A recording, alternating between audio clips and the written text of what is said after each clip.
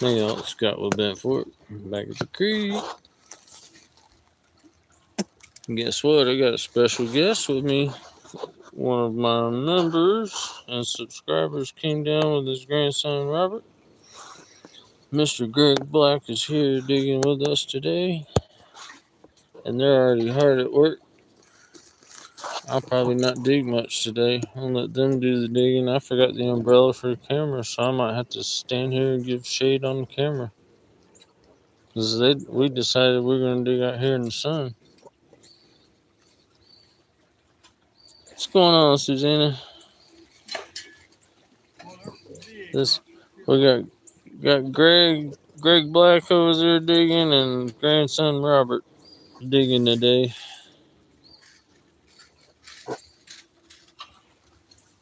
And whenever Yen shows up, I'm gonna have her run and get my umbrella for the camera here.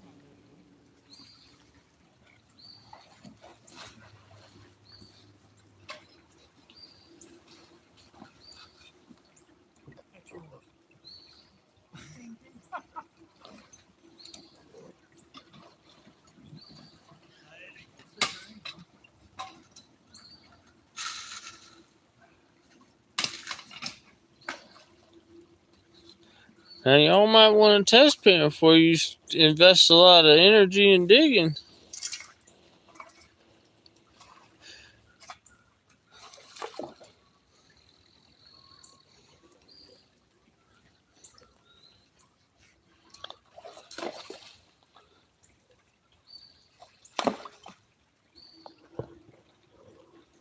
And Yen will be around here shortly, I think.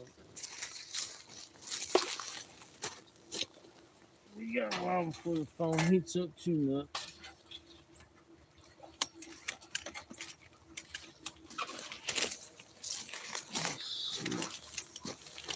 Yeah, I don't have a problem with the phone.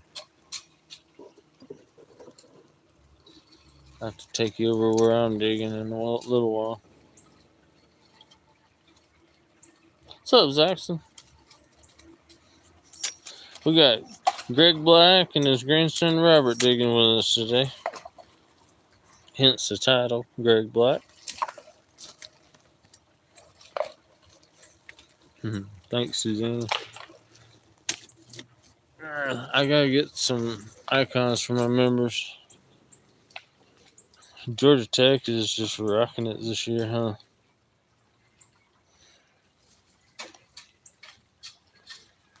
So these guys are going to be doing most of the entertainment today. I think I'm going to be manning the camera for the most part. So I gotta keep the sun off the camera. At least till Ying comes around.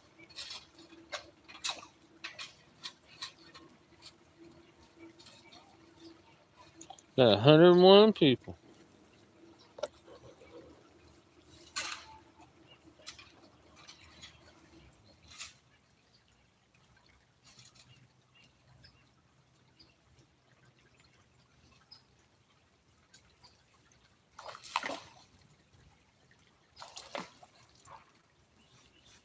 Yeah, it's starting to get pretty warm. I'm gonna take my sweatshirt off.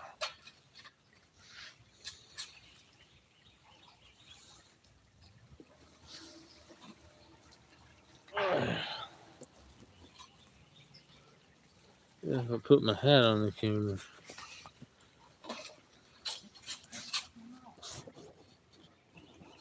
That block y'all's view at all?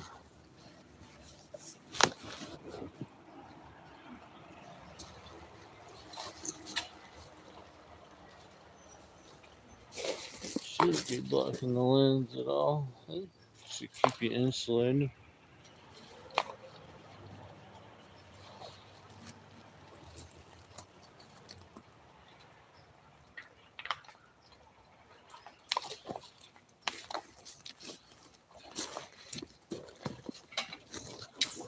Now I'm down here and watch Robert Kane.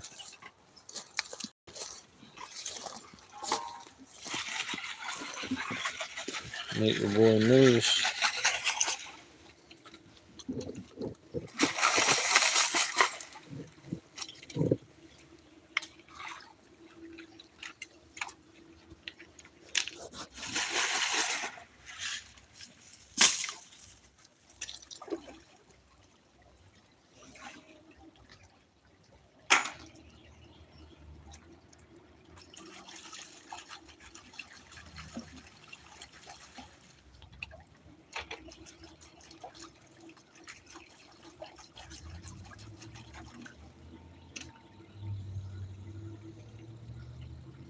And my grandson Jordan, getting him to pay attention long enough to pan. Oh my God, he's a couple years younger than Robert. He just doesn't have the patience for it.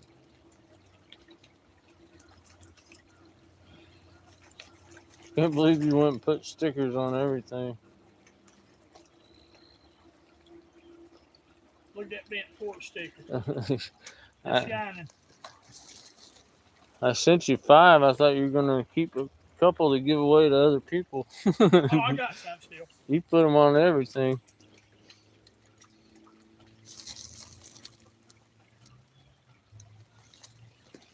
Check the camera here. Dorothy, if you're on, give me a call. I'm using a stocking hat to cover the camera, keep the sun off of it. Just let me know if it's causing any issues.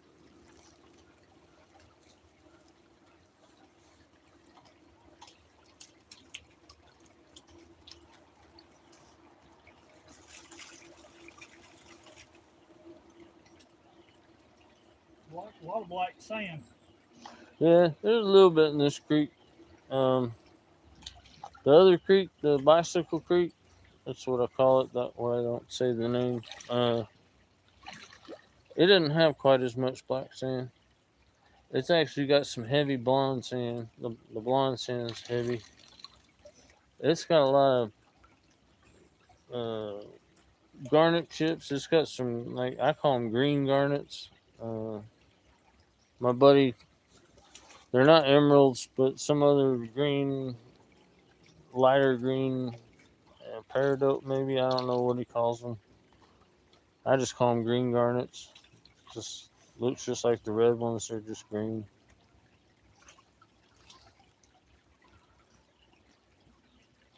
But it's funny because that creek's not far from here, flows into the same place, but the material's considerably different. A lot less black sand. But nothing compares to Yahila Creek. Yahila Creek is just all black sand. Boy, it's gold. Mm-hmm. And it's real fine black sand. It's not coarse at all. It's super fine.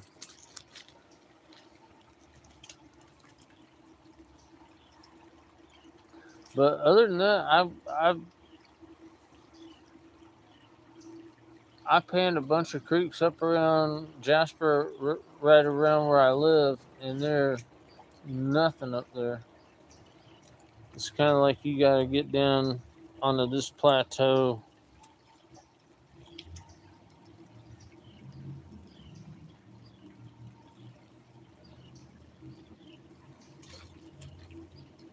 But it runs the gold belt runs at an angle from, this is like the midpoint, and it goes from southern Alabama all the way up through South Carolina, straight on up through here. And you'd think, because Dahlonega is famous, that Dahlonega is heavy in the gold belt, but this area down here is much more in the gold belt than Dahlonega. Dahlonega is on the fringe of the gold belt.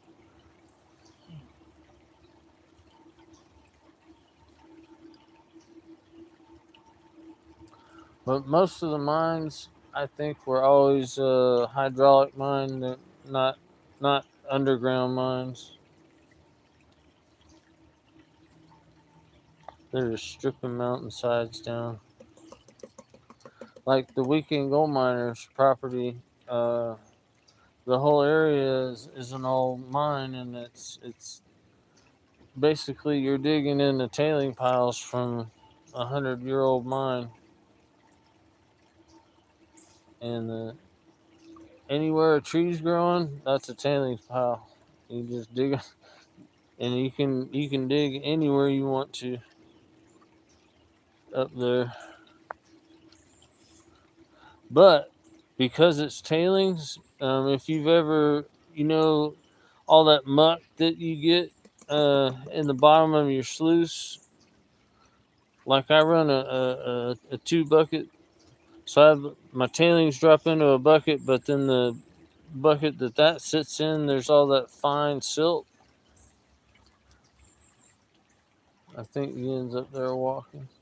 Um, that gets mixed in with the tailings, but that becomes this nasty clay. So now when you dig into the tailings, you get these clay balls that just won't break up. They just slowly dissolve, and it takes forever for them to dissolve. And if you don't wait for them to dissolve and you run them through a sluice or a pan or whatever, they just roll right out.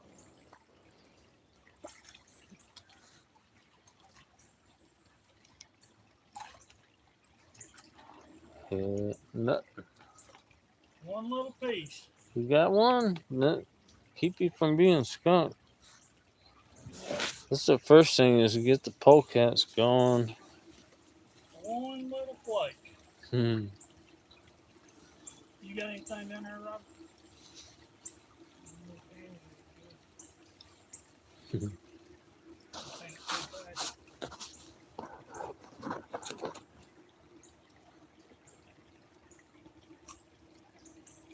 I want to see if I can get the camera in shade somewhere over here. I might go down where I got my picker and see if I can get. Really need the Yabby pump to get at it though. I got to get deeper. This hole right here is just full of big old balls. Yeah. Move it out of the way. We'll watch Greg dig here. 118 people.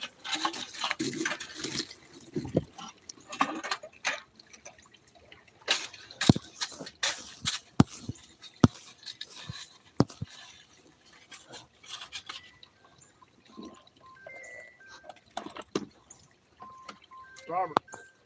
Somebody's phone ringing. But I know who it is. School coming. Oh. Yeah. Are we skipping school? He ain't saying nothing. He just laughing. Okay.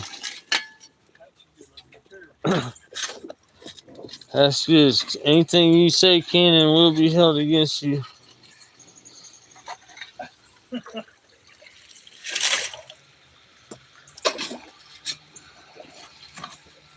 Let the record show he just laughed. He didn't say nothing.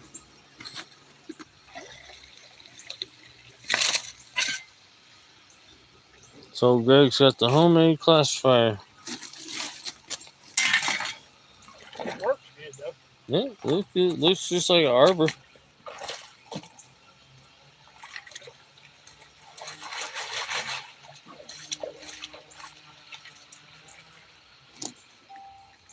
Gotta keep the sun off this phone here. That'll be my job today. I'll be cameraman most of the day. Till these guys decide that this spot sucks and we go somewhere down the creek.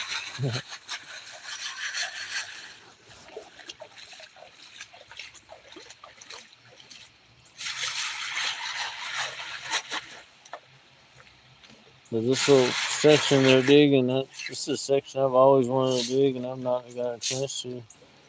That watercolor's looking good there, that gray. Yeah. When you get that gray clay is some of the good stuff.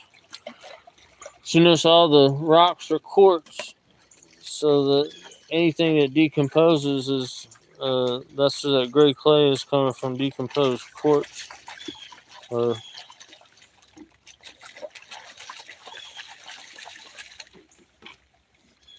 the black sand is mostly going to come from decomposed bedrock, which you're going to find kind of at the bottom. Any rock that's not quartz is pretty much going to be bedrock.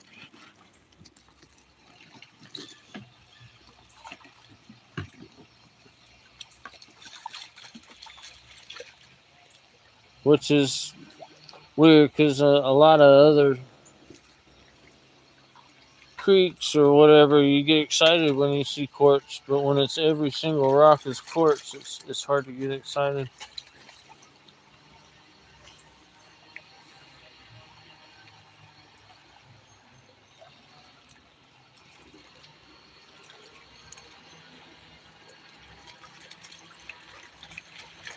I wouldn't be surprised if my buddy Lee didn't show up here.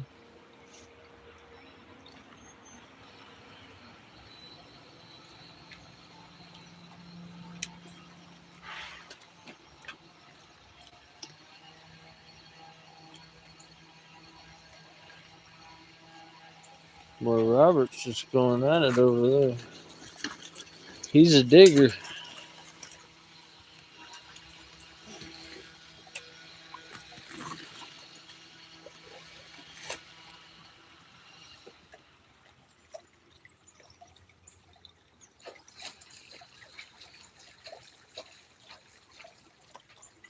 Oh, I'm full of white sand.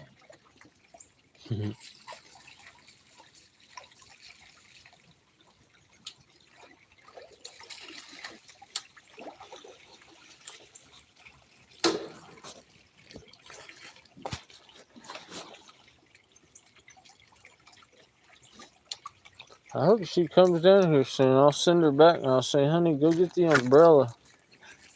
Serious, need the umbrella. This camera is going to overheat. Oh, in the sun. Yeah, this is working though. I got my beanie hat on it. Just grab that sweater up there and throw over if you need. I think. Well, then it's hard to cover it without covering the lens. I think the beanie's working somewhat. I just don't know how well it's working. Just be nice if Yen would show up. She needs to show up. I don't like how she disappeared like that.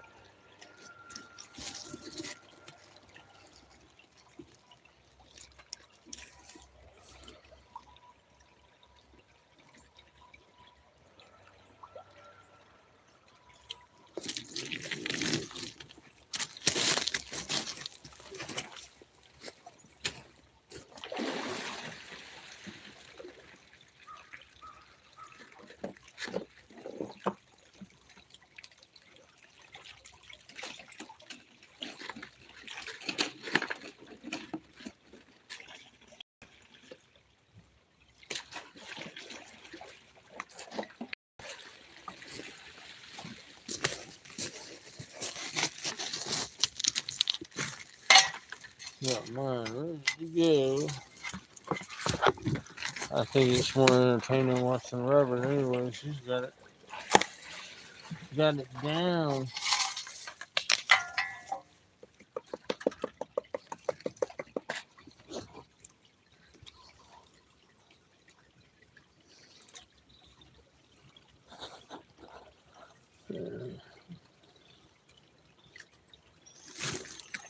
Here's somebody walking.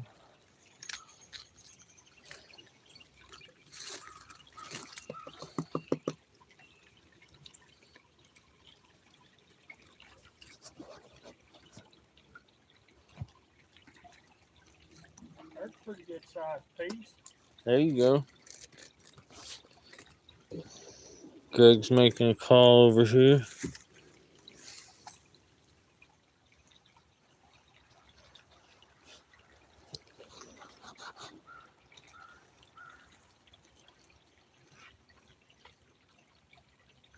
I prefer to dig like you guys are digging rather than. I don't like digging bedrock and I don't like digging into these big, huge gravel bars. It seems like there's just so much overburden to get through before you get to something. Look like Greg he might have got him you got a picker? You got a feeler? No, it ain't neither. It's just a good sized one. There's two in there. I mean, that one's really not bad though. Well, that's good. Like I said, this one section is usually too deep for anybody to get into, and now the water's down. This is perfect. There's three, four, a couple of micros. I keep washing them down.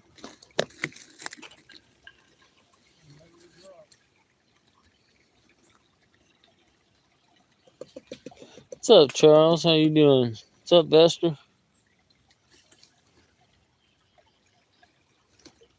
We got Greg Black and his grandson Robert digging with us today, and I'm kind of manning the camera, keeping the sun off of it. Otherwise, we're gonna have an overheat.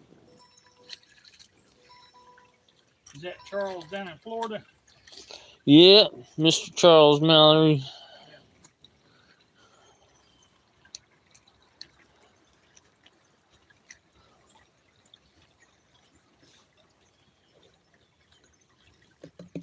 Yeah, Greg's on a couple pieces. I don't think Robert, you hit any yet? Yeah, just a little piece. He's got one little piece.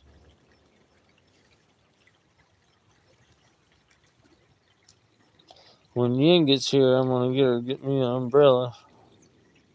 I may just walk back and get me an umbrella. Take me about 10 minutes. Y'all can just watch Greg. Boy, there's 4 pieces right there. Can you zoom in on this? Yeah, hang on. Let me bring the camera down to it. We'll pull this paint up. Oh yeah. I'm gonna dump your water. Yeah. So you guys bent fork sticker. That was just 2 little shovelfuls, so that ain't bad. Yeah. I'm always there we go. There's Greg's. Yeah, that one piece is almost a feeler. Yeah. But yeah, I'm a little bit spoiled, and so when I see gold like that, I'm like, oh yeah, that's pretty good. Had the right material anyway, didn't it? Mm-hmm. Yeah, I'm happy y'all are getting gold. I was worried, I said I want to take you to a spot where you're gonna get gold, but I don't want you to jump off 200 yards from the parking lot because the gold down there is not as good as up here. Further down you go, the better it gets. But this is one of the better sections if you know how to work it. I don't know how to work it that well. Like I said, somebody a long time ago, maybe, there was none of this development here about 15 years ago around here. And sometime around then, somebody came back here with a dredge and dredged that whole section out there. That's why it's clean down to bedrock. And then after the houses were built here, they did have one incident where one of the people that lived here, they during the night they were bringing a dredge, a full 4-inch dredge and everything down to the creek behind their house, and there was a big deal, and they almost shut the trail down back here. But that was like 10 years ago or 8 years ago or something.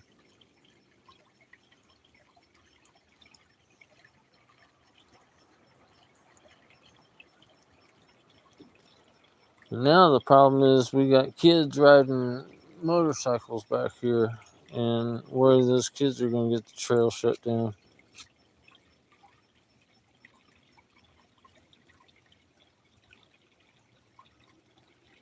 Motorcycles and e-bikes.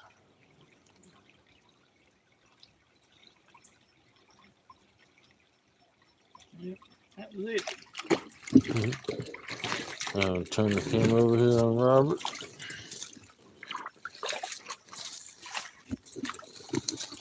I may run back and go get that umbrella though. I may leave it set on one of you guys.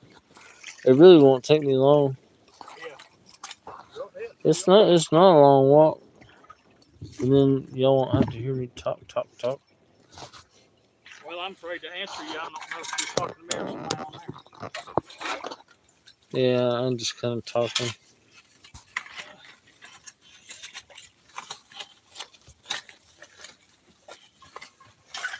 That must be a bedrock shelf, right? Look at that. That's good material right Yeah. there. This is gray.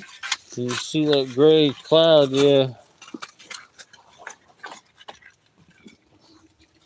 Alright, y'all. I'm gonna let you guys watch Robert over here. I'm gonna run down and get an umbrella for this phone. That way I can get out in the creek and dig myself. I'll be back in about 10 minutes.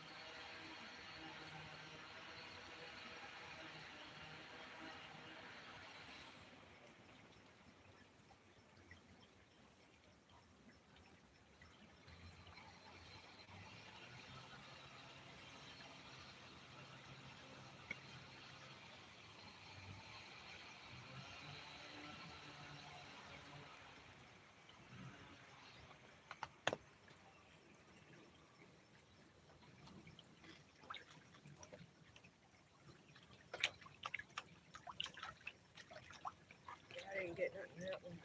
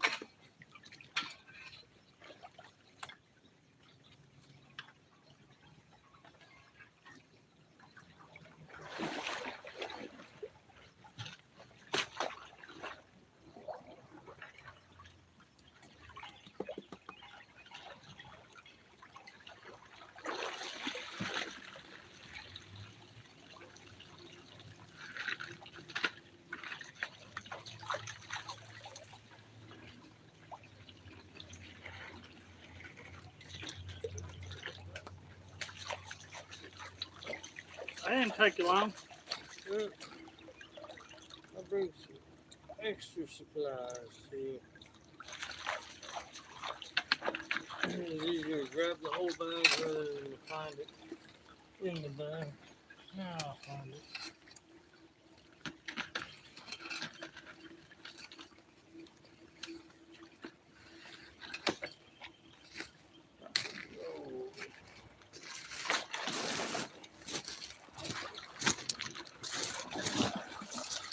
Have any luck while I was gone? I just got 4 more pieces. Sweet. Yeah, it adds up. That's basically how my days go. It's like I call them single spec pans, 1 spec, 2 spec, and just keep at it. And by the end of the day, it kind of adds up. Get this umbrella on here. It's gonna. I gotta slide the bracket up. It just slid down the leg.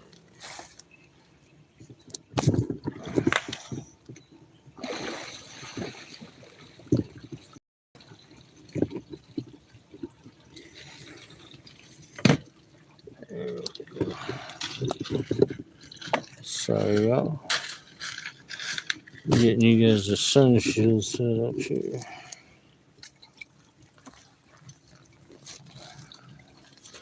Umbrella sun shield.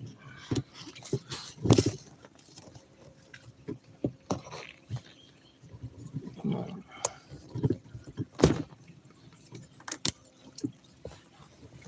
Let's get that back a little bit.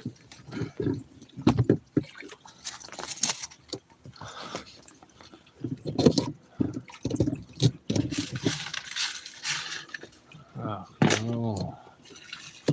Almost. One more clip. That looks like I'll keep the sun off you guys. Got to duck under here though. That's alright. What's up, Dorothy? Dorothy. There's Mr. Greg. He's Hello, asked. Dorothy. He's been asking where you're at, Dorothy. I thought South Carolina or North Carolina. I'm not sure. Somebody's phone's ringing again. That's my Dexcom sensor going off. Work calling. Oh, that's the school. No, that's my sugar. Oh, okay. Hey, yeah, Yen's diabetic too. Type 2 though. She, Little piece of wire go. yeah, you'll find a lot of wire. Wire gold is not uncommon here in the chunks. Either wiry flower gold. It'll be microscopic, but it'll be stringy. Yeah, Yen did what I thought. She went straight to the bathroom, and then she says too cold. She's sitting in the truck just chilling. I told her it's warm now. Sorry about the noise, y'all. I'm trying to get this umbrella hooked up here, and it ain't working. That might work though.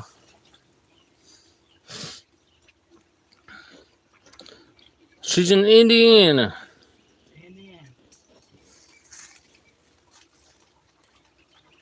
So Dorothy, I don't know if you were here. We got Greg and his grandson Robert digging with us today. I know I can do this. Loosen this. And point where I go. Click, click. One more click. Okay. No, don't do that. Sorry, y'all. Tripod issues. Trying to clamp an umbrella to the tripod.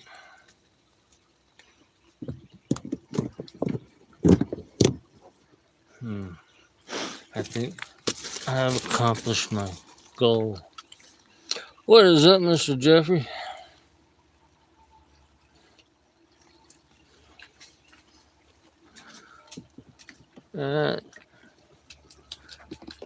I like Greg's getting about 4 or 5 pieces of pan.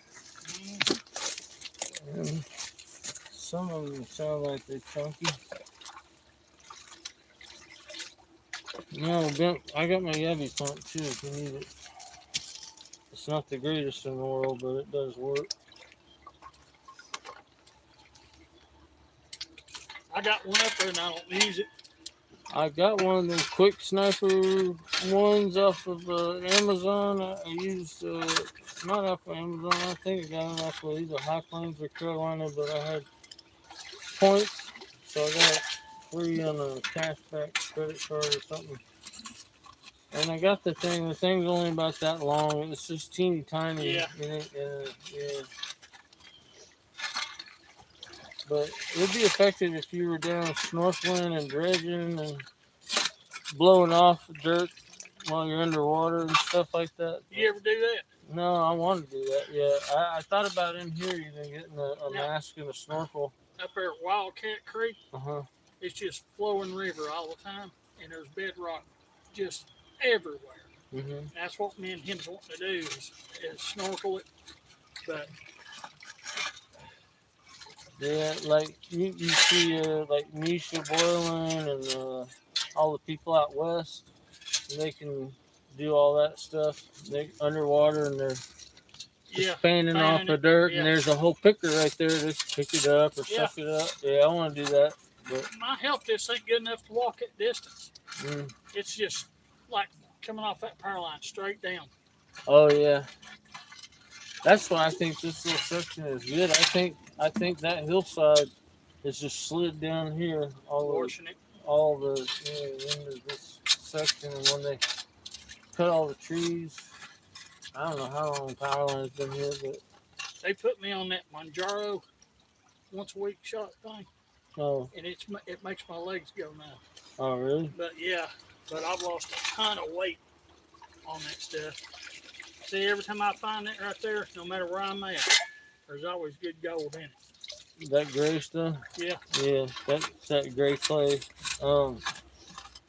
Yeah, my liver, for my liver, they give me a host of diuretics, but right now I'm down to just one, and I've decided myself to take myself off of that one. But yeah, I think the LASIK furosemide, but it's the brand name is LASIK. But that one for me, my dad takes it and he says he doesn't have a problem with it. He loves the stuff. Whenever he feels his legs swelling up, he just pops one and he feels good. I swear, every time I got on the LASIK, it messed my bones up and all my joints started hurting, like arthritis. But I'm off of diuretics now for the most part. I'm hoping to stay off. I have problems with my left leg swells up. That's what happened to me a couple weeks ago. Yeah, I seen that. It was so swollen I couldn't put my shoe on. I had to walk around in house slippers, and even then, only my toes would just barely get in the part of the house slipper. It's kind of like I got some of the issues that normally affect people in their 70s, and here I am in my 50s. I'm 57. I'm 57, yeah, about to turn 58, yeah. I just turned 57 September 28th. And I didn't get no gold from you for a birthday present. No, you won't get none from me. I hear that. All my gold's going to the end when I pass away. I told her to keep the gold instead of my ashes. Right. Take my ashes to the Grand Canyon and toss them. That's what we're going to do with the dogs. But, man, that bedrock's just decaying away under there. Yeah, I call those rocks there, I call them chicken rocks. Sometimes they'll look like a chicken's walked all over them. Yeah. But yeah, that's a piece of bedrock with some kind of coating on it. But yeah, you notice that every single little rock in there is quartz. Mm-hmm. Every single one is about quartz. everything in it. Yep. It's not quartz, it's a piece of bedrock.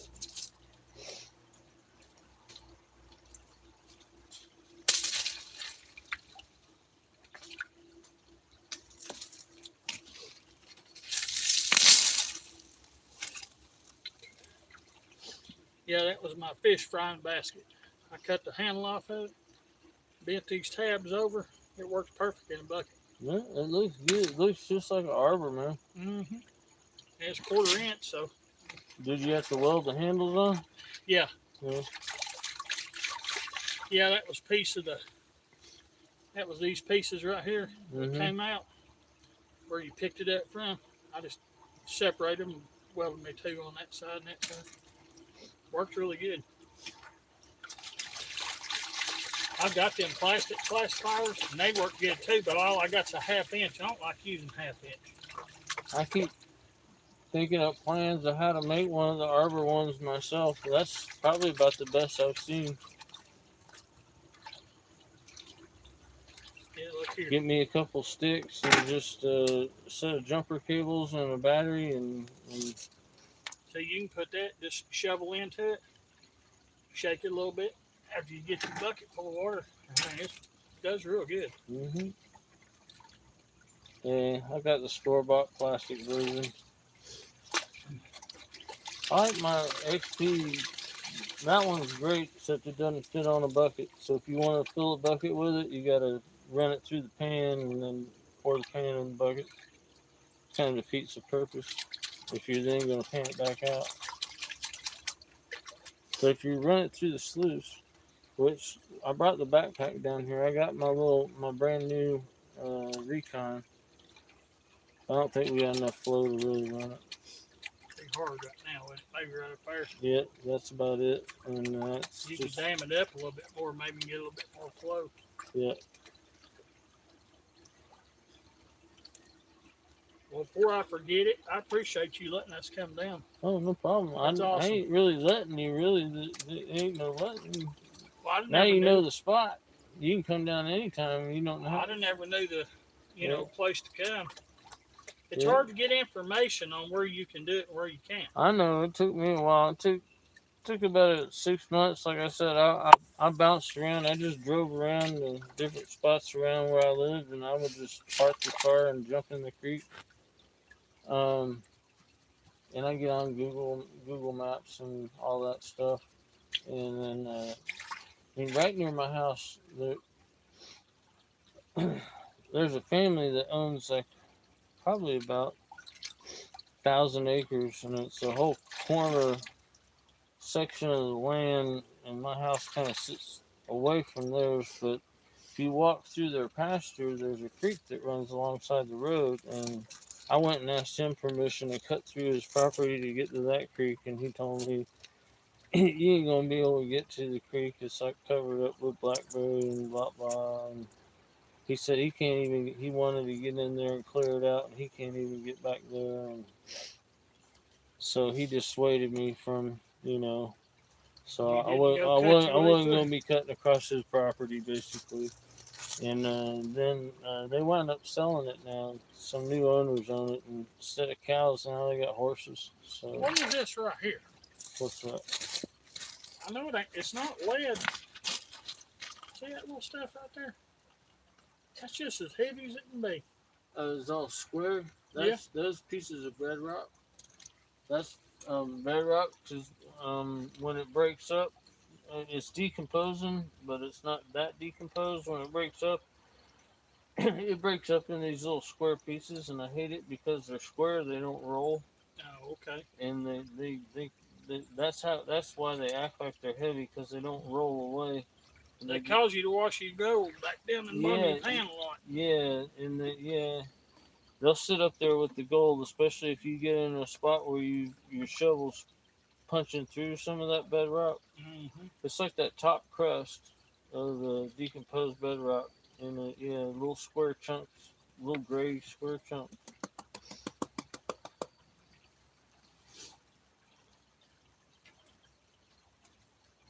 I'm surprised y'all ain't finding any garnets over here. Usually this section here's got some garnets. I think I'm gonna have to get that pulled down a little bit further. Actually, probably up there on the back more towards my honey hole over there. There's probably more garnet. But you start finding garnets, the gold will be right there with it too. At least the micros.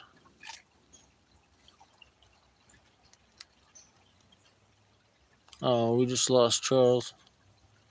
See Charles? I'm more or less manning the camera today, Dorothy.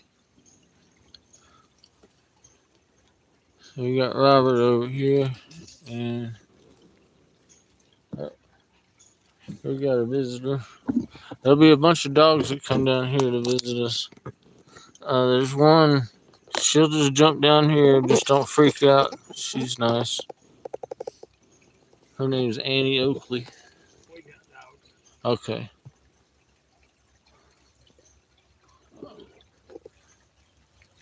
Ain't too worried, but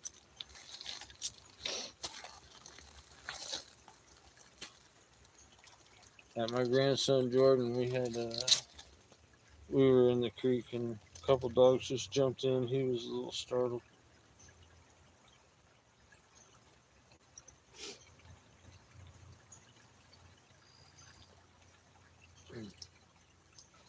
Yeah, I put Dink to sleep a couple months ago. I'm not been without an animal ever in my life. I've always had an animal since birth. There's always been an animal in my life. This is the first time I've not had one. And I'm not getting one because of my health. And then Yin wants to travel. She wants to start doing some traveling, and we can't do that if we're tied to the house all the time with pets.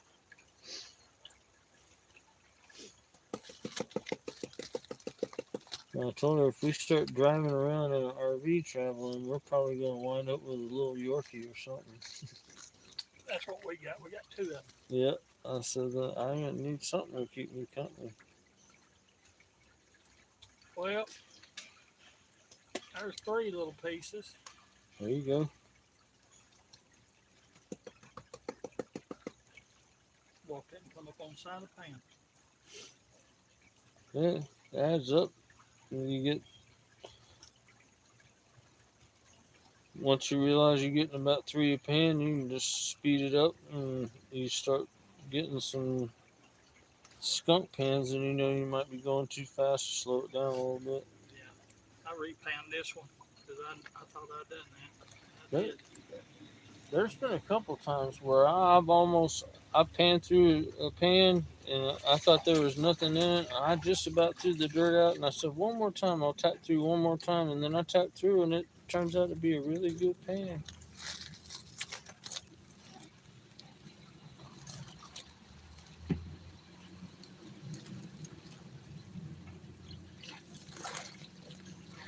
You having any luck over there, Robert? Alright. Robert just doesn't say nothing when he gets something. He keeps it to himself, don't he? He's afraid somebody's going to get it. That's smart. That's like my buddy Lee. My buddy Lee, he's digging with me and I got the camera and I'm like, you get anything? He's like, yeah. I'm like, you want to show him? He's like, nope. he don't want to show nobody. Well, that was a little bit odd. I only had 2 pieces that I seen in my pan. And when I squeezed my snuffer, I uncovered 2 more. Yep.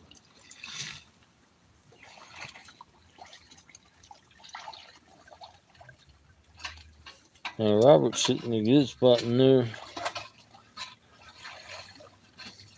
Now what it'll do where Robert's at is it'll come flying down here during the flood and it'll bang up against that wall. And your low pressure zone's gonna be right there about where the bucket's sitting. A little bit more in the water. But slam that wall, drop down. If the water's not got enough pressure, Robert could be in for a big day there.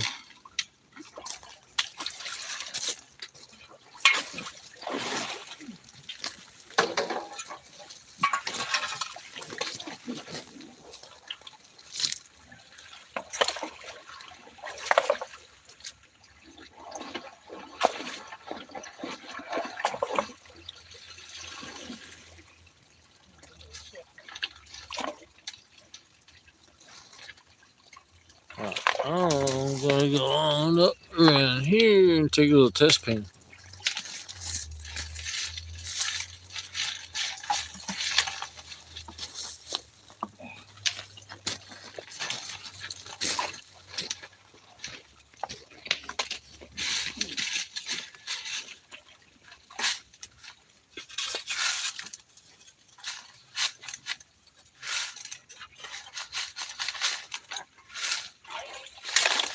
Crazy squirrels out here. They'll throw acorns at you.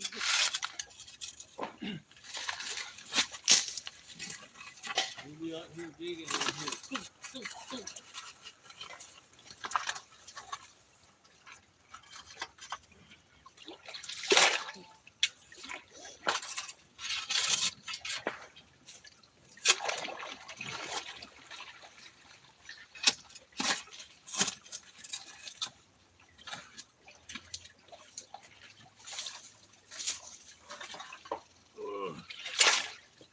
Oh, I haven't dug in a couple days. And I don't have my anything. I got my wrist grease and everything.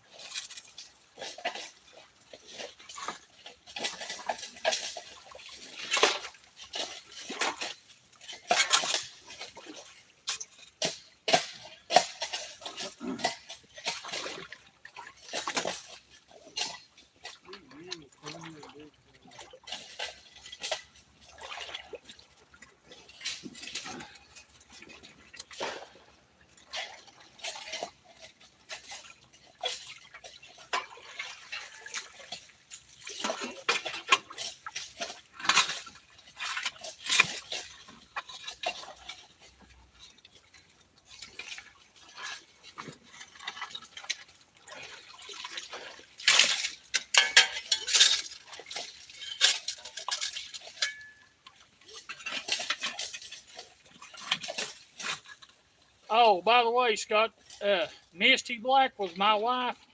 Misty Black? Yeah. Who's that? She donated to your. Oh, did she? Yeah. Oh, okay. And she ain't watching because she don't know he ain't school. Oh no. You gonna find out now. The camera's on him right now. Yeah. Cat's out of the bag, old boy. Are y'all still together? Or? Do what? Are y'all still together? Oh yeah. Oh, okay. It's not like you're sharing custody and she's gonna get the waters on. Oh no. Okay. No, I can't get rid of her. I've tried. She just won't leave. No, I'm just kidding you. Okay, yeah. Somebody gave me $2 just through comments. Is that her? Yeah. Yeah. Well, see, I was trying to figure out how to get mine to work. My phone wouldn't let me do it. I didn't know you could do it through comments. I thought they had to do it live. Oh, I know. I didn't either. Yeah. And then she finally got it to work, and she said, I know what's wrong with yours now. Huh. Yeah, I appreciate it. I really don't do it for the money or anything. I used to do Facebook videos when I did jewelry, and I found that having the camera just helped me, gave me the incentive to do it. Yeah. You know? And the same with digging gold, like having the camera with me is more of an accountability thing than anything. You know my camera works.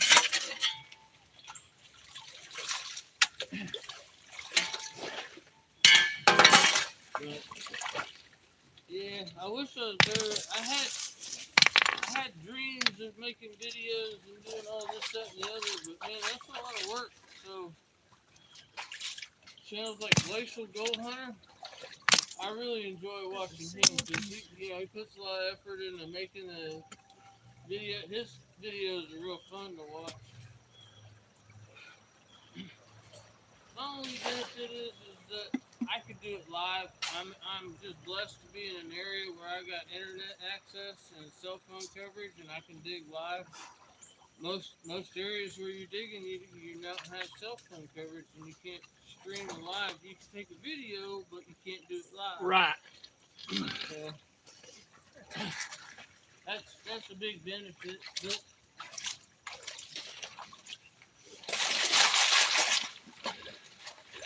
now that the channel has grown, yeah, I do try to do things. I am trying to do things for the channel, but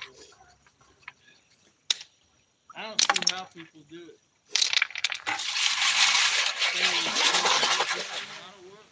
Yeah. I got to find a place to pan. Place to pan. Walk it all the way back to the deep water.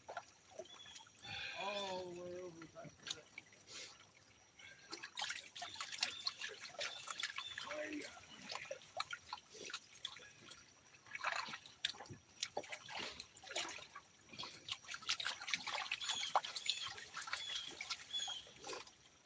You doing it good? Yeah, I got a nice cutter and a little micro. Better than nothing, ain't it?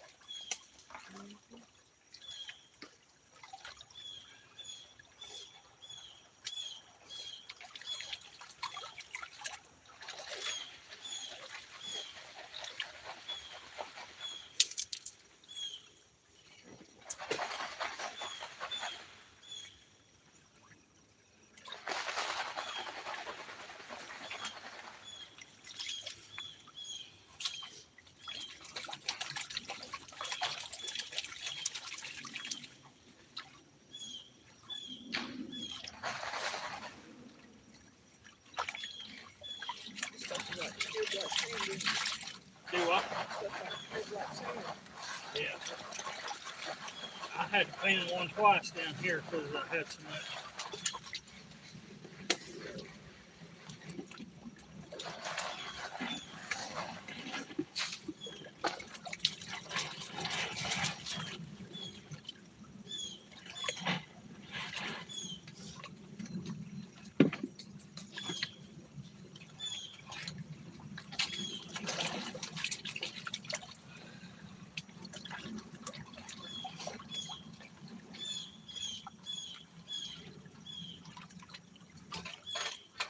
How far was you drive? Do what? How far was you drive? It was 2 hours. Just around Knoxville? No, about around Athens. We live about 4 miles from the Hiwassee River.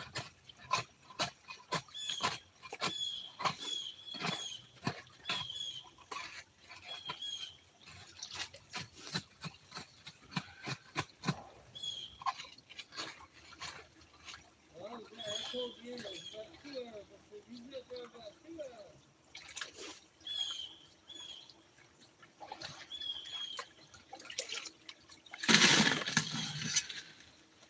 About how long it takes me to get to Chattanooga.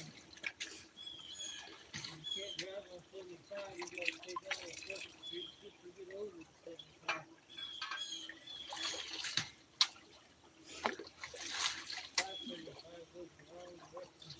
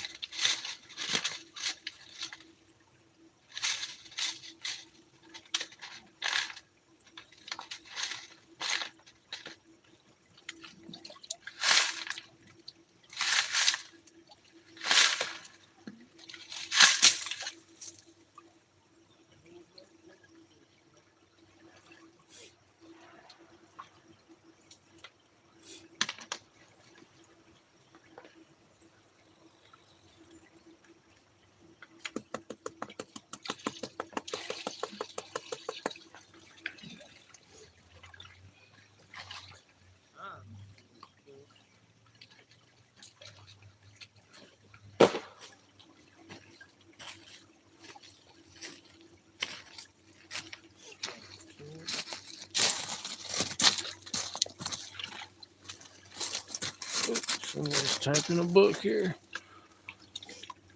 Oh, Dorothy. Old bent fork still struck out over there. Oh, see? That squirrel throwing the damn nuts at us. Yeah.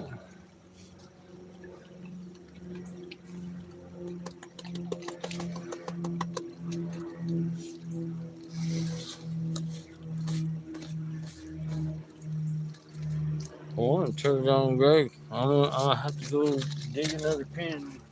Get your pan right here. Huh? Look here. Huh? Look right here. What you got? Well, I can always come back tomorrow. You see that? Dig the crap out of your spot. Yeah. Yeah, that's when I see that, then I tap to scooch him under, and then there's probably more room. Watch him scooch up under, and I bet you got more than that. Yeah. He is already. Heaviest pan for gravel. Like I said, I've not gotten a chance to dig this spot, this area, because it's usually too deep to get to. That's a pretty good little piece. We got some up there too. Yeah, big piece right there. Yeah, that's how I was pointing. You got a bunch over there, you got that piece right there, and you got a bunch over there. That one's crawling way up. Yeah, it's stuck. I hate those that crawl up. I notice if I tap to the top, it'll come up the wall. If I tap to the back, it doesn't do it. Yeah, that's a good pan. You can do that all day long. You can keep getting those one right after another, and by the end of the day, you're gonna have a good tenth of a gram.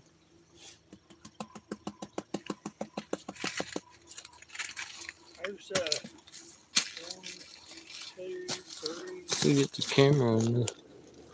While we're sitting here talking, they're like, "What are they even talking about?" Well, I'll take that any day. Yeah. Yeah, me too. Like I said, the past few outings, I just get pans like that. In my dreams, I'm wanting to get a whole pan full of them big pieces. But then, yeah, 10 pans like that by the end of the day, that's gonna add up. Yeah, he's gonna have some good gold. He's getting pretty good gold, y'all. I'm showing you Greg's gold. Greg's doing most of the work here. I've only done one little test pan. That's a pretty good pan. That chunk right there is not bad. And then Robert's over here getting gold, and he ain't telling us how much. I think he's probably got quarter gram going, and he's just. He's keeping it. Y'all probably seen him getting the gold while I was away. All right, we're gonna leave it on Greg here for a little bit. I'm gonna go get another test pan. So far, I'm struck out.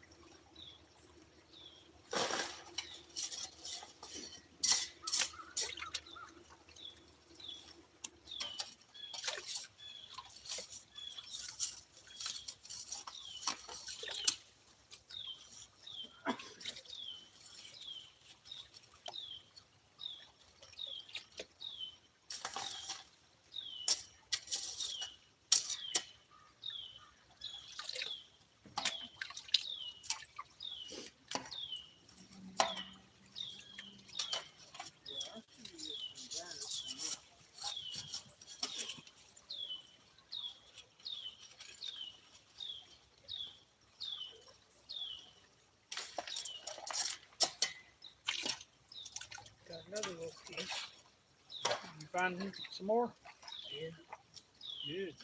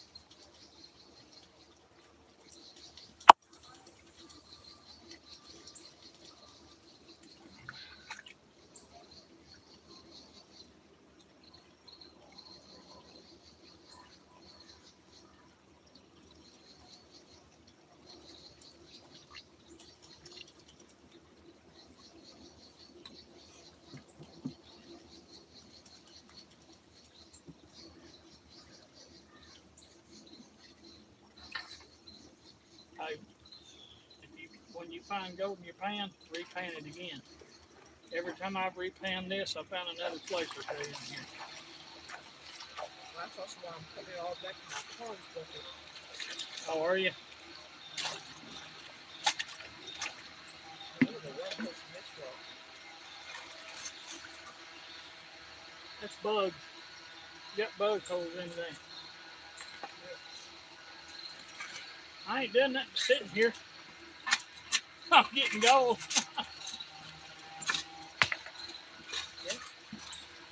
It's one way to do it. Look at that. Look here.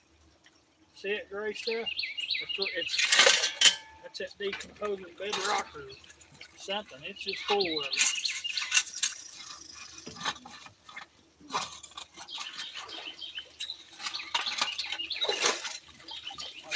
Big rock.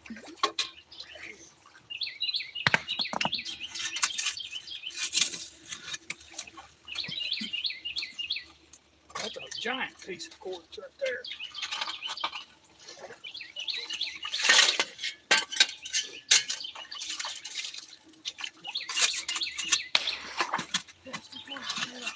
What is that plastic thing? Your lid? Did you bust it? Yeah, I set my pen on it and it went right through the middle of it. Busted his lid.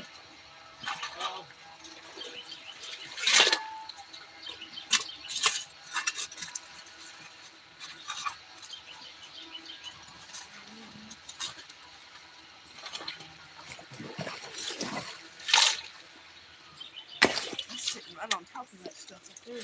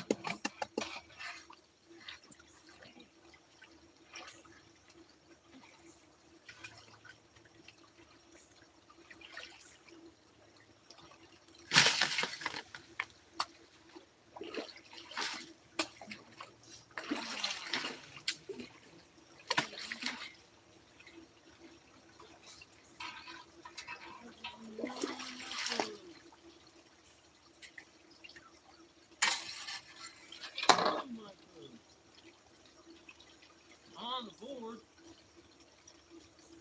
You get two. 2 micros. They're pinpricks. But it's enough to say I got something. That sounds like me. Robert, he told me one day, this ain't even enough to keep. He throwed it out. I said, what are you doing? I said, you don't want to keep that, give it to me. Yeah, you gotta keep every little speck. I got a no skunk record. I haven't been skunked since my second day. Except for that one day with Philippe.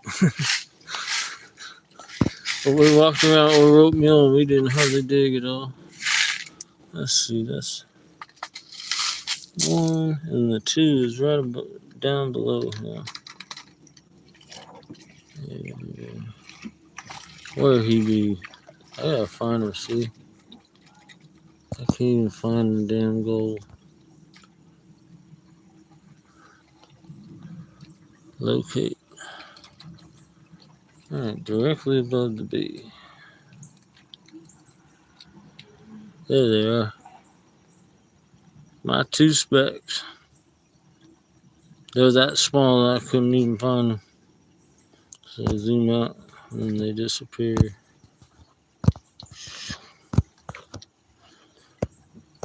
Alright, we're all on the board though. Although we haven't verified Robert, we'll just take his word for it.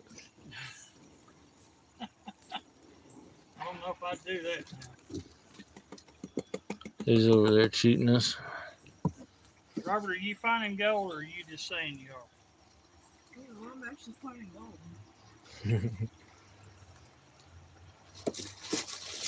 Alright. Yep, and we're working out my honey hole on the outside bin. Work the outside bin towards the middle of the creek. And yeah, that's where I started hitting really good stuff.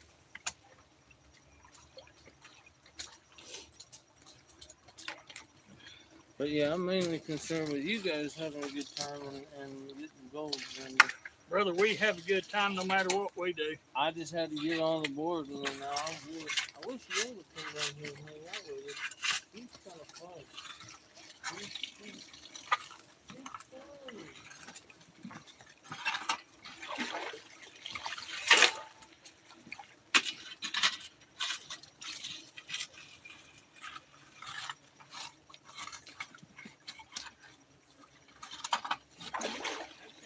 Come down here and do some digging for me.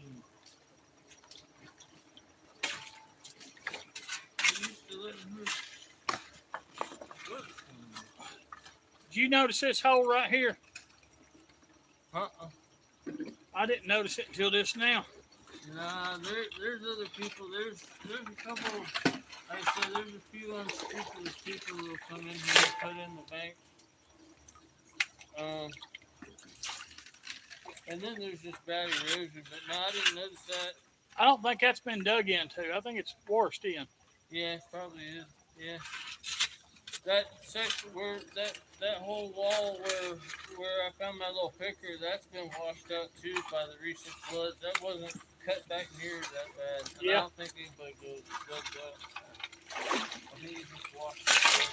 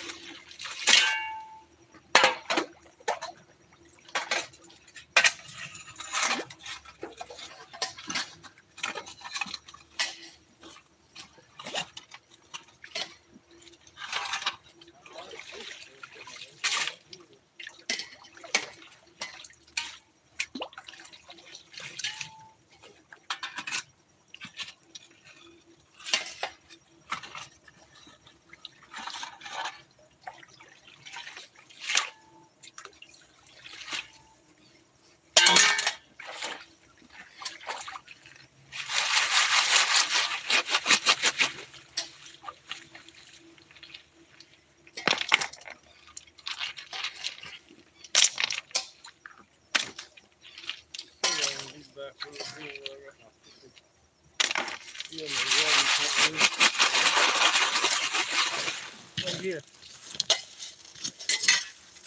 Oh yeah, that's the good stuff. Oh yeah, You're on it. that's just full.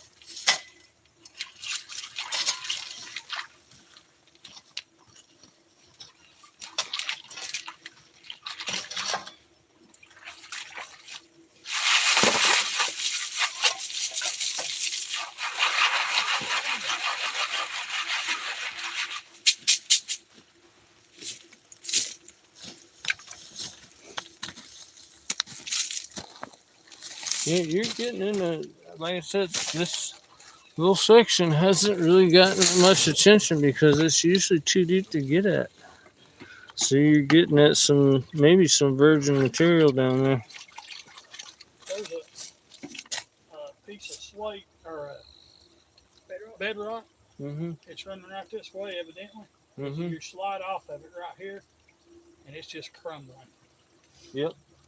That's where all that's coming from. Yep. This whole section from where you're sitting all the way around this little finger here, where them boulders are, is just bedrock. There's only about that much material before you hit bedrock. There's not much material on it. From where you're sitting on up, it starts where he's digging. He's digging material. I don't know if he's digging into the bedrock yet, but yeah, bedrock's not really that deep down in this creek. Now, when you stratify, how far do you go down? Well, what do you mean?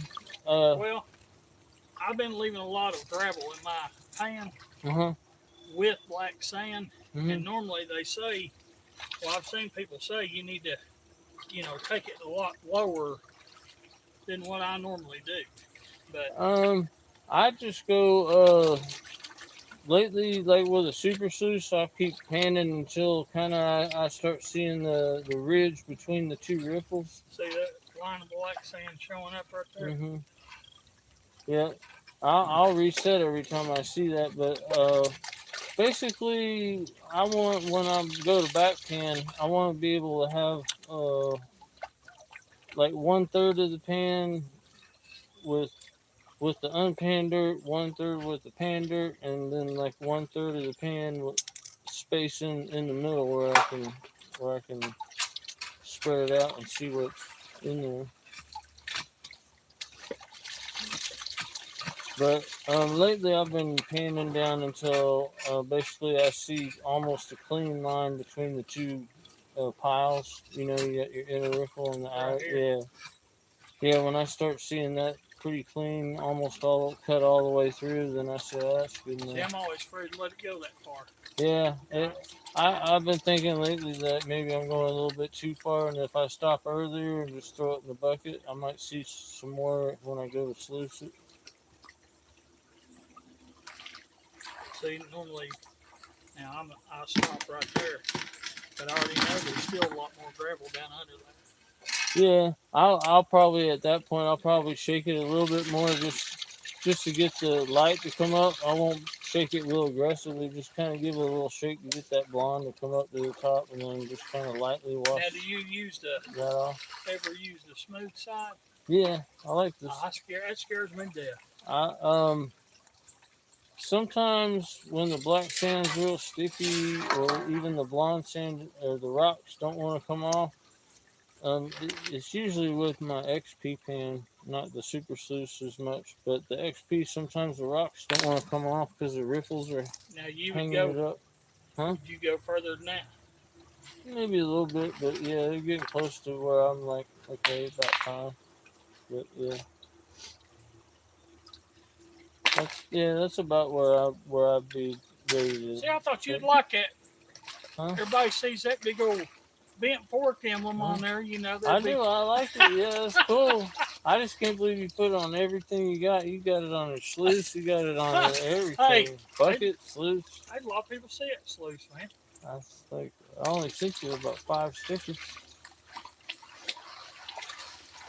But one thing that I've been lately, when I go to tapping, I don't like tapping into the riffles. I usually flip it around to tap it to the smooth side. For some reason, I feel like the gold's hiding up in that ripple somewhere, getting away from me, even though it isn't. See, But when I go to tap, tap, tap, sometimes it'll tap up, it'll slide up and get up in there. that worries me then, right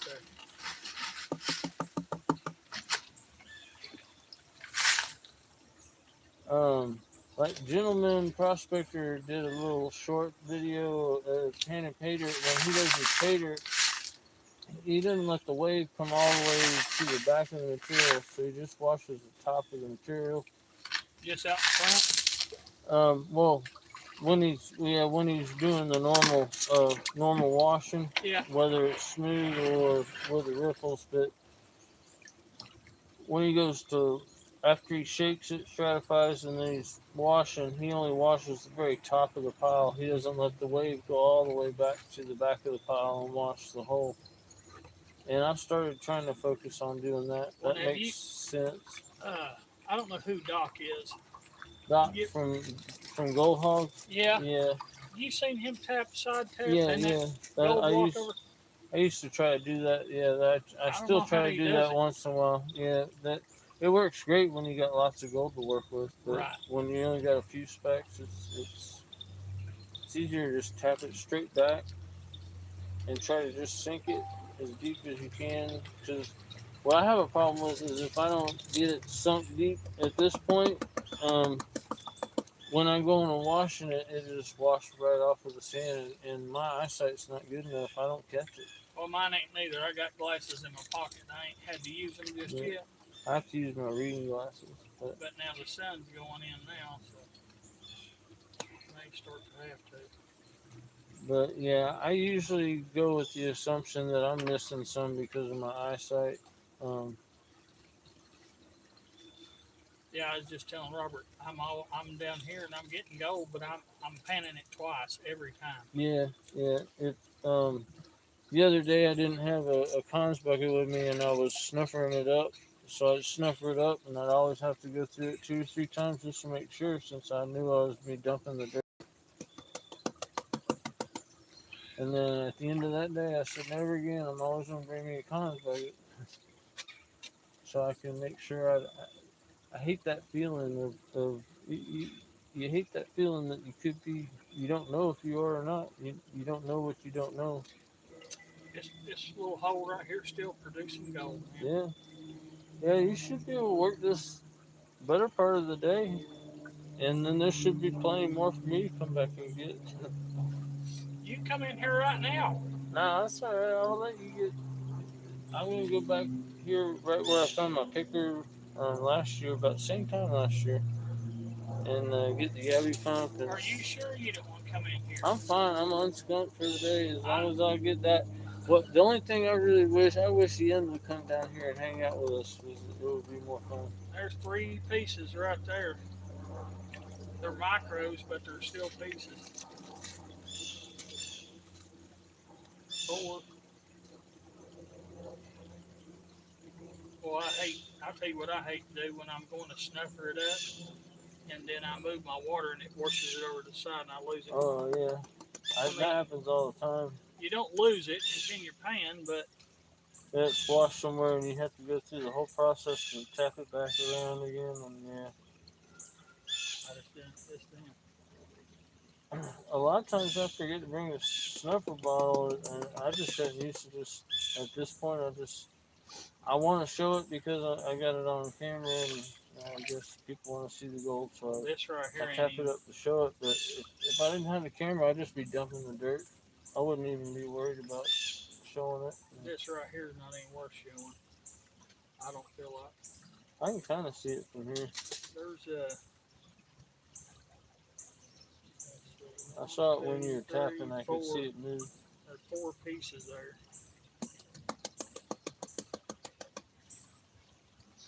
Boy, it's micro though. And it's rock though, so you move. There's another piece.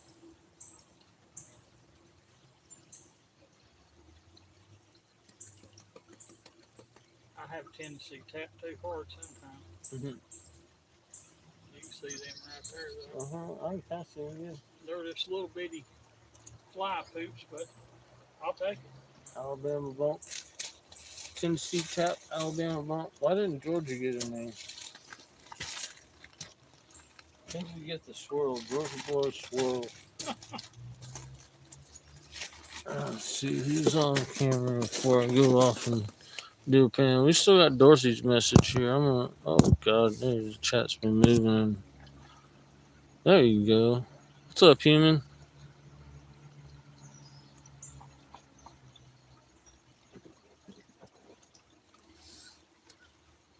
So Greg's getting the goal.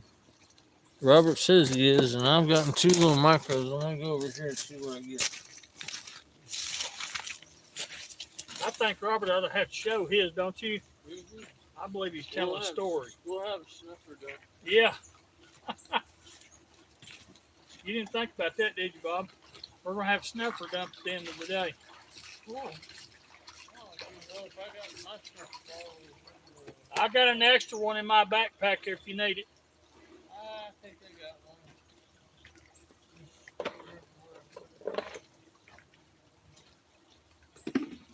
Let's go to the woods. I didn't get my yabby talk. I was all up there the whole time talking. I didn't have the yabby talk. Yabby talk and a little song.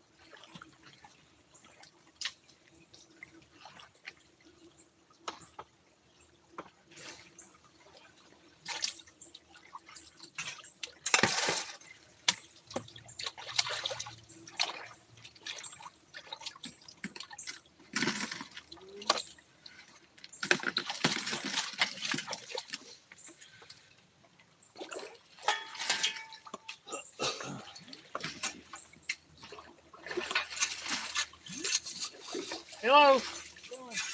Doing good. Any success today? Huh?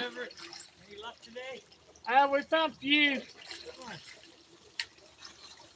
What's up, Everett? You're breaking in some rookies here. Yeah, they're from Tennessee. Enjoy your day. Thank you, Tino.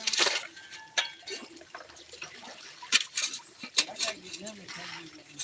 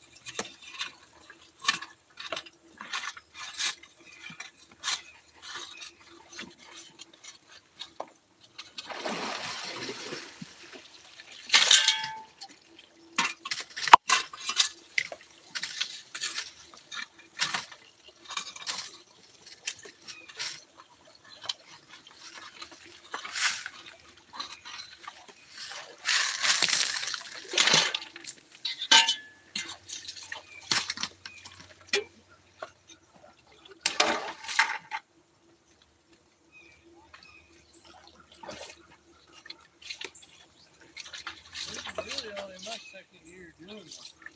This is our first time. First year. We ain't even done a full year yet.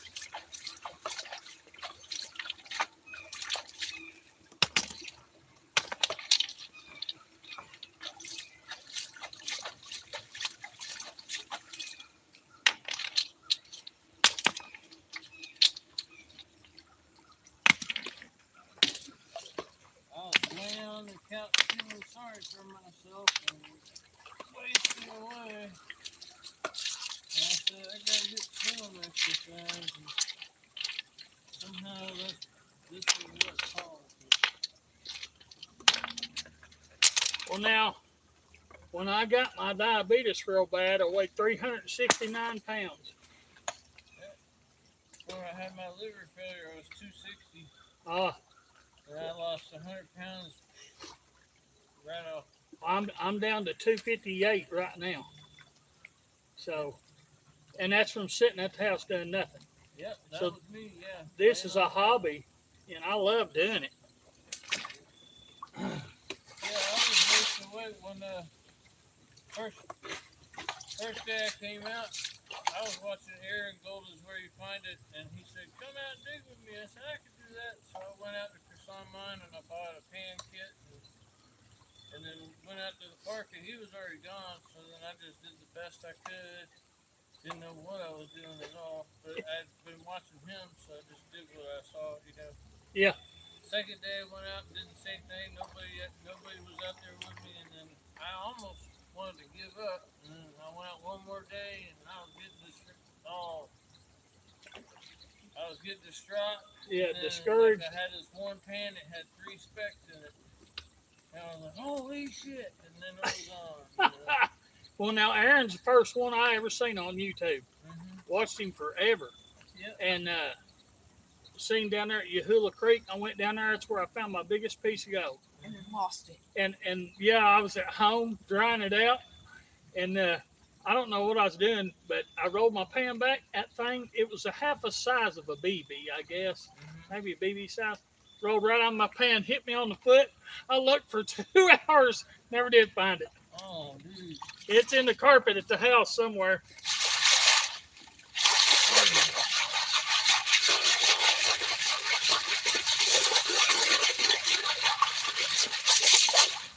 And yeah, ever since then, I was just like, Yahula was the only place I knew to go. And I was wearing my truck out, driving over that mountain every damn time I wanted to go. And so I struggled to find a place. And I finally found the other creek first. And then through that, I found this creek. Well, now you mentioned Weekend Gold Miners. Are you a member of that? Yeah, I am. And I kind of did that, kind of prematurely joined that, thinking it would be great because then I could get up there and use the fish and do all the high banking and stuff. Right. And at the time when I joined, they had 3 properties, and they let one go. And then I come to find one of the properties, you can't really dig on the property. It's mainly just a dredge launch. You can launch a dredge and dredge in the creek, but he don't want you digging on the property. So that's all you can do on. Is that blackberry, whatever? It's the honeybee farm. Yeah. Honey farm. You can't really dig on that property. You just launch your dredge there. And so the other property is Turner, and that used to be, it's an old gold mine tailing. The whole mountain is just tailings, like everywhere, and you can dig anywhere you want. There's just a big giant tailings pile. Yeah. It looks like this, but it's all tailings. Did you see the episode where Aaron walked that whole thing? Well, he walked a big portion of it. Oh, at the Turner property? Yeah. No, I didn't see it. Yeah, it was, and that's what he said. Most of it looked like tailings.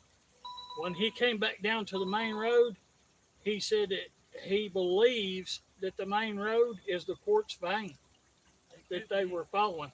Yeah, it could be. And then, yeah, so basically, if you were to join now, it's a $2,000 commitment, I think. Yeah. And it's $20 a month and $120 a year maintenance fee. It's not horrible, but I joined and I've only been up there 3 times, and I've only really dug up there once.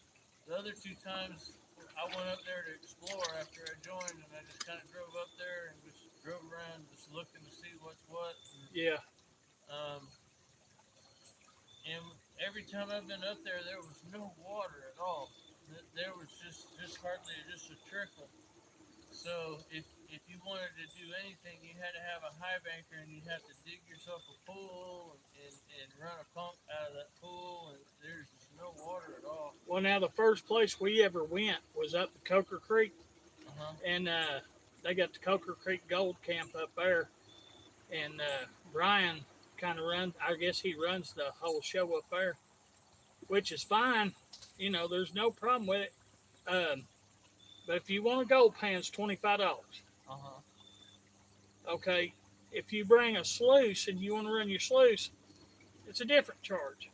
It's like 30 or 35. That sounds like Thermal City. And I thought, I ain't doing that. Hey, you ever seen a piece of quartz? It's almost you can almost see through. Yeah, we got those. I guess that's what that is. Yeah, kind of white. Yeah, milky. Yeah. We'll get some clear ones, clear pieces, and you'll get some of those that are kind of smoky colored. I don't think real smoky quartz. It's more stained quartz. Yeah. And you'll look some pieces of quartz that looks like rose quartz, but it's just iron stained. Yeah. But yeah, you'll get some pieces that they have that almost translucent, and then when you're painting, you'll see sometimes some little tiny chips that are absolutely clear. Yeah. I had some in a little while ago and thought it was a diamond.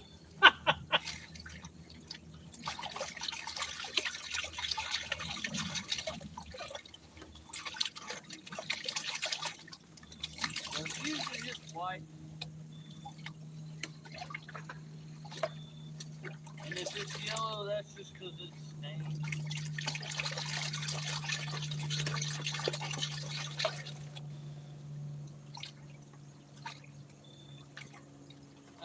And there's a couple of guys I know that they've been digging this creek since before it was developed. And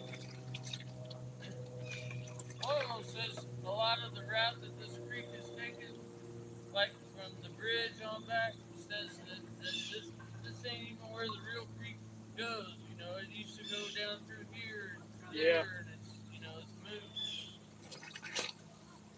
He says you'll notice there's some sections where the rocks will be smoother when you're digging in the dirt, and that's the old creek bed. And then you'll see where the rocks are more square.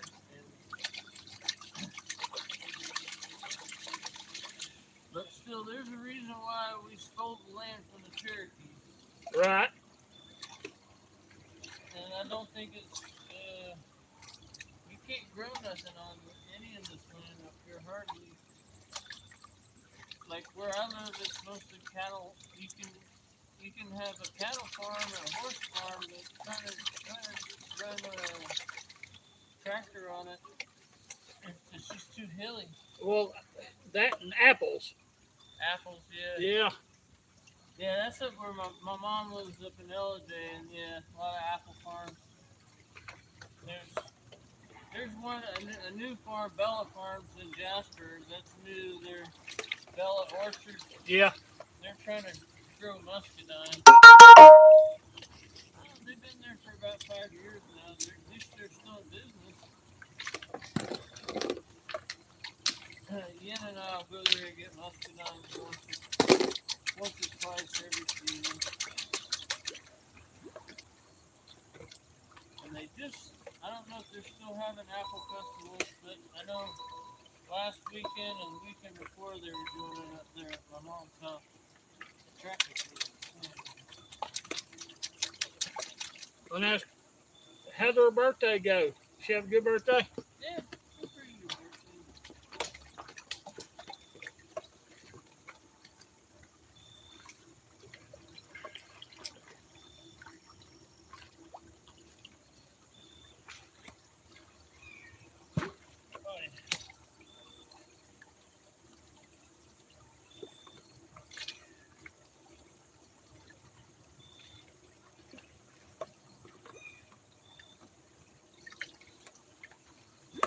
It's taking me like an hour to cook it.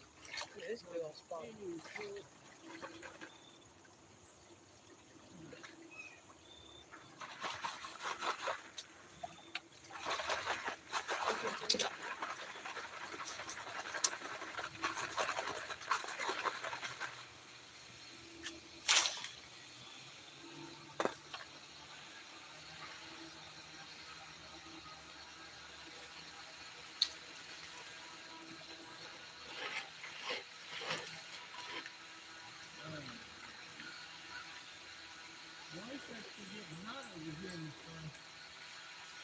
Yeah, it was here too. I was sweating.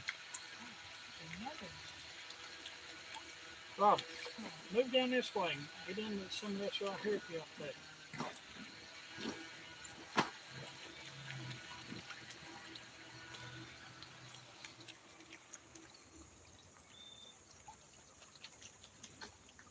I don't think he went deep enough up there.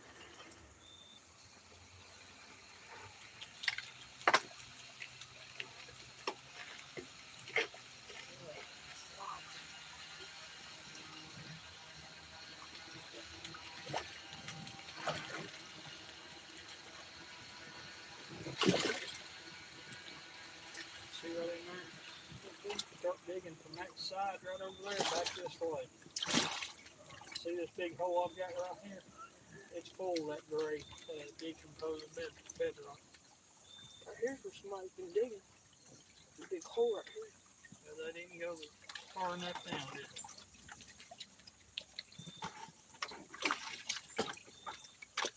they? Have you been to Thermal City? No, I haven't. That's one place I want to go. Rustic goes there a lot. She says, I think it's $10 you can all day. And kind of like that other place, you pay another fee for running the sluice. And I don't know if they allow high bakers or not there. They do allow stream sluicing. I wish Georgia would change their tune on sluices. Yeah, I do too.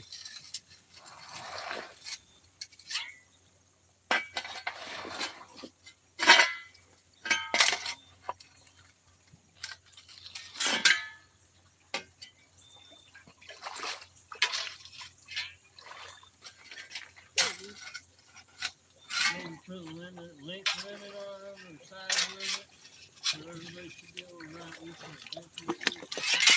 Yeah.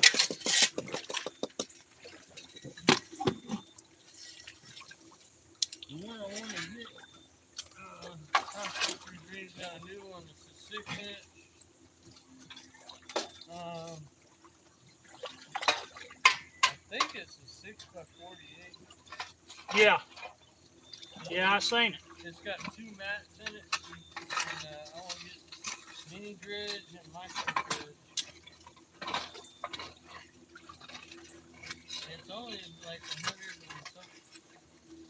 $150, $160. Not too bad. I remember when I first started, it was a couple years ago, $150 was a lot of money, but inflation.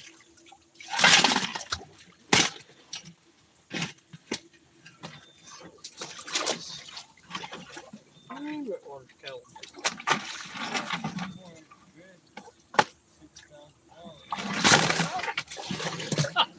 This bucket is not staying still. My little sluice I got, that 6x24, it's got the combo mat in it. It starts at mini, then goes to like medium, and then the larger piece.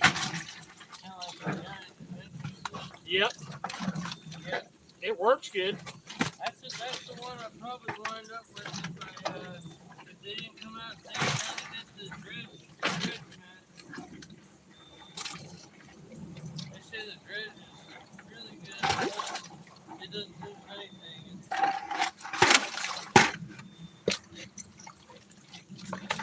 I've had micros. I mean, little bitty micro flakes in it, so I just have to. Nothing out of this hole. Huh? Nothing. And you need to move up this way. I'm alright. I'm gonna let you guys get that one. I got 2 specs.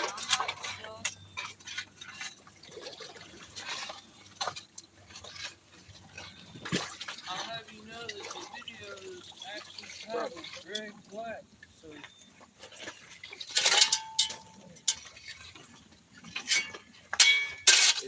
Do what now? this is Bent Fork Television, but the title of the video is Greg Black. Oh,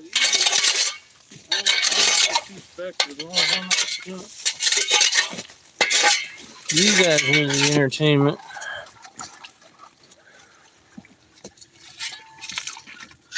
Especially since you're the only one getting gold. Oh, you put him to work over in your hole now? Yeah, I told him to come down here and get him some good gold. He lying to us over there saying he. Oh, okay. Look at that. Every scoop. Got that gray stuff on it. Yeah. That's worth that. Well, you got 237 people watching y'all. And Dorothy's just hooting it up. She's sending off rockets and fingers and flipping DOGs and Georgia Techs.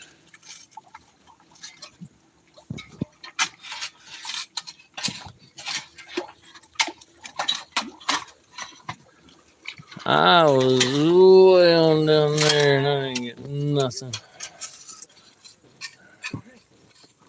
I use bucket. Oh, never mind. Oh, no.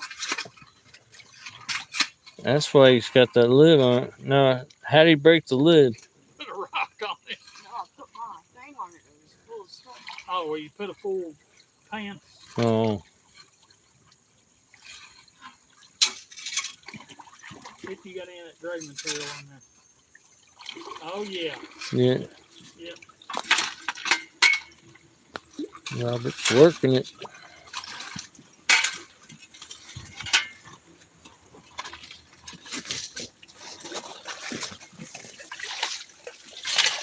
That wasn't even worth scooping.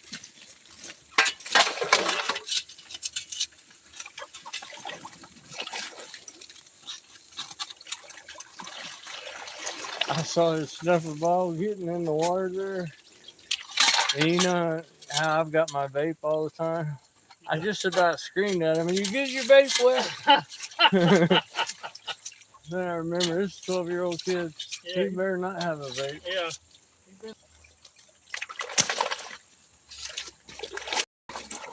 My stepdaughter made us these little pouches to hold her sucker bottles in. Those are cool. Yeah. Yeah, beach paying $30 for one of them. Yeah, I just got some paracord and strung it around the neck. Yeah. And then I started weaving. Was gonna do a whole weave braid thing around there, and I got about 3 inches, and I said that's good enough. So it's just yellow cord. I would never had patience to do nothing like that. Now all my snuffer bottles. Now I just take a piece of paracord, the like 75-pound paracord, the skinny stuff, and just tie a loop around the neck with a slip knot, and don't slip it down too tight, because if you do, then the lid won't. You can't get the lid tightened down all the way. And yeah, just a string with a loop in it. That's usually what I use now. But yeah, I've been wanting to get one of Mama Bird's little. She makes little snuffer ball things. She knits them in the wintertime. Well, all the people out in Indiana and Ohio and stuff in the wintertime, it's too cold. They can't go digging. They go ice fishing and stuff. So Mama Bird makes those snuffer bottle holders. Or she had them.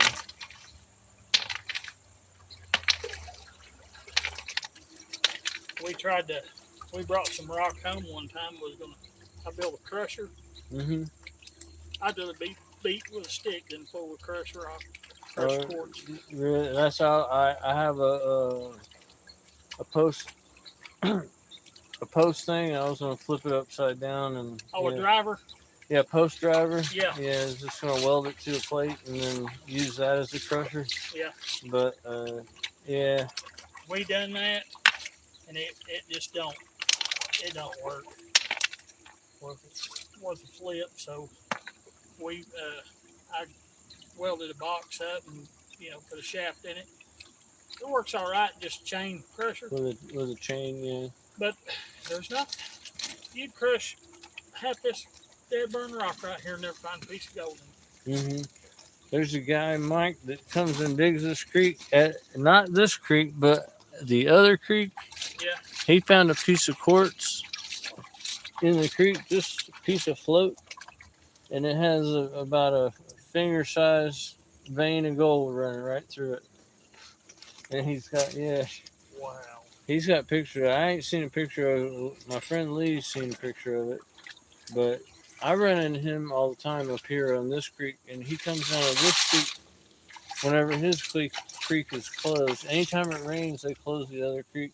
Oh, They close the trails down because they get too muddy. Because they let bicycles go on those trails. These trails are not supposed to have any bicycles, but there's some teenagers who live back here. They've been riding their motocross bikes and their four-wheelers and their e-bikes back here, and they're tearing up the trail. and no e-bikes either, huh? Yeah, they don't allow. They're not supposed to take them on that at the other place. You're not supposed to have them motorized bikes or one wheel. Those one wheel things. Oh yeah, up there at Coker Creek too. This is on video. Uh, He catches you digging up bedrock like, oh, whoa, whoa, whoa, don't dig it. He was digging gold. I mean, every pan he was getting gold. mm-hmm. He told him to quit. Why? Cause. Probably where he'd come back and get it. Oh yeah. I'm not sure. But he didn't. Once you hit bedrock, he didn't want you digging, lifting up the flakes of bedrock and stuff. Nope. That's because he wants to get in there and get it. Yeah. Well, he lives on site, I guess. Maybe that's why. I don't know. There's a place in Cleveland, Georgia.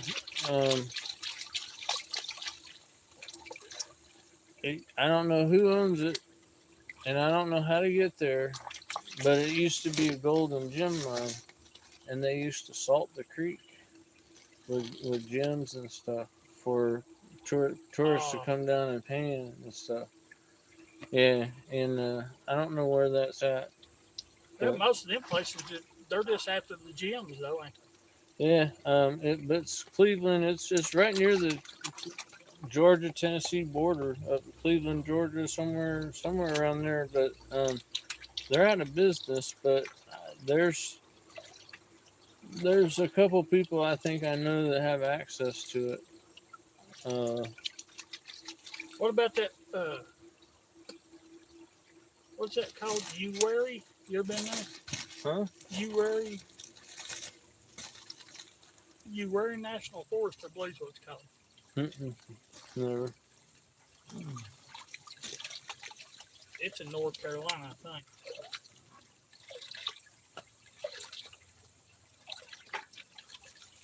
think. Looks like Robert's sucking something up here. What you got, Robert? All right, get back up there in my hole now.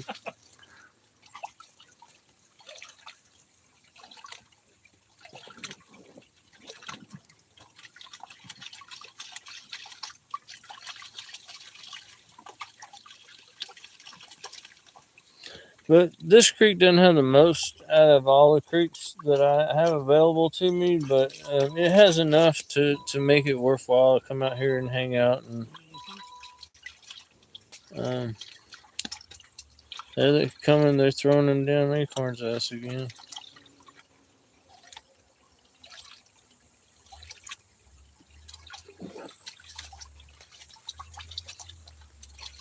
There's sections of this creek. There's a lady on in the group named Annie and her husband Bear, and they were doing some kind of benefit festival thing, and I was on a stream and I kept talking about the garnets I was getting in my pan, and she said something about she wanted some Georgia garnets, and I spent a good 2 months trying to collect garnets for her, and I got a fair amount of the little solid little ball ones, and sent them to her. I don't know. I don't think those are going to polish up gem-like, but there are these big, huge chunks of garnet that looks like they're broken off chips of crystals. Those, when the sun hits those, they're clear and red. But the little balls, I can't see that those. I don't know. I sent her a bunch of those little balls. I don't know if I'd even know what a garnet looks like. If I seen one. Well, you probably seen one. I think I seen one in your pan when I was looking at the gold. They're just in little red chips. They're kind of clear looking. There's bound to be some in that sand right there. But occasionally you'll get a big picker piece of the garnet, and I wish I could get the full crystal, because a full garnet when it's fully formed, it kind of looks like a soccer ball. It's like a octahedron looking thing. And so these chunks, if they were the way you look at them, if you imagine that being just a little piece of the bigger, it's got to be a big garnet. But we get, as far as whole garnets, we get a lot of these little ones, but they're solid brown color. I can't imagine them ever being jimmy at all. Maybe if you crush them. Well, if I pull out a picker of gold in here, you'll have to turn that phone off because I'm gonna have a fit. Well, I found a picker over there, and yeah, I almost wanted to pull that video down. It's so embarrassing. I was like screaming like a little girl, like a high pitched little girl scream.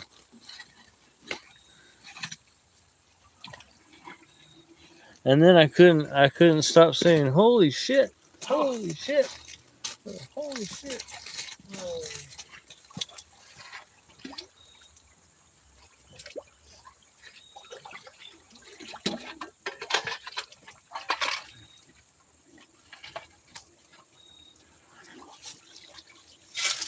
There's a little section behind you. There's a bunch of stuff. Oh, back looks like it's getting ready to next flood. yeah, fall out. All that stuff is gonna fall out. I seen that a minute ago when I turned around there talking to you. I thought, well, it looks good.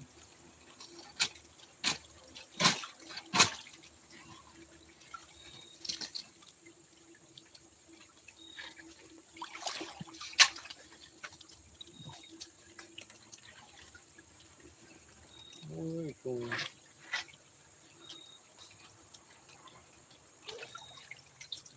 I'm gonna check the camera once again. I'm gonna go up where that trench was, and I'm gonna take a test pan up there. How's everybody doing? Stream under control, Dorothy? I guess the chat's not scrolling for me. I don't know why. This ain't a garnet right here, is it? Hold on just a second. I mean, it's just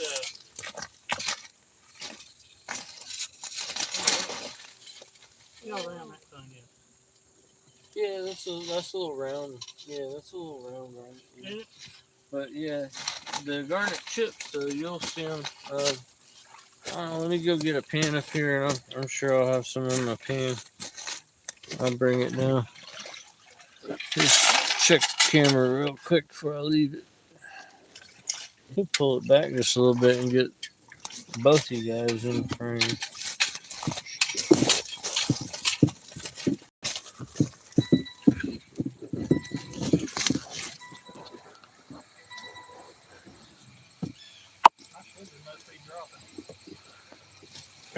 So you got, is it Bluetooth to your phone? Yeah, it's a Dexcom sensor. Oh, okay. You want me to turn it off? No, Yin needs to get one. Because we got a prick your finger in the morning, prick your finger in the evening, and I told her, I said, if you don't get your shit together, you're going to have to prick your finger every damn time you have anything to eat. Yeah. I brought a pack of crackers in my bag. Yeah. Because every once in a while, my sugar will drop down to like 47, 48. Yeah. We brought, I made her bring a little granola bar with a chewy granola bar. I said, she almost didn't take it. I said, hey,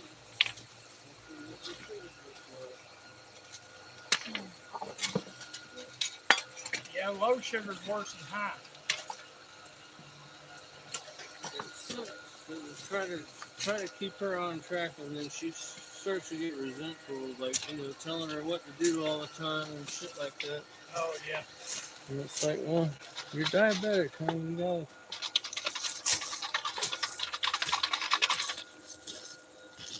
You may have to move, Rob. I think I've lost my full-size filter.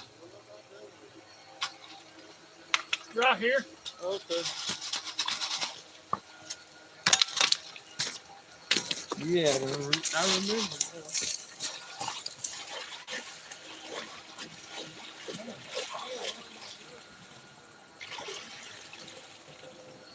I must be trying to fan too quick. I missed it. Another piece, that little wire gold.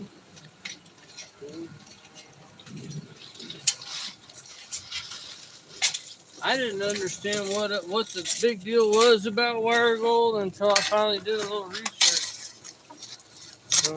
Why it's so coveted? It's because it's so rare. Why is that? It comes straight. That's been busted straight out of the quartz somewhere. It crystallizes in that. You know, like when you bust open a geode, there's all the crystals on the inside. Right. That's how the gold crystallizes in them little strings like that. The bigger wires, the better. But yeah, for some reason it starts to crystallize like that in that form. And yeah, I didn't understand why it was so coveted. I didn't understand. I guess after a while it'll get beat up in the creek and it'll just turn into kind of like a little blob, like any other flour gold. Right.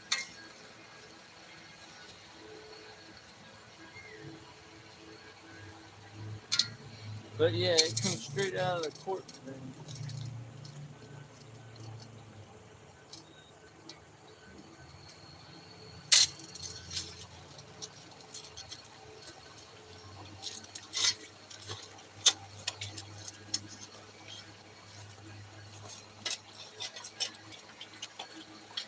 I don't know how I missed that. There's two pieces in that I completely missed.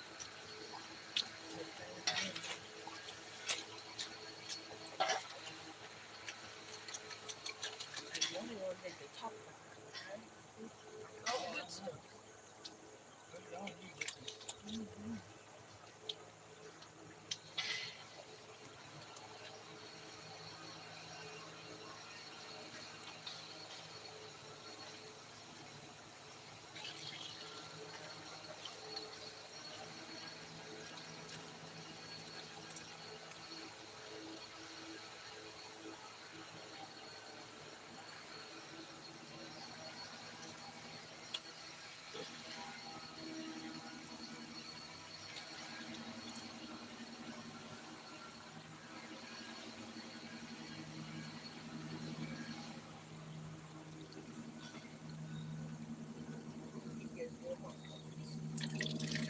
Do what?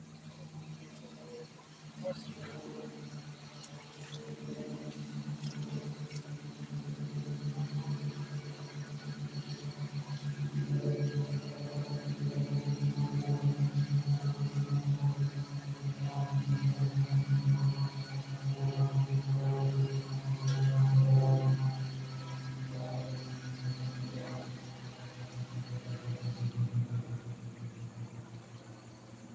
Yep, that sound cut back in.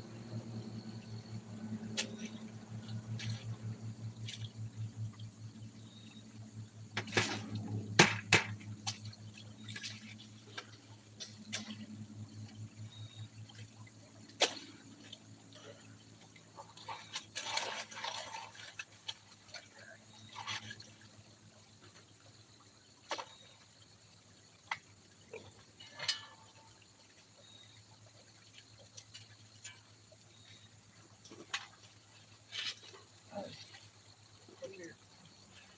You stop digging. Dig all this right here off. There's a bunch of that clay or bedrock right under that.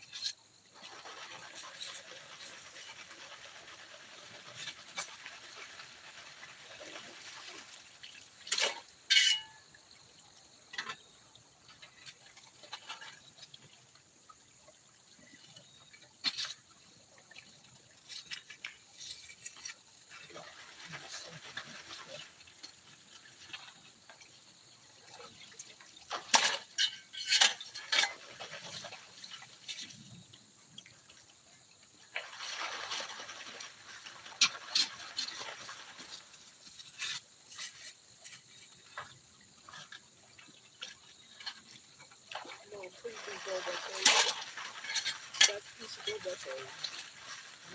What's that? Oh, that's gold. Oh, nice. I can see it from here. Scott, Yeah. Robert finally got on the board with a good piece. Awesome. Now I need to get on the board with a good piece.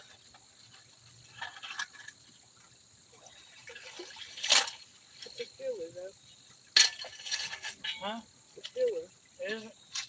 You can't grab it or anything. Any picture? It's just a feeler. Yeah. Well, that's good.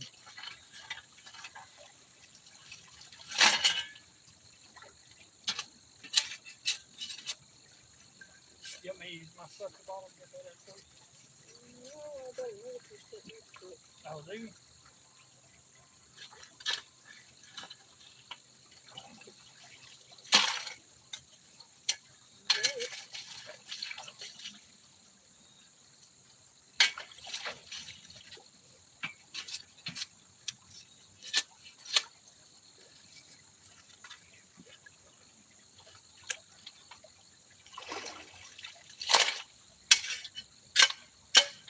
For a minute, I thought it was a rock.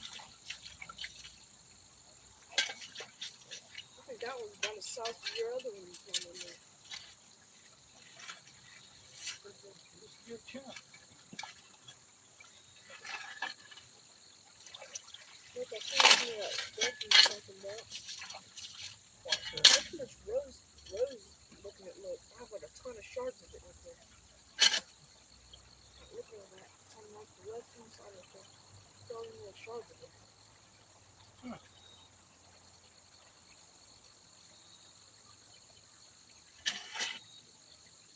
What was he calling that?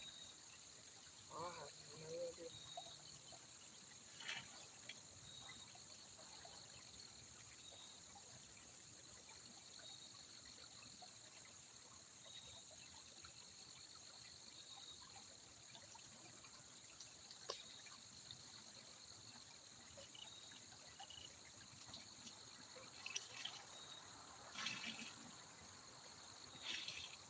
Trying to find my gold. It's working.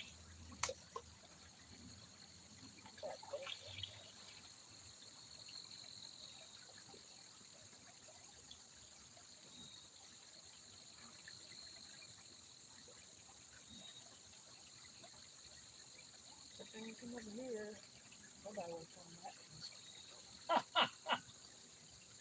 Probably. There you go. I don't see nothing else in there. well, I'm still getting at my bucket. Yeah, we can run up my sluice. I'll get home. Hey, go right down in there and see where that rock is right there. You're going under it right now. Got to be. Oh, right. Huge rock. Oh, wow. Look at that. Big rock.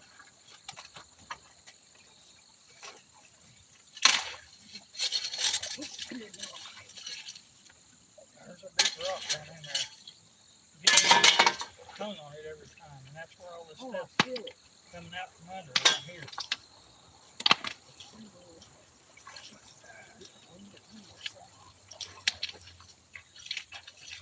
Ain't no gold, but I got some garnet chips. Garnet, is that what you talking about? You should have seen that piece he found this second ago. Yeah. It's a good piece. Awesome. I don't think that gold to show, but I got some garnet. There's a couple of garnet chips in here. Well, they're kind of little soccer balls, but I think what she did was she took them soccer balls and put them in a polisher, and maybe that rubbed off the, maybe that made them clear and shiny, because there's a ton of the soccer balls in here. When you get down to the sand, there's a few little chips.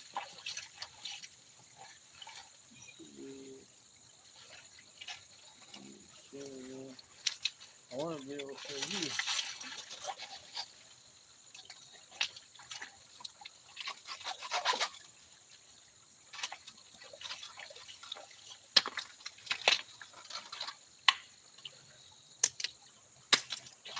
piece of garnet.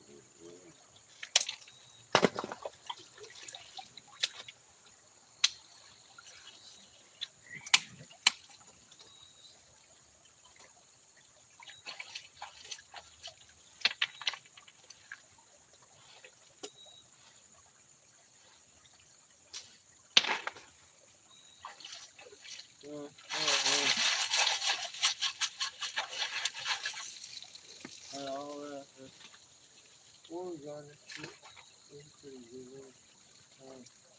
Oh yeah, You put it in the sunlight, you would see through it. it's red, ain't It'll it? be red, ruby, yeah, like ruby red. Yeah, I found water chips with that one. I Yeah, just yeah. You'll see it. But they're just chips.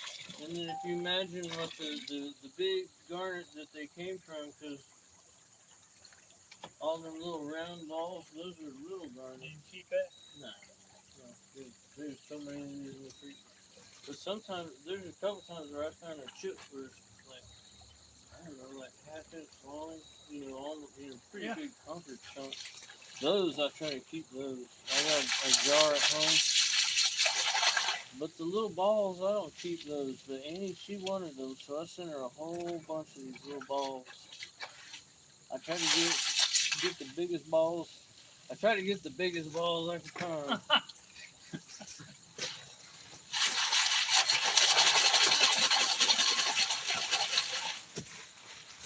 I'm not finding much up here, but I ain't digging in the best spot.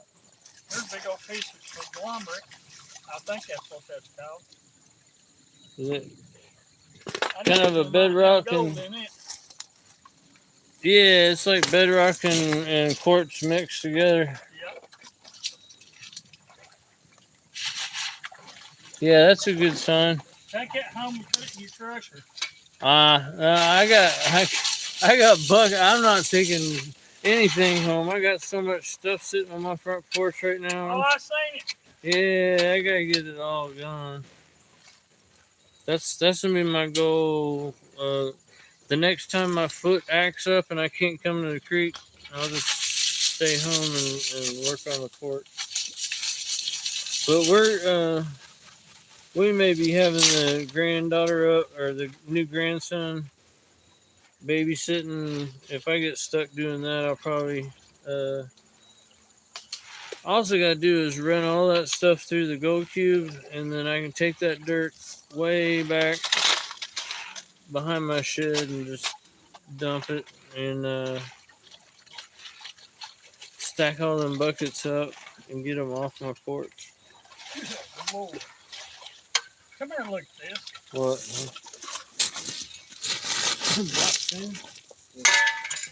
Dig in that right there.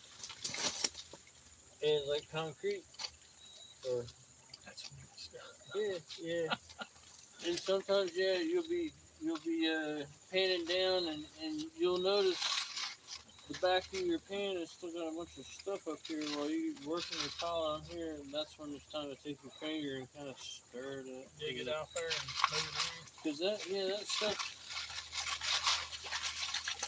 it like interlocks itself down, and it really locks itself up on the bottom, and it won't let anything sink through it, you know. So it's kind of like you have a layer that you gotta. If you want your gold to get to the bottom. I ain't got no gold in here, so let me just see if I can get some gold. I hate these rocks.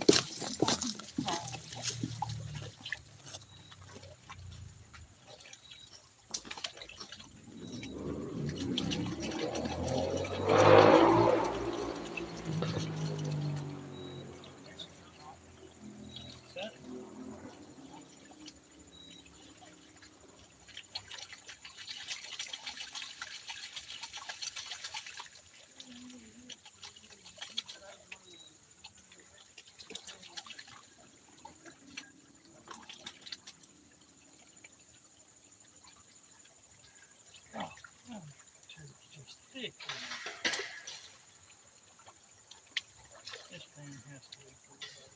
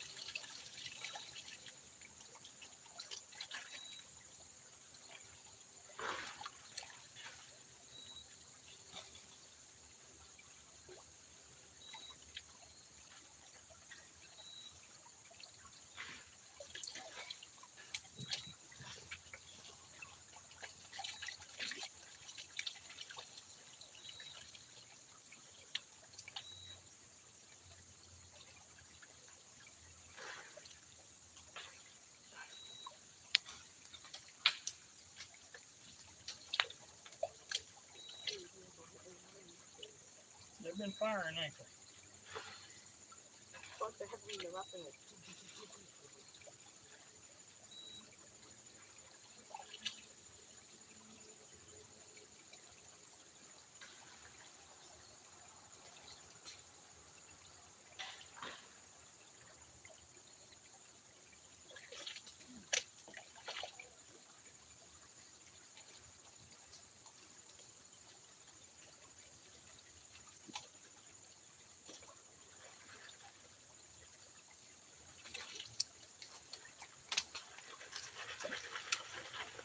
Oh, really wrong.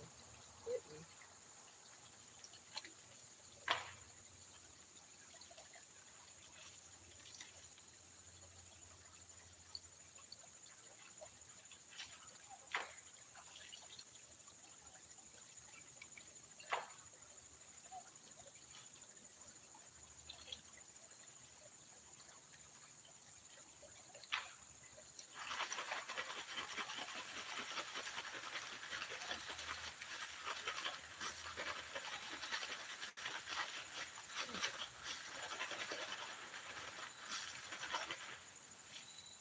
You know, we should have bought them No-tellum. Why? We're going to do a sniffer bottle. Thing. These are easier to find gold. I'm not saying that I don't feel like repainting this one. You better repaint it. Okay. I would. Do what you don't think. It's going to be in the bucket anyway.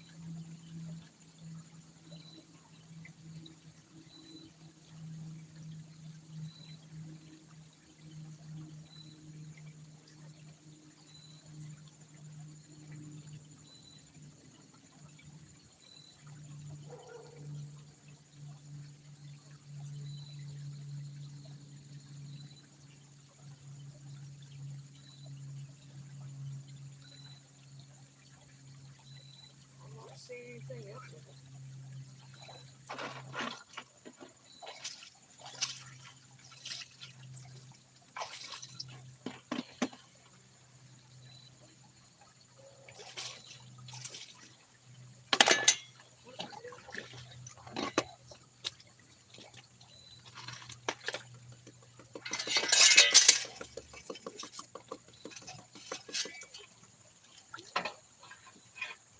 They might be running out of some gold.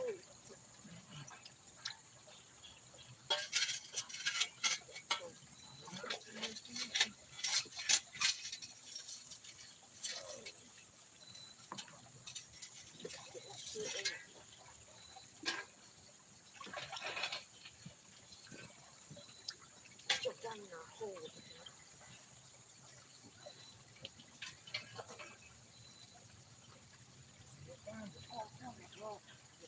Get out of there. There's all kinds of play out there.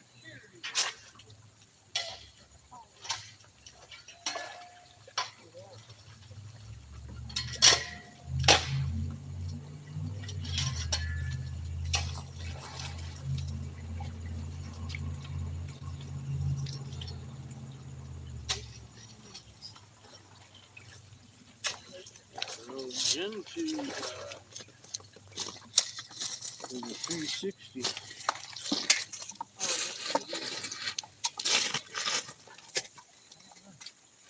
Where did you find that?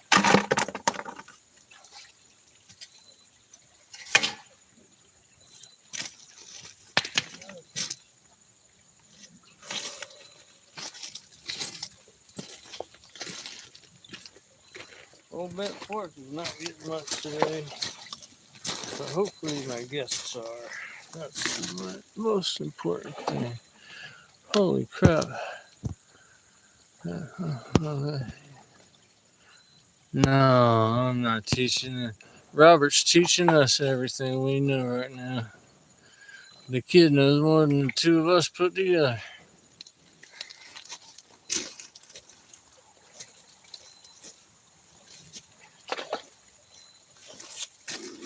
Uh, 41% on battery. Pretty good.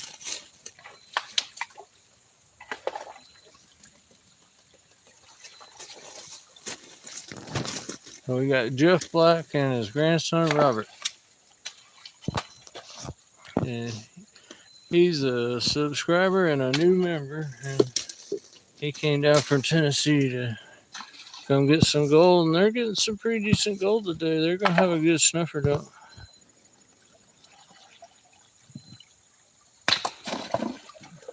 So Sharp. Is that Scott Sharp? It's J Sharp.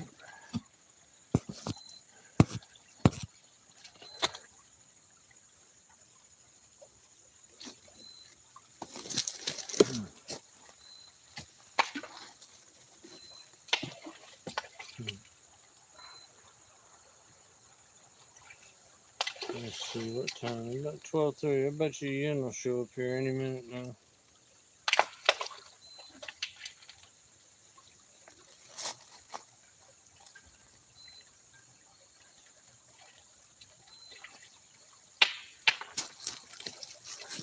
This little spot just keeps on giving it up. Oh yeah. You probably dig down until you get all the way into the bedrock, and then you probably dig into the bedrock a little ways. I don't know how much I've got. I just got 4 more little pieces out there. Keep going. Uh-oh. What's the shot?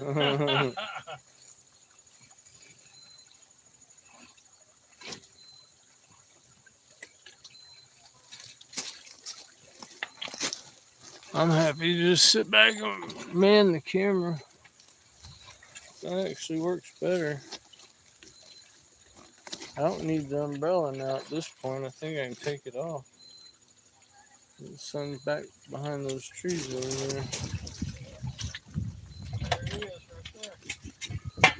I think all the there's some start giving back. Yep. Umbrella is off. Oh yeah, now I can get down behind him. Go through this stuff here. Let's see how it's very good.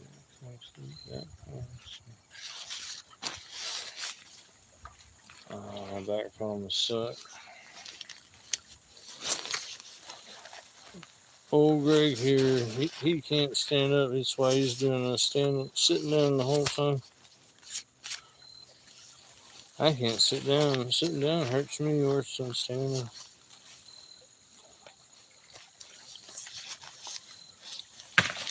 Cool, we don't need the umbrella.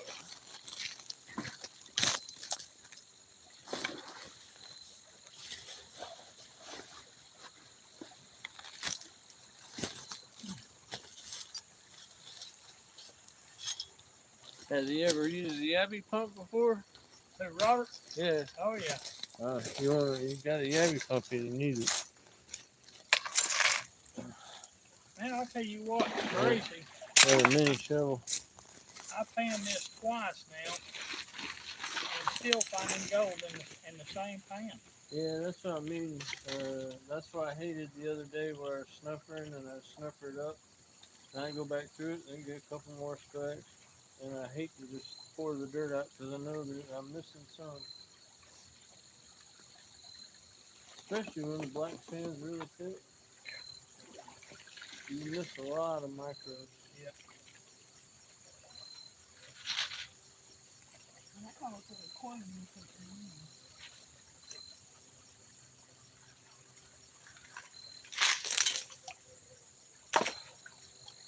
Little rocks, man. I murdered. Yeah. some of the heaviest little rocks, evidently. Yeah, that's what you'll hear me. Sometimes I'll be the damn rock. Yeah. When I'm panning, I'll be back panning, and I get all the black sand and everything, but there's this little line of rocks that just wants to stay up there and won't. I have to pick them out individually. Aggravating.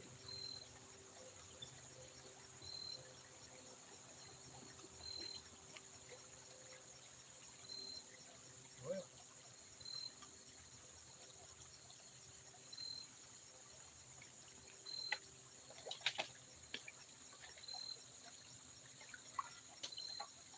I wasn't gonna wash it away again. I just figured I'd snuff it up when I seen it. We'll definitely be saving that dirt. Yeah. Uh, Yeah, that's what I was thinking. and then before you leave, scoop up as much as you can carry. Uh,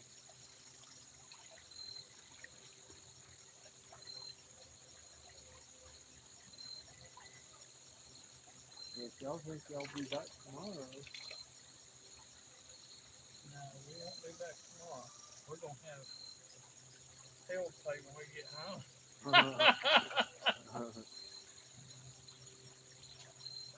you're supposed to go down to the feed store and pick up something and then gone for a few hours. Yeah.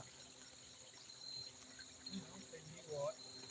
I think I can pan this thing again and get more guys. Every time. Every single time I pan it back. That's kind of what I mean about that other day. I hate throwing the dirt away. I ain't gonna throw it away. I'm gonna put it right in that bucket. Same with the dirt on my porch. It's got to go through the gold tube at least 3 times before I'm comfortable letting it go. And then it gets so mixed up you're unsure if you ran this dirt twice or if you ran that dirt twice. And so I just assume I'm taking all the dirt and set it up. I know most of it's been run 3 times, but I'm going to run it all through one more time and then I'll be done with that dirt. Last year that's what I did. I had a gorilla cart and I would come down here and I would get on something and I would just fill up a bucket of classified stuff and take it home. And I got good gold last year, but I can't haul buckets anymore. Hauling buckets will kill you. Yeah. I know that. My body just can't take it. So Yin and I tried something this year. We were way on down the stream, way past the bridge, and I dug up 2 full buckets and we put them on the cart and we carted them to the bridge and then got them up to the road beside the bridge and then walked to the car, drove the car to the bridge and then loaded the car up there. And that worked out kind of. But I'm not going to do that every day. And it was really sketchy because when we left our gold there was 2 little teenage girls there, and they were doing the same thing we were doing. They were dropping off an electric scooter, leaving it there the same way we were leaving the gold. Then I thought, oh, they're gonna steal my gold, and I thought, oh, I can imagine those 2 trying to carry these buckets. Yeah.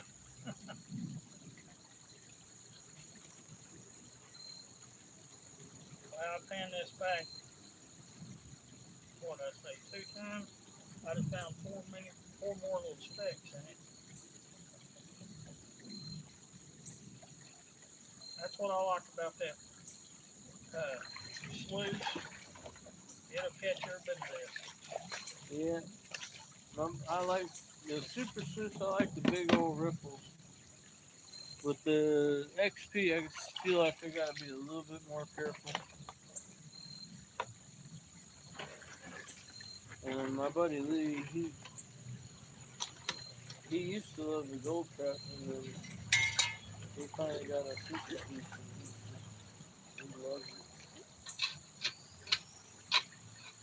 He's an interesting character. He he pans real slow, but he's methodical and just persistent, and man, he gets good gold. Well, that's what I need to do. I need to slow down my first time, Uh huh. I think, and then I may not have to pan it 2 or 3 times.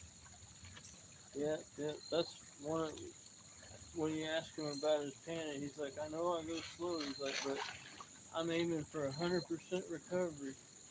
And then he says, and he wants as little cons to take home with him as possible. 'Cause he's on a motorcycle. Oh yeah. So he pans them all the way down about as far as he can pan down on the ripples. And then he gets 10, about 10. Well, that's an exaggeration. At least about 4 times the amount of gold I get. Oh, And we dig in the same spot. Somehow he's just getting more gold.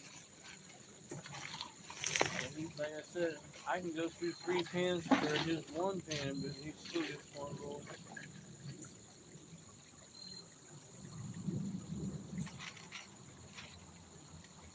got some dirt in there. But the best panner I've ever seen is Ed from Flashing Your Pan. If you ever watch any of the videos where he's panning using Swiss cleanout, he'll pan a full super piece down in seems like about 10 seconds. And you don't know how he does it. I don't know. He's got this, he'll stratify, and then he's got this thing before he starts washing where he shakes it side to side and it gets all the rocks. He's like sit in the middle and they all wash off. And yeah. Now what was his name? Ed from Flashing Your Pan. Flashing Your Pan. Yeah, Ed. I haven't seen him. You never, well, yeah, he's one of my favorite. He helped me a lot when I was starting to stream and stuff. But he's got a show on Tuesday nights, every Tuesday night at 8 o'clock. And yeah, I'll look him up. he's got about 10 years on. He's probably 68, 69, maybe 70. But yeah, he's a cool dude though. He I don't know, but he can pan like nobody's business, and whenever I try to do it, I just feel like I'm just pouring gold right out of my pan. Well, now that's old Doc does that. Yeah. You know, he bumps it around and washes it back, and he's done in this second. And I think, God, if I done that, I'd wash half of my stuff right out. Yeah, Doc's good. I have most of those videos you see online of Doc are about 10, 12 years old. I think he's moved on from. I think he does has a lawn care business and does a lawn care YouTube channel that's got like 1 million subscribers or something. I don't know if he's still involved with Go Hog or not. I thought he owned the company. Oh, I used your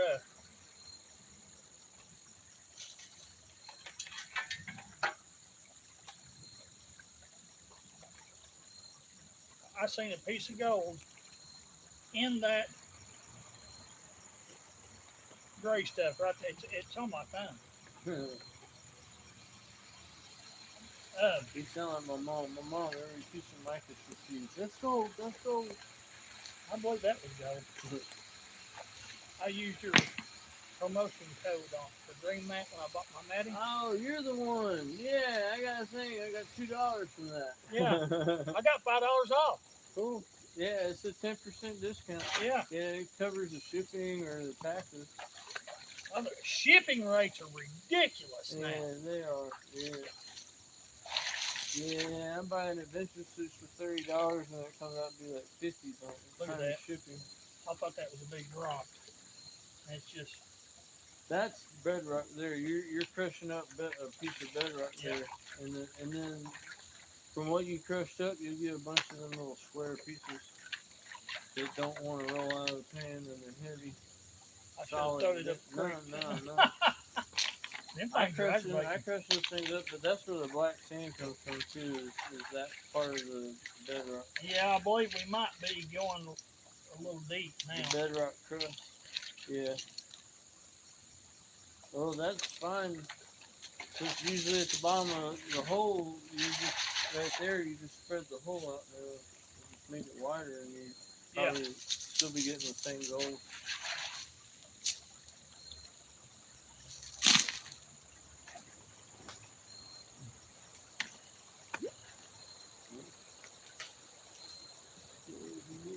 Boy, it turned black, didn't it? Uh-huh. Yo. Going them nuts.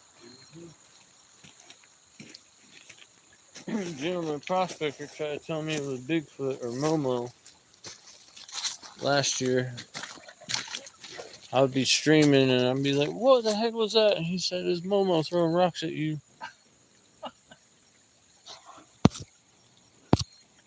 Man, chat's just going and it's not scrolling on the phone. I don't know why the chat doesn't. That must be what happens to me on a normal stream.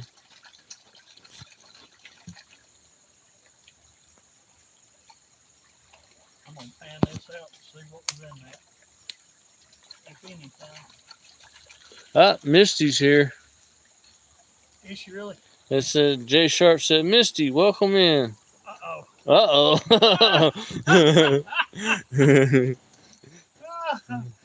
Make sure you point out who you have with you today. Oh, it's in the title, Robert Black.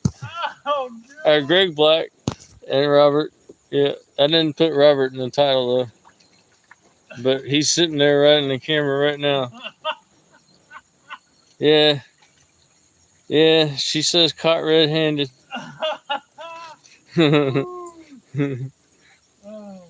I gotta give her a wrench so that she can do things. Hey. Well, she's watching, ain't she? Yeah. Misty, I didn't know he was in my truck. He's laying in the back seat.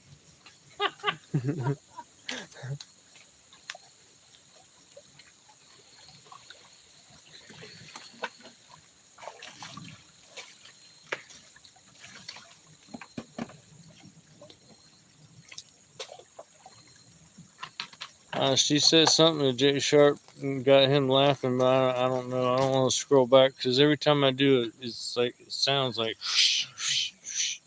Who's Jay Sharp?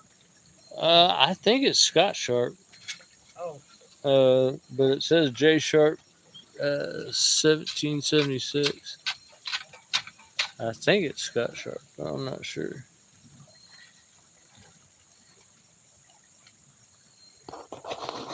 There's a lot of Sharps out there.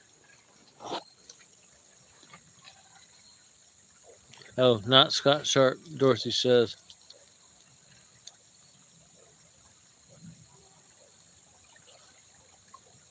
Any relation? Oh, Dorothy knows a lot of people on there, don't she? Yeah, Dorothy's everywhere. You go any channel anywhere, she'll be there. Like anytime I come up, she jumps on my stream. It used to be Karen was the first one on. Now it's Dorothy. Yeah, Misty says looks like y'all are having fun. Finding tons of gold. Sounds like you're gonna be paying for that when you get back. Yeah, so far Robert's got the biggest piece, I guess.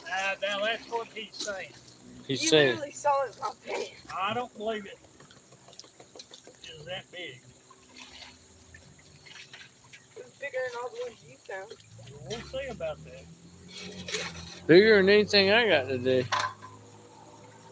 You've been cameramaning all day. Yeah, that's fine. I know where to dig tomorrow. Brother, you can dig right here, right now. No, I'm fine. It's two's company over there. Three would be a crowd. Well, we can run Robert off. No, he's the one getting the good stuff. Yeah, my so he says. Okay, we're gonna do a snuffer bomb. Snuffer down. Snuffer down.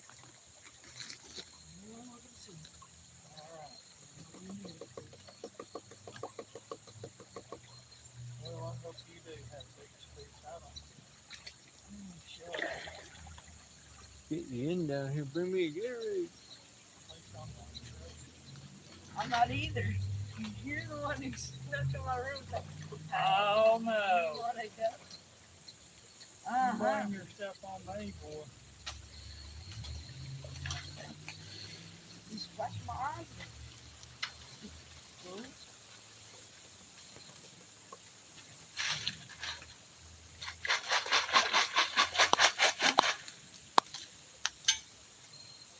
Let me run my hand. See how them leaves falling.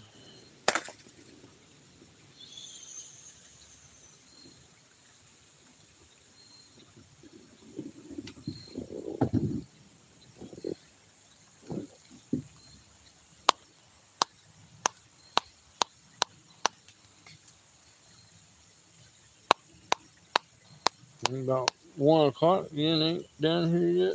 No, 12:45. Did you find a little piece? Oh, yeah. You might have the biggest, but I bet you I got more. I thought that was a rock at first. But it wasn't moving.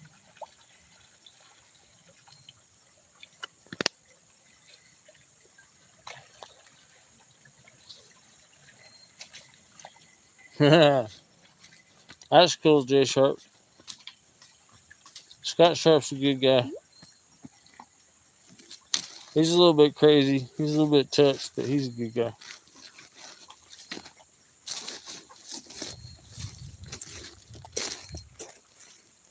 You ever watch that Benzo? Yeah, Benzo's cool too. I want to go dig with him. I almost got the chance to go dig with him a couple months ago, and yeah, I didn't. Got a video out last night. I think he was at Thermal City. Yeah, Son, he got the gold. yeah, they get. That's why I want to go to Thermal City. They get good gold out there. That's Rustic Redhead. She tells me this is good. She $10. She paying all day. That's all it is? Right, $10. Yeah, They got camping up there? I think so. Yeah. I think Oh, they yeah, that's even right, got because, they got cabins and stuff you can rent, and That's right, Um, because Empty Pan and Benzo and all them guys was up there. yeah, they had a big group thing, and I was gonna go to that, and I didn't make it. But they go up there a lot. They all live in North Carolina, South Carolina, that area. So yeah, maybe in the next month or two, Yen and I might get up there. 'Cause I want to take the truck on a couple trips to just see how well it'll do traveling, and I'll go like North Carolina or Tennessee or Alabama or something. But before I take it all the way across country, Where's Thermal City at? I think it's in North Carolina. Oh, okay. And it's right where North Carolina and Georgia and South Carolina meet, kind of right in that area. Y'all need to get you a camper then. Yeah, I want to get a little camper. Like the neighbors across the street used to have one, and that would have been perfect. And it's gone now. But something like that. But you go pricing them new about that size, it's like $30,000. That's starting to get crazy. So, Oh, and yeah, even man. you can get a teardrop, and some of those can get crazy, like 15, 16,000. But used about 15 or found one for 9 that I thought, oh man, if the timing was right, that would be the one. Yeah, I'm telling you, the squirrels are nuts. They get mad. Hit right on my bent fork, Evan. The squirrels are no joke. In the springtime, there's these ants that drop out of the tree and land on your head and in your pan and on your arms, and those ants drive me nuts.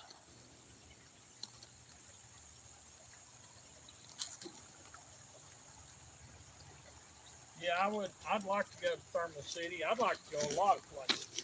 Yeah, me too. There's somewhere out in Oregon. There's a guy named Scovian. And he goes up somewhere in Oregon, out in the I don't know what creek or what river, but he doesn't. Not like us where he's digging in the water. He'll go up on the side of the banks and kind of dig around the boulders, and get that dirt and stuff like that. Yeah. He gets some amazing gold. It just blows me away. I'm just like, holy crap. Do you ever watch that guy Clash? I believe his name. Yeah, he Did does. you see that $51,000 pay dirt bag? I don't know if he. Yeah, bought that's that. it. Yeah, he's one of the OG pay dirt guys, and I don't know if he digs his own gold or not. I think he does, or at least a portion of it. But yeah, I don't watch him much, but yeah, he's legendary. Clutch. Yeah, that's bedrock right there. You got a piece of bedrock right there. I'm not putting it in my bowl. I mean, there's nothing on it. It's solid. Yeah, I seen him doing that clean out on that $51,000 or $50,000 pay dirt bag. Yeah, I think I watched a YouTube where somebody paid $100,000 for a bucket full of dirt. Not me. Yeah. I'll do it hard way. I ain't got that from him. Not risk that. Well, Croissant Mine, their dirt is, they just crush their ore and run it through the trommel, and there's no guarantee they don't salt it or anything. And sometimes you'll get a really, really good bag, and then most times it's about 100%. The last time I only got a half gram for an $85 bag, but half gram almost works. From Chris. Croissant Mine, yeah. Yeah, half gram though almost works out to be 85 now at prices.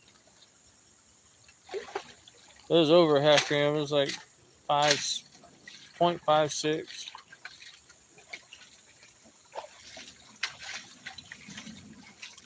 I was hoping for a whole gram for 85. Gold prices went up again, ain't it? It's like 47 something. I don't know. I don't. The last I checked, it was over 4,000. It was right at 4,000 for on the spot price. But then that makes it like $128 a gram. Well, I think 2 years ago when I started digging, it was only $60 a gram. So it's almost doubled in price.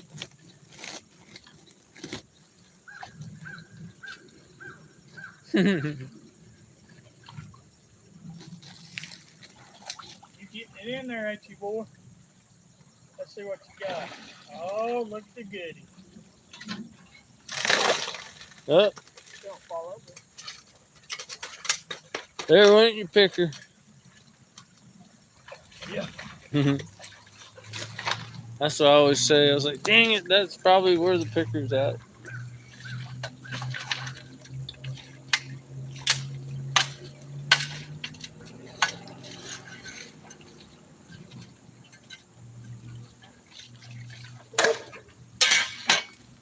I do wonder why Yen hasn't come down and been sociable. She gonna get earful tonight. Honey, what's wrong with you? You mad at me?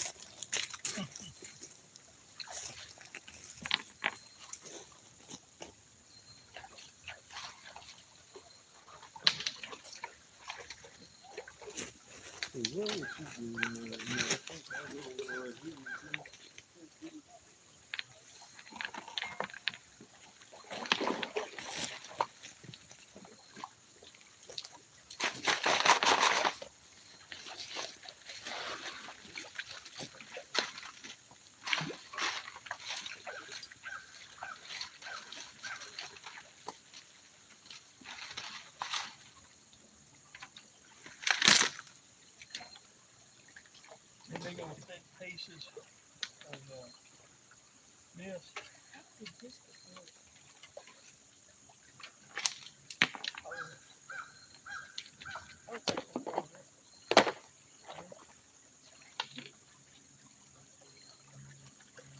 I'm throwing those pieces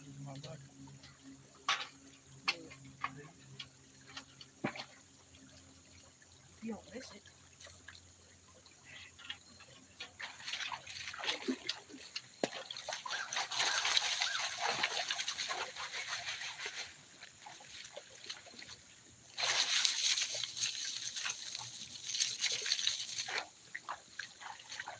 Oh, look at that. Pretty good. To you, Look at me. stirring up all that mud and stuff.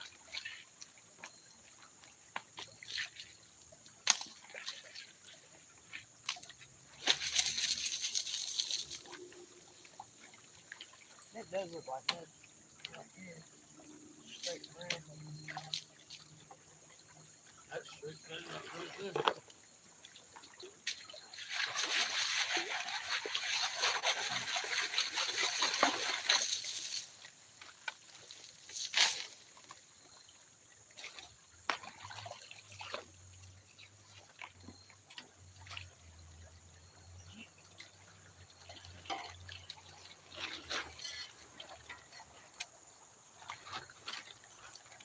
Yeah, we need to go out to the side. We're getting off of it or something, I think. This is different material. Still got black sand on it, though.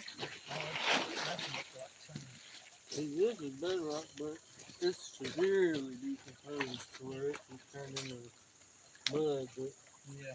there won't be a whole lot of gold inside of it, but all around the edges of Okay, it. well, Yeah, that's what I was doing right there.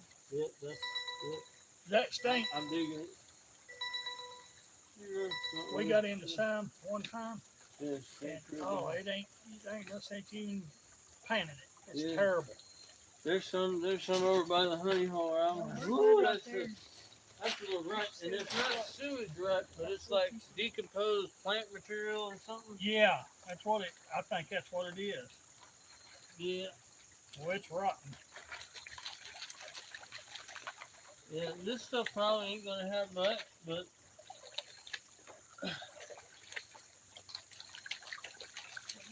you push into this gravel bed here, away from it, and get some of the stuff that's sitting on top of that that's inside this gravel bed that might start getting something. Yeah.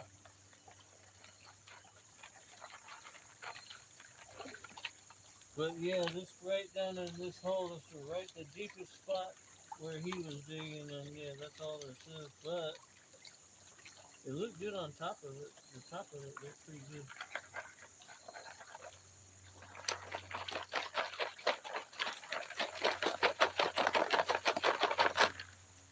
And I got like half my pen is acorns. They get waterlogged when they sink.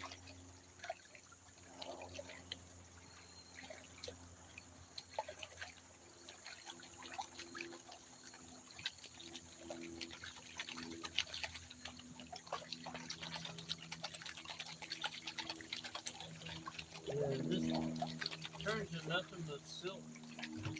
It's really hard to can. So he was doing a good job of finding anything in there.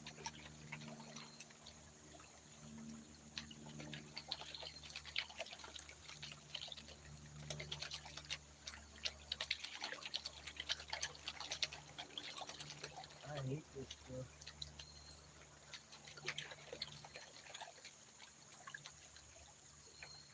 I like that gray stuff that you were getting into. That's my favorite. Yeah, that's some good stuff. It always has been. Every time I've dug it, anyway.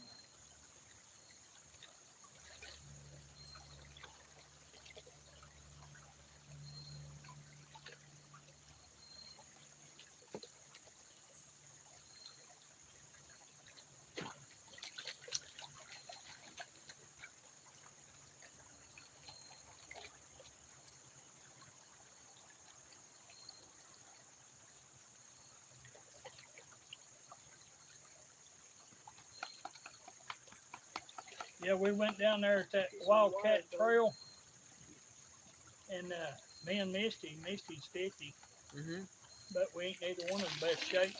We didn't think we was gonna get out of there. And I had him and my granddaughter with me. They were running to the truck. and it was over that burned a mile away. Yeah, there's been a couple days when I've got back here and I've overdid it a little bit. Yeah. The walk back to the truck has taken me a lot longer because I had to stop every 100 yards or so and just rest. Yeah. So I just, and anytime I have, like, because that medicine, I think it's because of the diuretics, but anytime I call it arthritis, anytime my bones are acting up, I have to be real careful.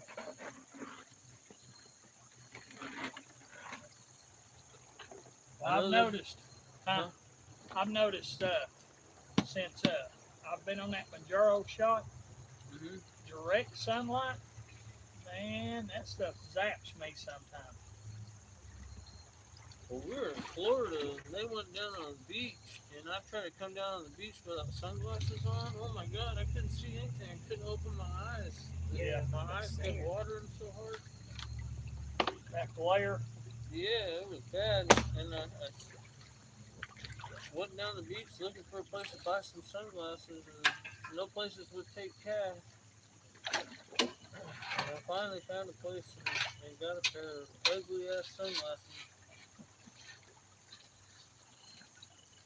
There's so much mica and crap, I can't tell whether I got color or not in here. Well, the sun not being out makes it hard too. Not shining real bright for me. I'm gonna have to go over and check that sensor. See what I'm running at. I may have to stop.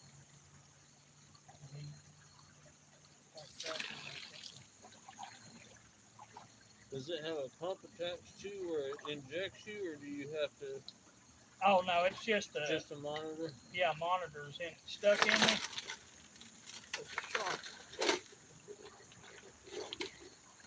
And it just stays in my side all the time and keeps track. Now that thing will go off if I'm 33 feet away from it, because it says I'm too far. Oh, okay. But and that might be what it's doing, but I ain't no 33 feet. Well, they make some where the thing that's on your body will automatically pump out a little shot of insulin. Yeah.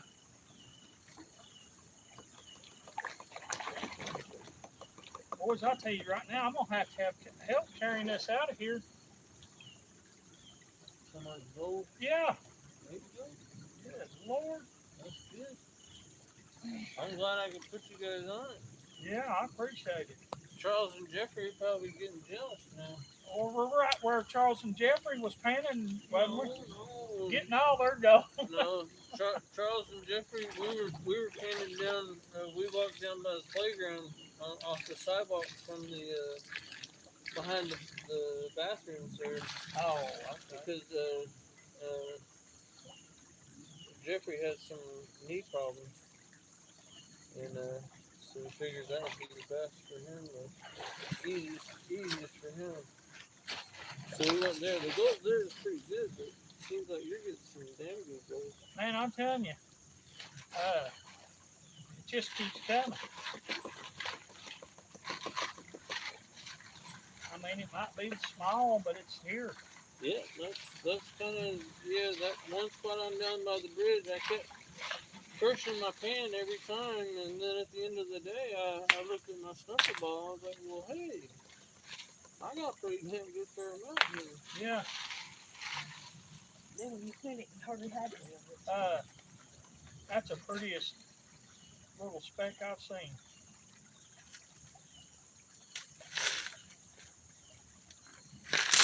I got some of the decomposed rock in here. I wouldn't know if I got color or not.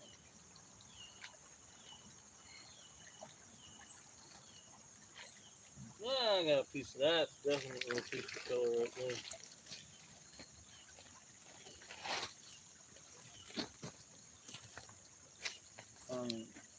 Something that didn't look tan. Glowing gold.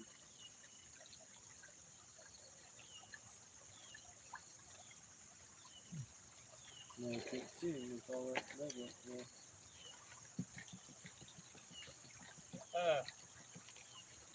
I'm gonna have to go and check my sensor, but I know there's at least 4 more colors in this that I seen that I washed down.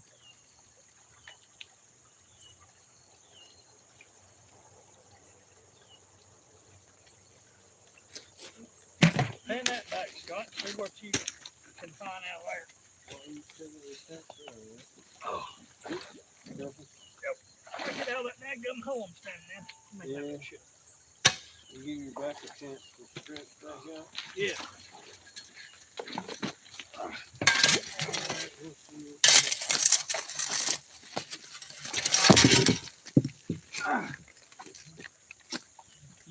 You pan it out, you keep it.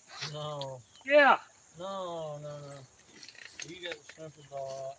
I have to go get my sniffer ball and stuff on you.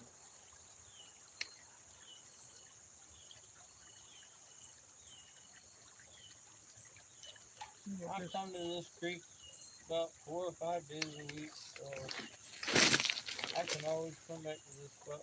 I'm actually surprised you're getting a good gold. I thought you'd get some gold here, but I didn't think you'd be getting as much as you're getting, so I'm happy because I was worried that y'all might not get in. I'll tell you right now, I'm pleased with what I got just right now. There's more in there than I've got in a while.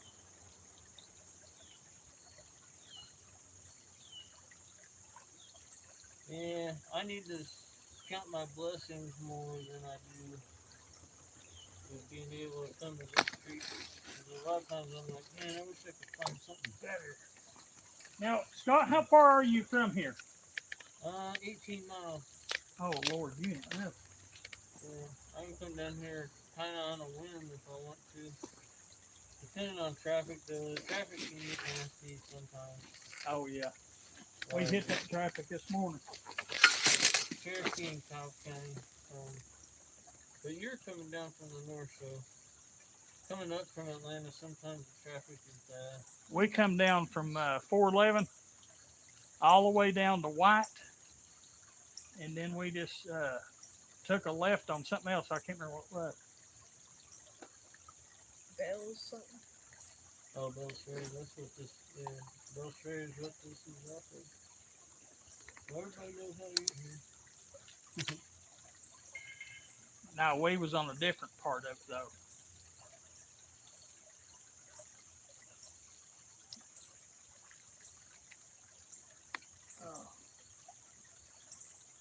Well, there's one creek that not anybody really knows about except for me and a few other people. Yeah. Well, people that live in that neighborhood, I guess they know about it. But yeah, it's back in one of these neighborhoods back here. It's another one of these creeks. But the only way you can get to it is to park in that neighborhood somewhere and then walk through the creek.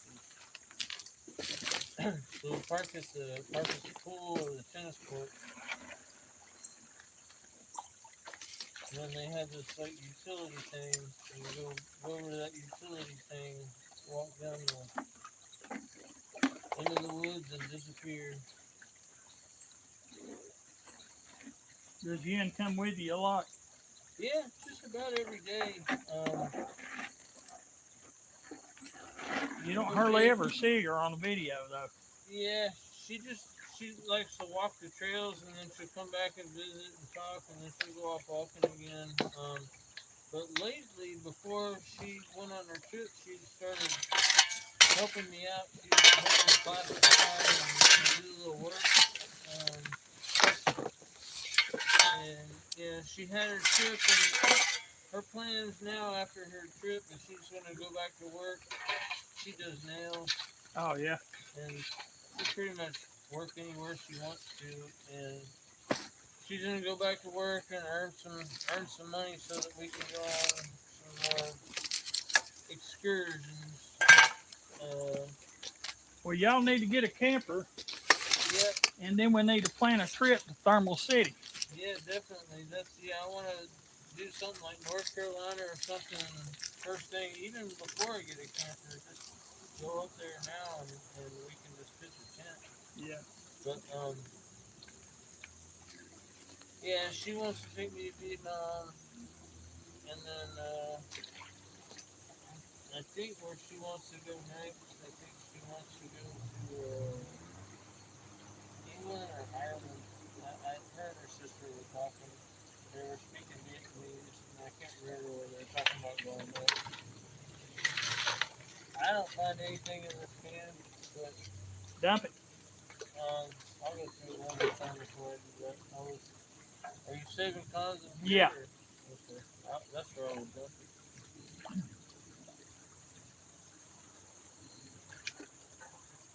I don't know. I thought I seen about 4 micros in there, but I may not have. But she's done a lot of traveling in the past, like 5 or 6 years. She's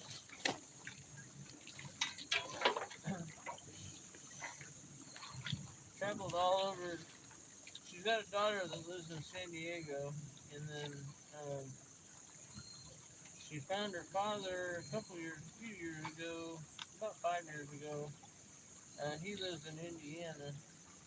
Her father was a soldier, American soldier, so she's half American, half Vietnamese. Robert, toss that in your con bucket. Take it home and we'll clean it out. But she's been back and forth to Indiana, like she does that 2 or 3 times a year, and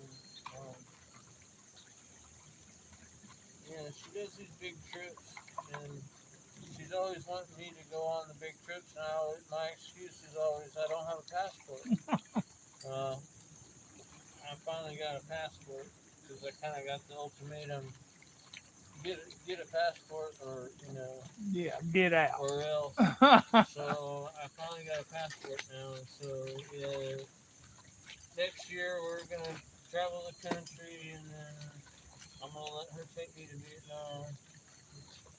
She wants to go for a month. I said 2 weeks would be good. She said a month. You know, I don't know if I can handle a month.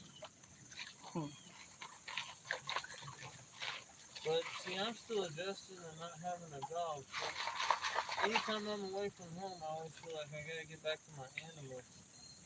And I think my brain still keeps thinking that, yeah, how could I be away from the house for a month? But really, nothing would happen.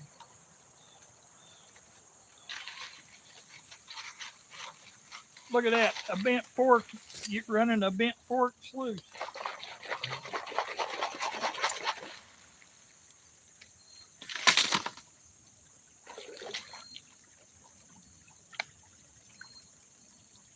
That's just advertisement, see. Yeah, I tried doing that with the Prospector's Green, but their stickers don't sticker very good. They fade out quick too, don't they? Yeah. I'm gonna tell Nate and Tim, well, next time they order stickers, get the vinyl. Pay a couple extra bucks and get the vinyl. Did you see where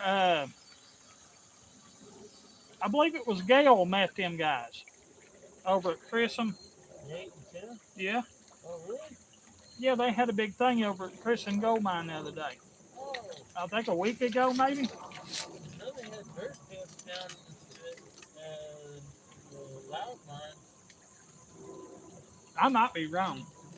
No, I think I seen something about that on my feed today. Something about Croissant Mine. I think it was good. But I didn't know that they had a festival or anything. They had some big promotion over there, or sale or something. I don't know what it was. That's where I got my goat tube. That thing does a good job, don't it? Yeah, it's real good. Especially with Green Man in it. Yeah. Essentially what it is a 12-inch wide, 48-inch long sluice. Or longer, actually. I don't know. Just stacked up. Yeah, just stacked up and zigzag instead of one long. I think he made it for running beach stands. I think that was the original intent. And then now they won't let them use anything to run beach sands. Now you got to pan them and shovel them. Well, I was telling you, I think one day that I got one of those blue bowls. Yeah, you were asking about that. I want one of those. I've never run one. Well, it works amazing. And they also have a Dream Mat come out with a blue bowl mat. And either one or two things are happening. I'm not operating it right or something. But it just feels completely full of black sand. I mean, just about instantly. And you let that thing run and run and run, turn it up as as high as it'll go, and let it clean out. But it's just not capturing a whole lot of gold. And maybe it was just the material I had. Well, it could be, but it's capturing the black sand. Well, that's what it acts like. It's catching all the black sands, but the gold can't get in it. Yeah, I don't know much about the blue bowl. I can't imagine, because blue bowl is kind of like a miller table. You're trying to get the gold to just kind of lay there on the bottom while the black sand sneaks out of the top. Yep. I took that mat out. And the mat probably just keeps the black sand down. Yeah, I took that black mat out, or the dream mat out of it. And now the sand, it takes a long time to use a blue bowl. You got to give it its time, and then you'll start seeing specks. They're stuck right there on the bottom of the bowl, and they don't never move. I mean, if it ain't gold, it'll float away. Yep. Yeah, that's the whole thing. As I understand with a blue bowl, you tune it up to where the water's just going over that hole just enough to take the light, but gold's too heavy to make it. Yep. I don't think there's anything left in here. Just pan down there with it.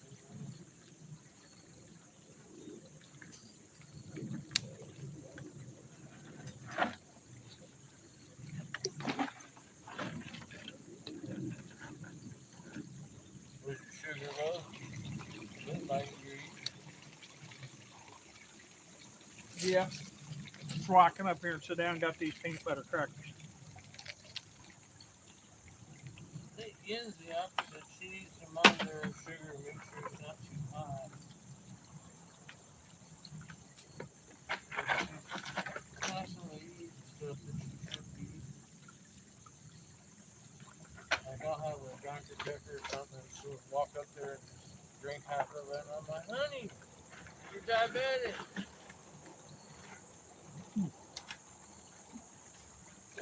There ain't nothing there.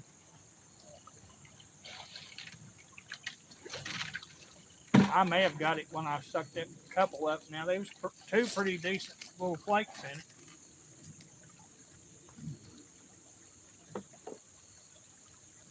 What you got?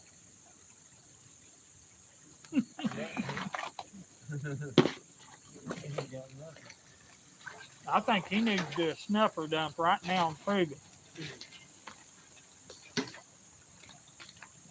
Them great big rocks right in there.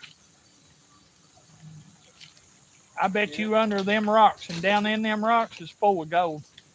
Probably, yeah, because the water's going to come up. You get here and all the heavies are going to hang down. Hey, Robert, your bowl's down. Oh, you get.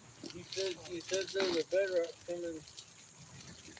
Down here, the bedrock, like where I found my picker, the bedrock's running the wrong way. It's running the same direction as the water. But I found it down in a crack way on down there.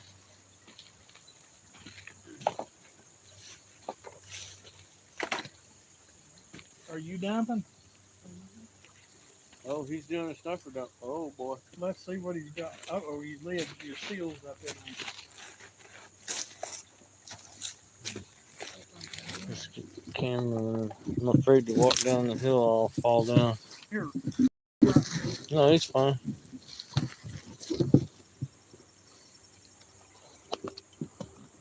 I don't walk around behind you. I just keep slipping every time I step down that hill. Oh, there's that little piece of wire right there. I see. That damn, I can see it from here. And I'm blind to one. I can't see out that one.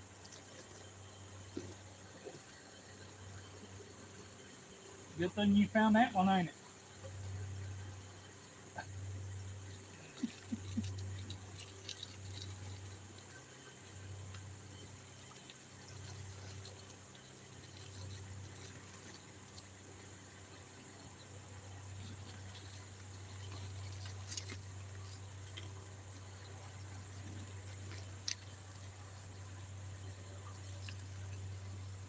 Oh, we got 319 likes.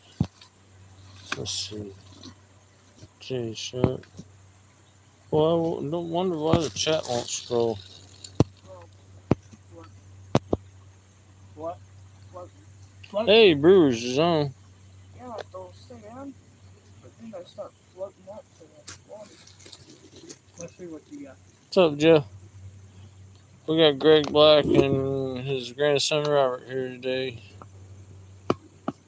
Robert's giving us his snuffer dump right now. So far, I think they're going to keep digging. They're just stopping for lunch. And sugar goes down, you got to eat. Yeah. I'm the opposite. That's why Yin and I are a weird couple. I kind of got hypoglycemia, so I keep sugar around to keep my sugar going.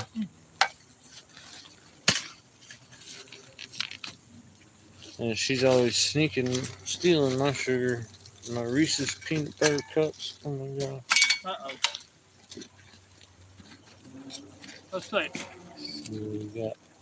Oh, a little bit ago, don't you? Yeah, he does. There he goes. You got 30 times zoom on that? No. Hey, Robert's got a big old chunk right there. He's probably got the biggest piece if yours is ain't bigger than that. On, Look at that. Okay, let's do yours now. You can't even pick my snuffer bottle up. It's so heavy. Huh. Good Awesome, God. Robert. Look at this. Oh, that bee? Is that a bee? No. Yellow jacket, maybe.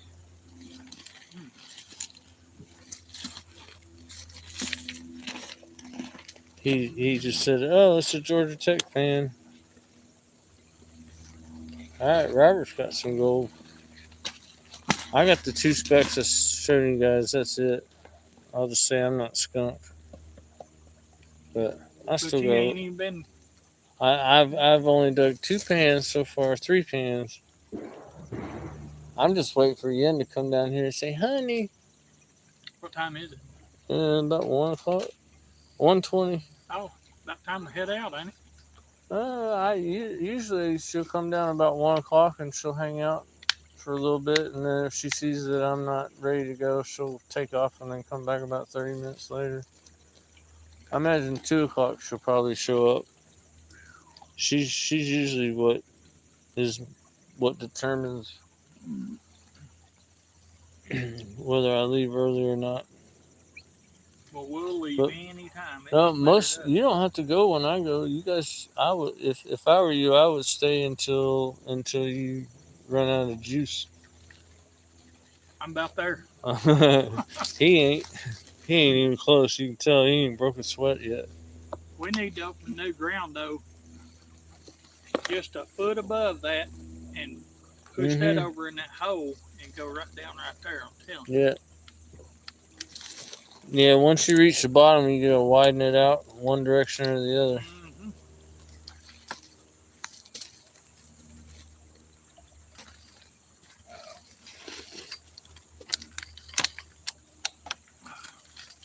Then we'll start hitting that gold again. Go down there and get my snuffer bottle in my pan, put a little water in it, and I'll do mine, see what I got. I probably ain't got 3 specks in there.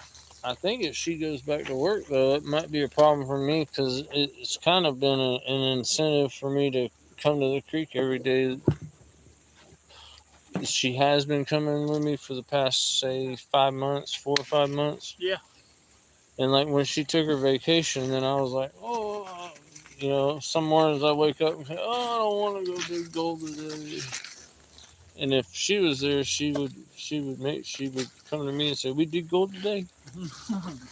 And I say, yeah, we dig gold today. All right, now get the big snuffer here. You get my gold out of here.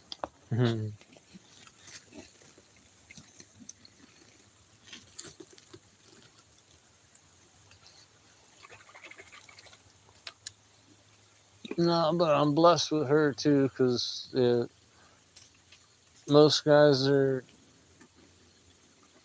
wife or girlfriend wouldn't want them coming out to the creek all the time, want them doing other stuff. And she don't mind.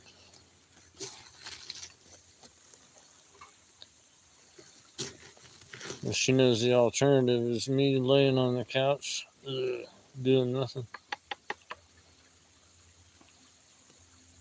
That's what I was doing until I saw Aaron, and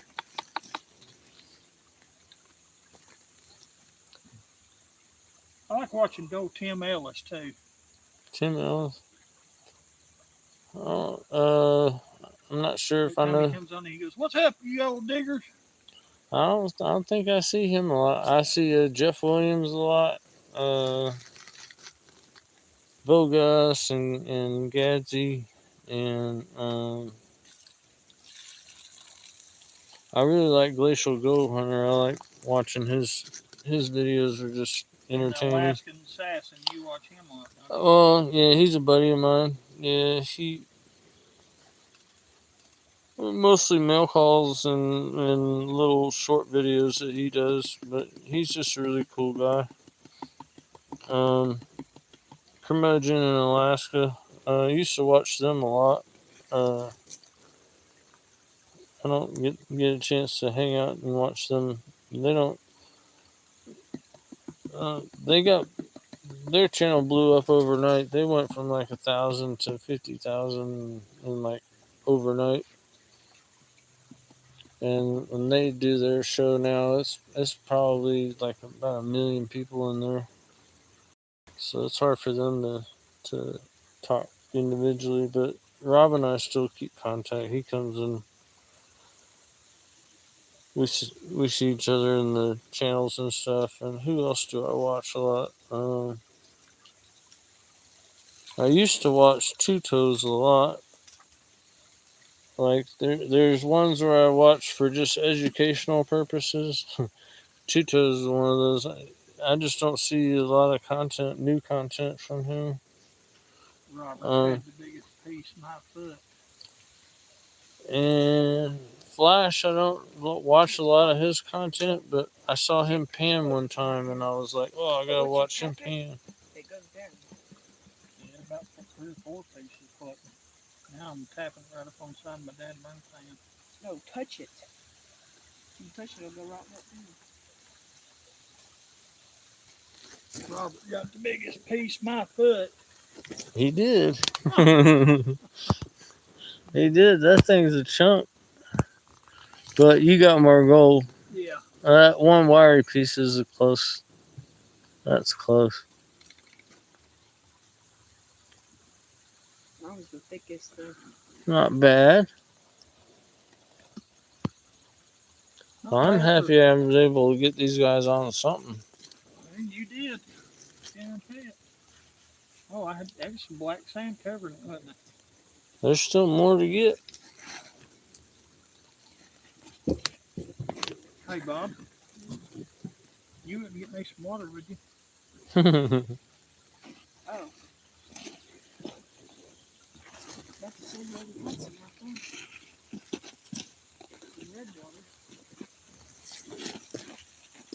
Yeah, that's some fine stuff. But now up where we're at, you'll get that. But I mean, you won't never get anything any bigger. That's pretty much all it is. Well, yeah, it's real rare you're going to get. Occasionally you get a picker here and there. I've only gotten, In the wild, I've only gotten like 3 pickers in my whole time. A few feelers.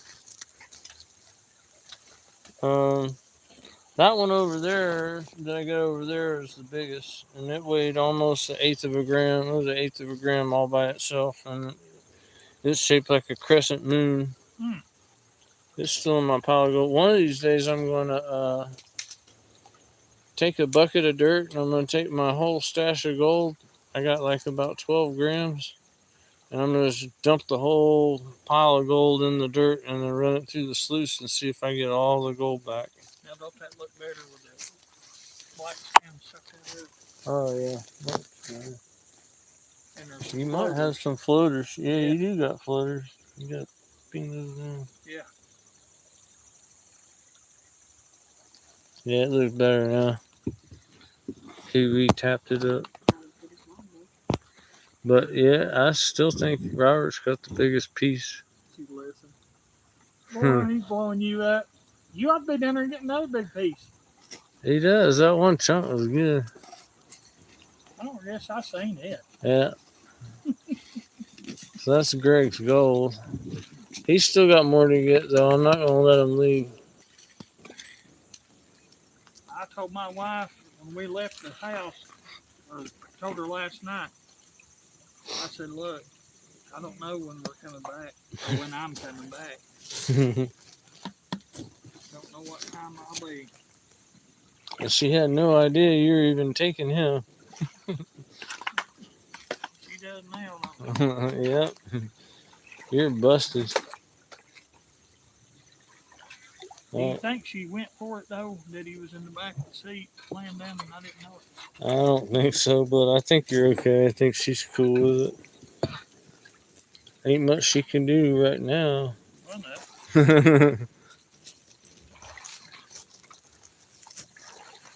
Yeah. This is the future here. We can just sit on our chairs and put them to work.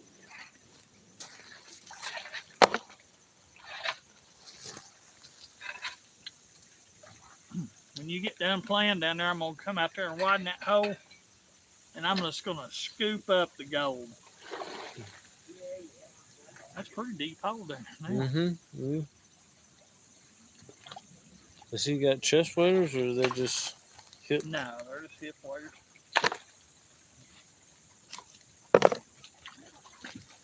I seen that old flash. Mm-hmm. He was out yard selling yesterday. He was out yard selling yesterday. Oh, yeah.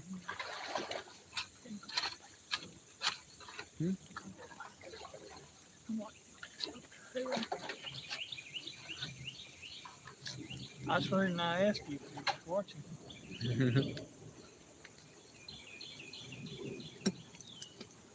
California. Yeah.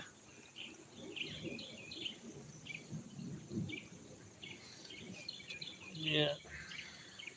Hey, Robert. If you know when we was going through that crate, that gray shit, I can't even talk. Oh, excuse me. The gray layer, then we got into the black.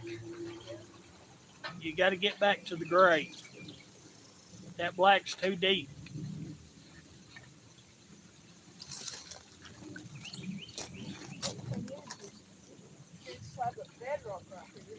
Mm-hmm. I'm gonna have to go down there and show him. Somebody we just get a $5 super chat. Somebody, what was that? Hey. Oh, somebody giving out gift memberships. Who's giving out? Oh, all right. Oh, Mr. Hogan, man. Thank you, dude. I gotta find out who Mr. Hogan is. He's giving me a super chat, and now he's giving out memberships. I know he's a friend of the gentleman in Mama Bird. Hey, go on there and tell Misty. Text her and tell Misty to send us some super chats. We need some lunch money. I can't text her. I can't text from here. You just said it right there. If she's listening, she heard. Oh, okay. Send super chats. We need lunch money. Although it all goes to YouTube anyways. YouTube takes about half of it.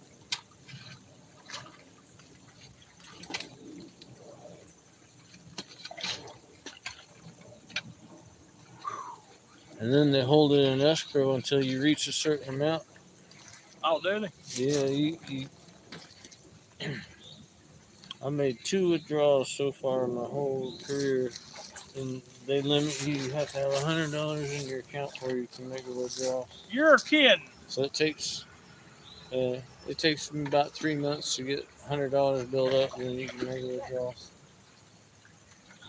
But Hey, fix your pan. You're gonna. not everybody can say they're even making a dime. So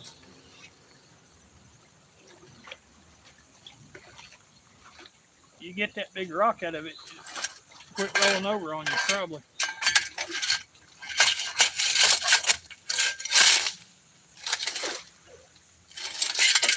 I thought about doing Patreon because that's what seems like everybody else goes to Patreon. What is that?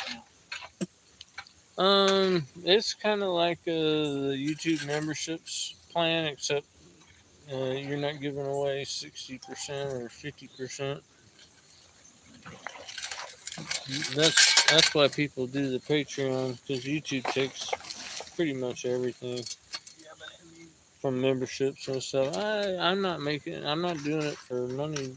Really. well, I've looked at some of the Patreon deals, Mm-hmm. and you don't have a wide selection of what you're wanting to get to the thing. Mm-hmm. So I never had done it. Yeah, I haven't really looked much into it. People have been telling me, "Yeah, do Patreon." And I kind of don't even really want to do the memberships. I'm going to give the memberships a shot for about a year, and then I may just Well, now see, resolve that. Wait a minute. Didn't you give me a free membership?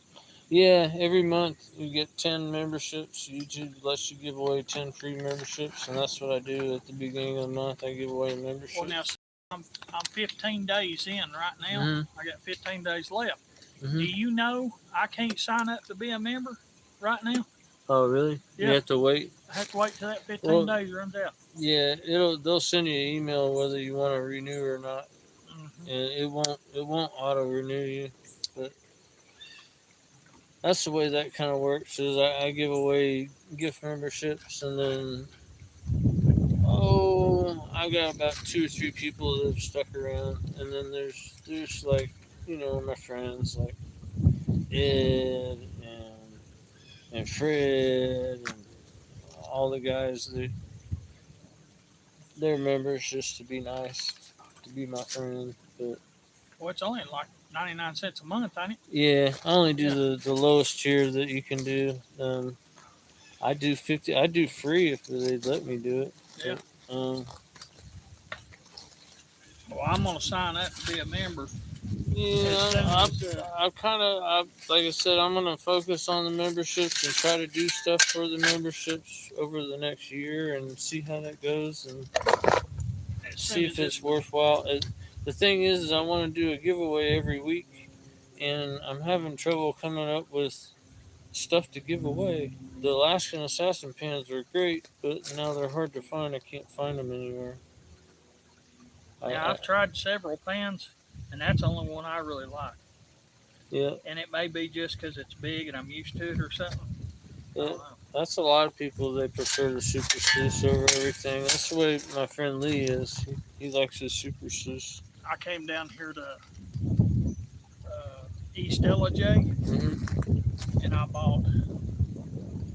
Oh my God! It was a stack. I mean, a stack of pans, classifiers, the little mini classifiers, little dishes. What else did I get? Oh, suction dredge with a bucket. Give $80 for all of it. Oh, really? And the guy was moving, him and his wife, and they were moving. He said he wouldn't take them. There wasn't no place to pan out there or something. Yeah, that's what the X-Sniper. I was torn and I didn't have enough cashback dollars to get that. I wanted to get that full size one that had the bucket and the hose and all that. And I said, oh, I'll just try the little one. And I thought it would just be a, but it ain't Yeah, but foot long. yeah.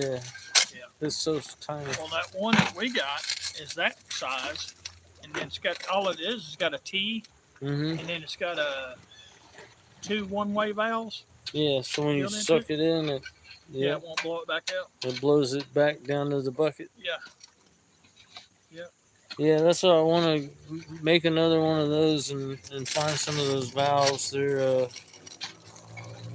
I think they're sewer line flat valves. They're Well, sewer if drain. I'd have knew you was going to do that, I'd have brought you both of them, Mm, and the bucket, and the hose.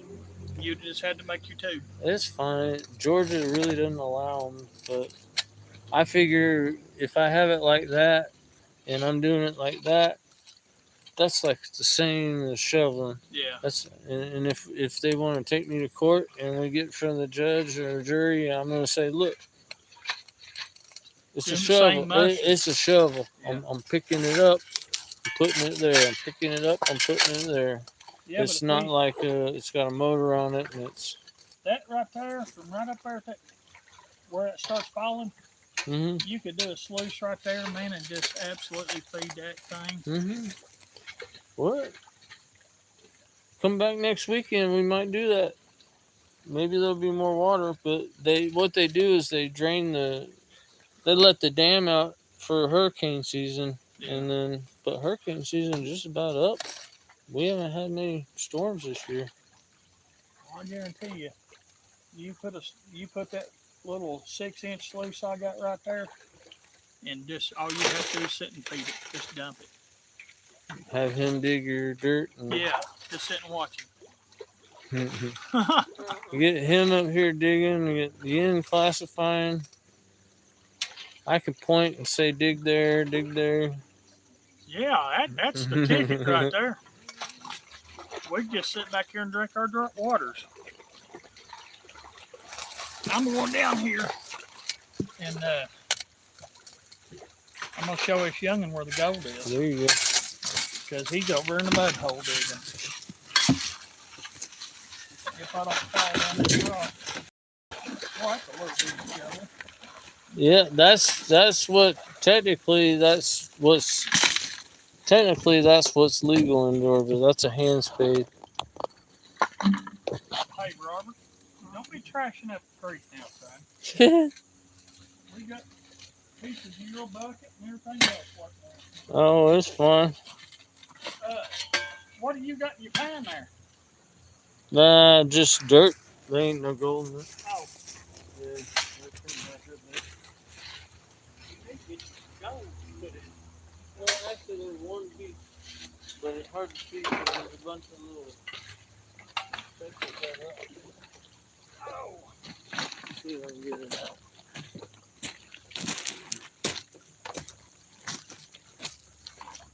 All right, Robert, I'm filling your hole in.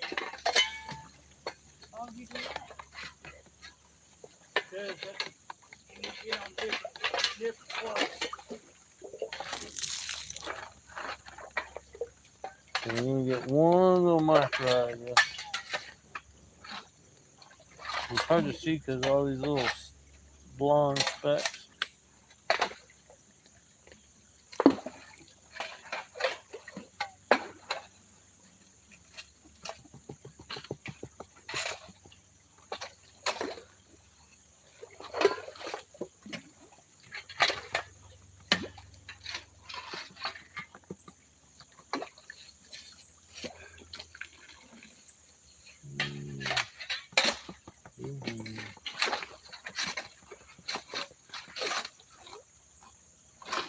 Yeah, I've lost him. Alright, well, he ain't in there. It ain't worth chasing. These guys are getting on gold a bit.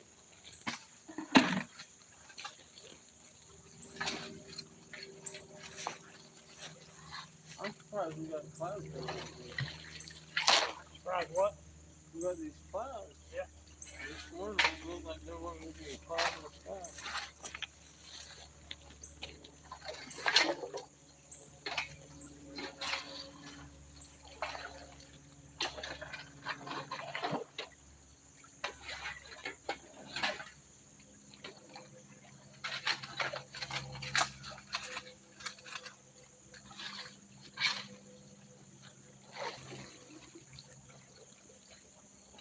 She might have fallen asleep. That's a distinct possibility. Got up there and got Oh, she's been jet lagged. I don't think she gets the concept. I think honey, I'm so tired. Why I'm so tired? So, honey, you flew halfway around the world, stayed for a couple weeks, and then you flew halfway back. Your body is all out of sorts.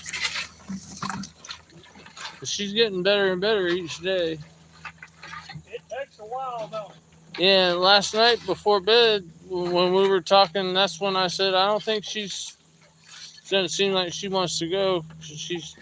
I said, are you going to go with us tomorrow? She said, I said, well, what you going to do? She's just, I'm going to stay home. And then when I woke up this morning, I asked if she wanted to go, and she said, yeah. And so then she came. So I bet, though, that she's probably asleep. During the summertime, she'll sit in the truck with the windows rolled up, and she says it's like a sauna. I said, honey, it's 150 degrees, and she's like, no, it's like a sauna at the spa. She loves it.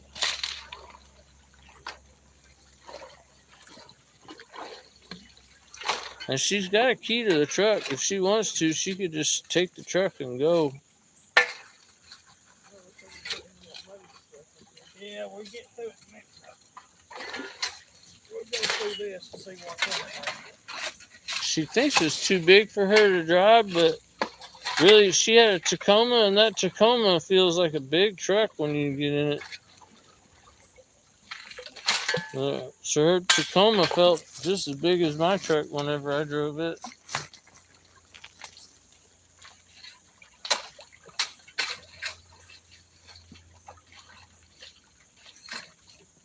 I like to get somebody to drive it just so I can hear what it sounds like. Your truck? Yeah. Yeah. I'm probably going to ask the mechanic to do that. The mechanic lives about a quarter mile from my house, which is nice because I can drop the truck off and then just walk home. And then when he's taking too long, it's not like he can get away. I can just walk on down and harass him. But I don't do that.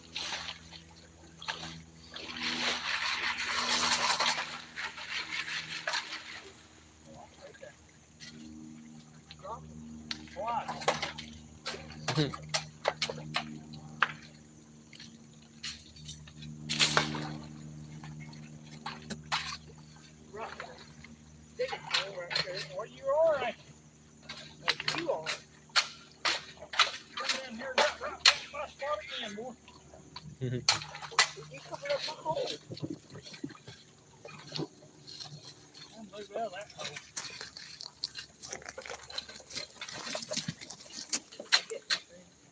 Huh? Oh yeah, I'm gonna get some. Yeah, thanks, Hogan. I'm going to find out who you are.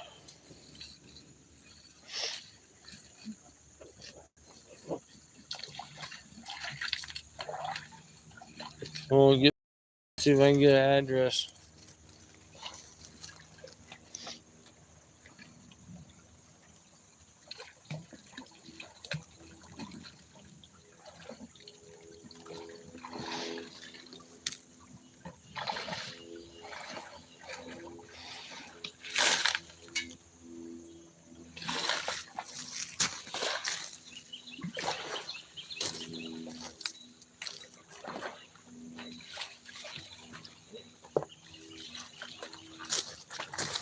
Try doing a pan with that. I don't one of these I'm gonna do a giveaway. That's a pro one. That is a huge thing. Yeah. That's a big pan. It's about as big as you can really handle. Most people. Big as I can handle when it's full.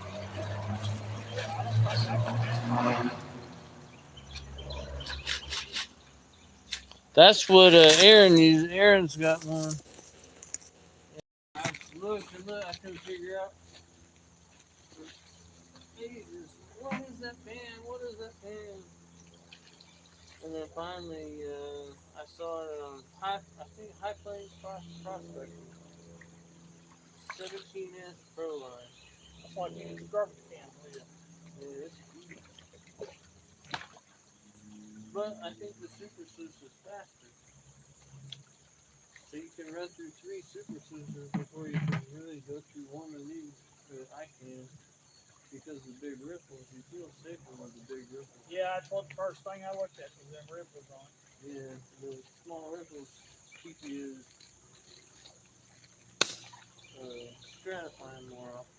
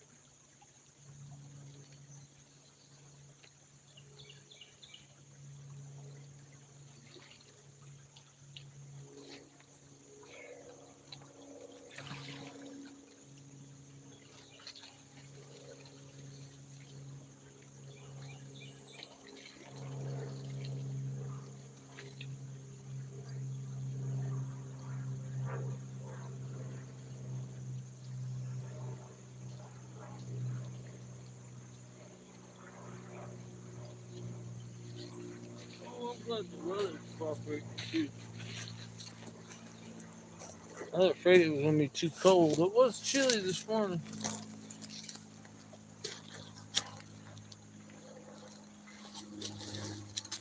I'm going to take me a scoop over here in the fast water, right in the middle of the creek.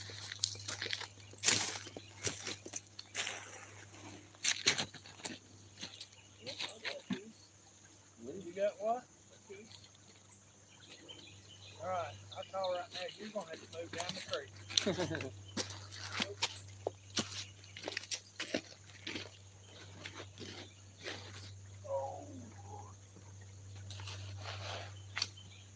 Woo-hoo-hoo-hoo.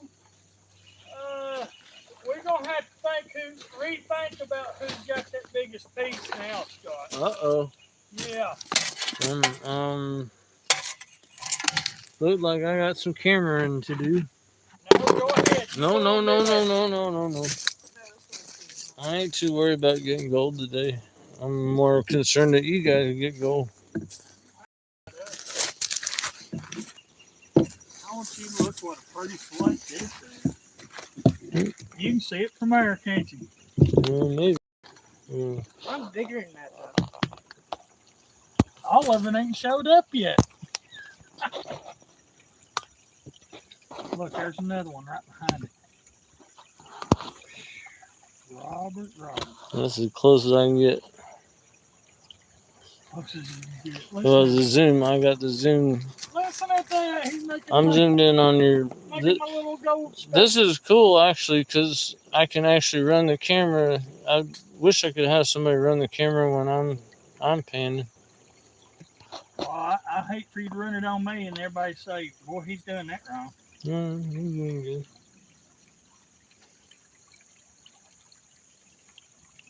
There's really no right or wrong. Everybody does it slightly different. Well, ain't no problem seeing that speck there, though. The main goal is the same. Just get that black sand and get out of the way. There's a little micro right beside of it. I got a piece like that. No, that's nothing like my piece. I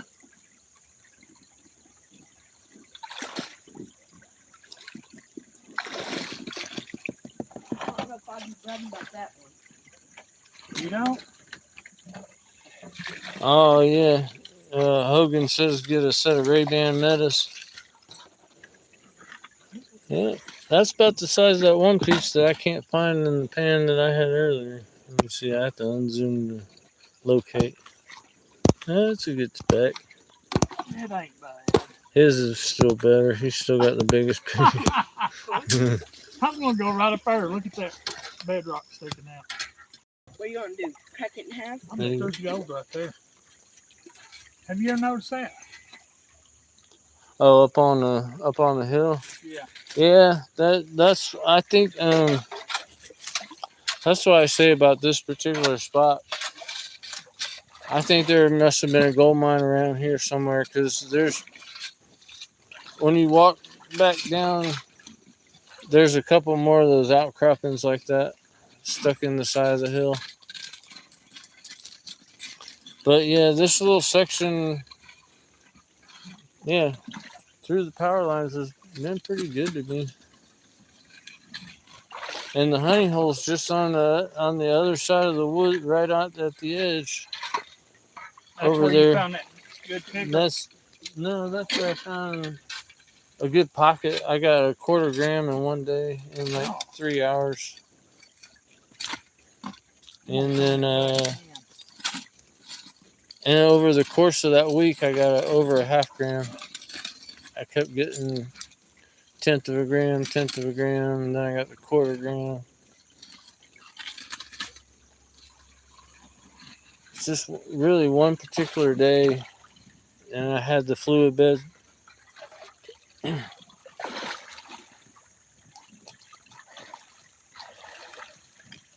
I think the most I've ever gotten one day came from Yahula dirt, and I went up to Yahula and I got 4 buckets of dirt and brought them home and ran them through the gold cube, and I got a couple grams out of that.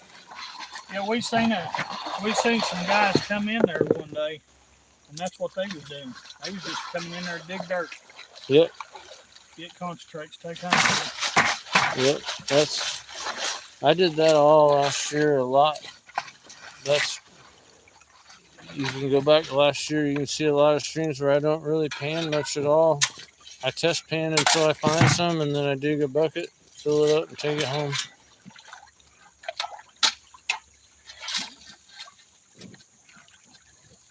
That's where all that come from on your porch, honey. Yep. 4 of the buckets are Yahula dirt, and all the rest is from here or the other creek. And there's another creek I go to. That's the one where I park at the tennis courts. Yeah. Usually I don't bring much home from there, just a small Cons bucket. Like,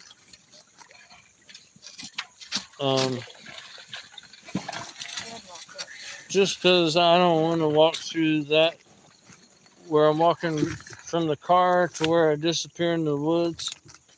I don't want them to see me with, like, I don't know. It's kind of sketchy because it's like a nice neighborhood with, gigantic, huge homes, and here's this guy walking around with a shovel and a backpack who looked like a homeless dude walking through their, ritzy neighborhood. So the least amount of stuff I can carry when I go there. When I go there, it's usually just my pans and shovel and a small bucket, kind of like what I brought down today. No backpack, no Yabby pump. Sometimes I bring the Yabby pump there, but I haven't been there in a while. I went down there about 4 or 5 months ago, and my buddy Lee and other buddy Eric, they'd already been going there. I didn't even know they knew where that place was. Oh. Somebody else had showed me that place, another friend of mine. And so I usually name a creek after the person that shows me where it is. So that was Philippe's Creek.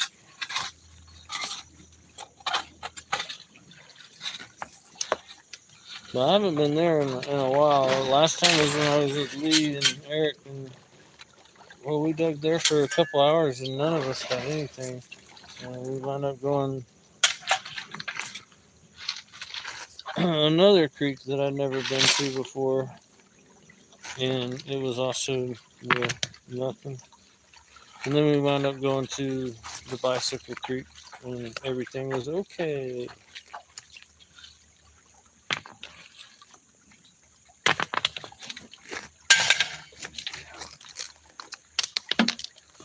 The Bicycle Creek's only about a mile and a half from here as the crow flies. It's about 3 miles of driving. We seen one creek when we was coming in. I can't remember the name of it, but it looked pretty decent.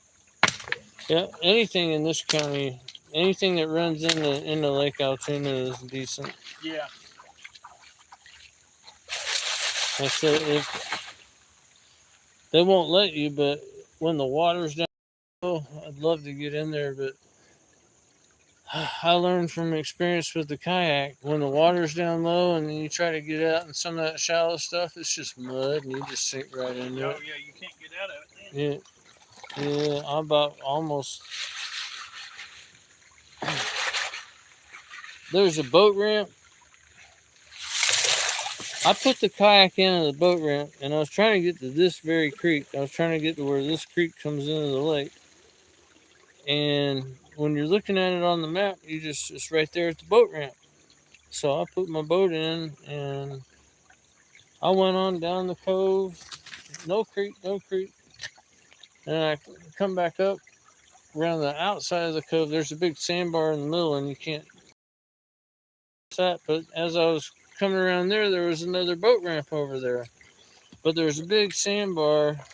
The boat ramp was fully out of the water. Like, it was not usable as a boat ramp, but I didn't know what that boat ramp was. And so I said, well, I'll park the boat here and I'll go over there and see what it is. So I parked the boat and got out of the boat and no, I got about 10 feet away from the boat and got on the other side of the sandbar and there's like a channel of water between that sandbar and the boat ramp. And that's where the mud was, between there and the boat ramp. And oh my God, I sank down about my waist in the mud and I had these waders on. And I was like, they were trying to suck the boots off of me, and I thought, I don't want to lose my waders. And I basically kind of crawled up to where I was laying on my belly on the mud. And I literally kind of had to crawl on my forearms and my knee and my legs to spread out my weight to keep from sinking.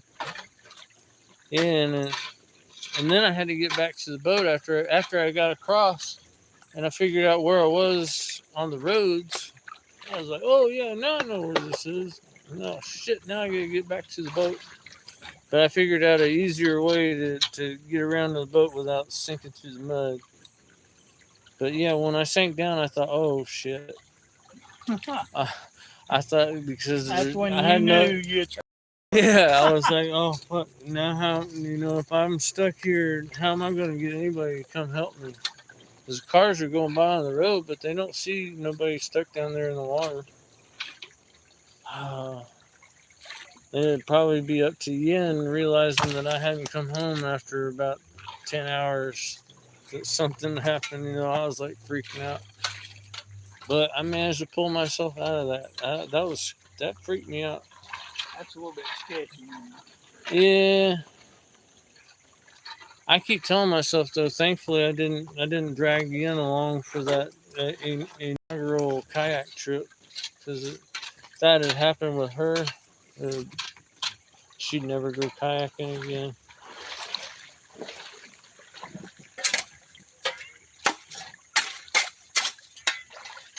But yeah, that's my intention, is to take that thing, put it in, and then paddle on over to a creek here and there around the lake. That's easier said than done. By the time you get paddled over to the creek, you're done. You don't have any energy to go out and dig gold, and then you got to paddle back.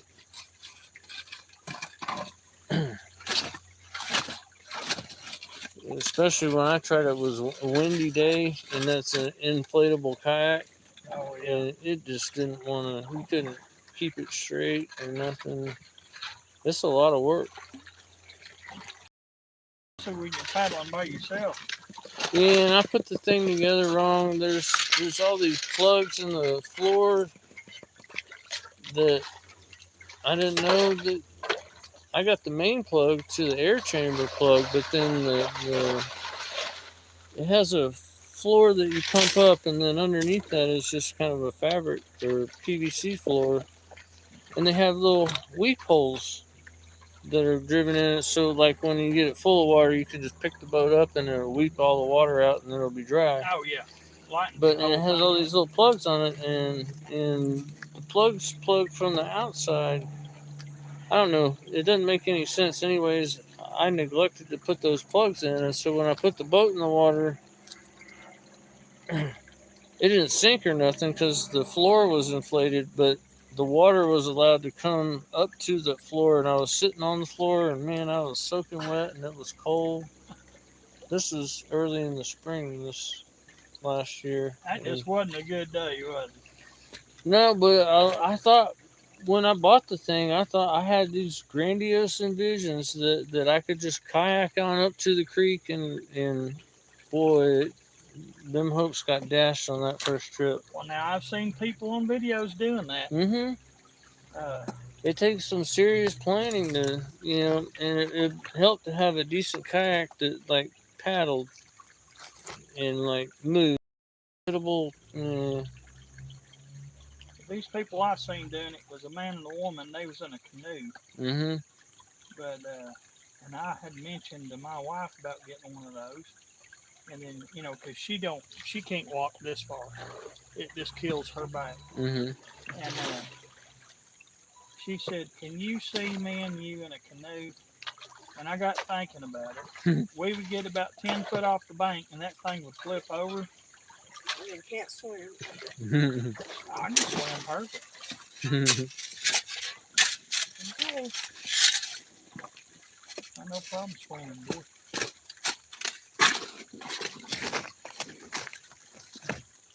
But the kayak would work if I planned to spend like an entire weekend, Friday, Saturday, Sunday, up at the lake.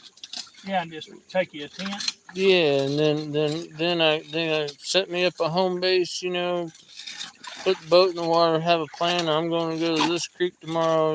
Wake up at the crack of dawn, jump in the boat, paddle over, and come back to camp and stuff like that. That's going to work. But driving down to the boat ramp, putting the boat in, paddling out to where you're gonna go digging, and then paddling back and putting the boat up. You're only really gonna have about time for an hour, maybe 2 hours of actual digging, and you just spend all your time paddling and packing stuff and stuff like that. Yeah. But if you have a whole weekend, then the packing doesn't have to happen until Sunday evening. So yeah, when Yin and I, whenever we get that camper and we go around the country, I'm gonna throw the kayak in with it. It rolls up pretty good.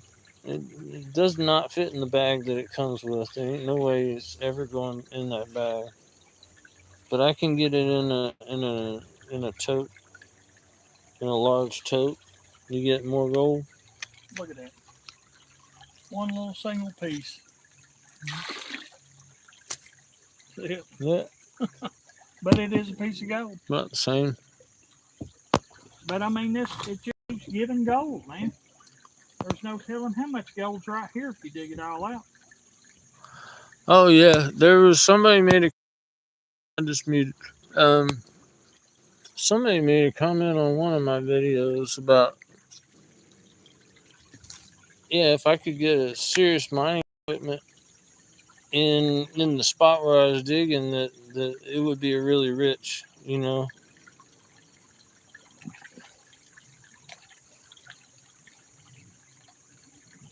I could run a bucket and get 0.05 out of a bucket of gold. That's actually, to me, I feel like that's not a lot because I watch some of these other people like Dan Hurd and stuff, and they get these crazy pans. Yeah, but look at Dan Hurd's property. Mm-hmm. Good Lord. Well, Scovian gets those pans too. They're just out west, out in Oregon, up north, and British Columbia, and all that good stuff. But I forgot what I was saying. Anyways, But yeah, when you got gold like on Dan Hurd's property, I mean that's a lot easier to pan. Oh, I know. Yeah, that's there. That I had some other people comment. Sometimes I'll read through the stream comments, and some is complaining about the speed of panning. And yeah, when the gold's bigger out west, you can tip your pan back and back pan it real quick and easy because you know you're going for these big chunks of gold. But the flour gold is the same size as the sand grains that you're tipping back, and it's a little. It's a lot smaller.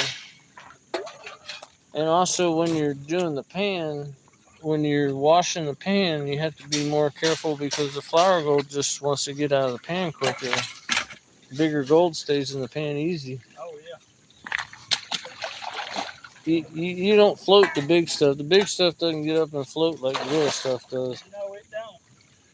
And I get floaters. I don't know what's wrong with me, but somehow every time I do a snuffer dump, I'm afraid to do a snuffer dump at the creek. I bring jet dry with me. Because every time I do a snuffer dump, I get floaters, and then I get home, and half my gold's gone. Yep.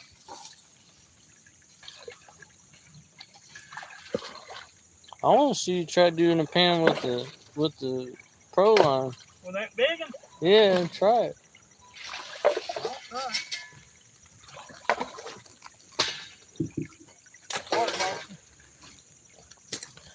Because after you use the pro line a few times, maybe for 30 minutes or an hour, run a few pans with it, and then you go back to the super sluice. Yeah.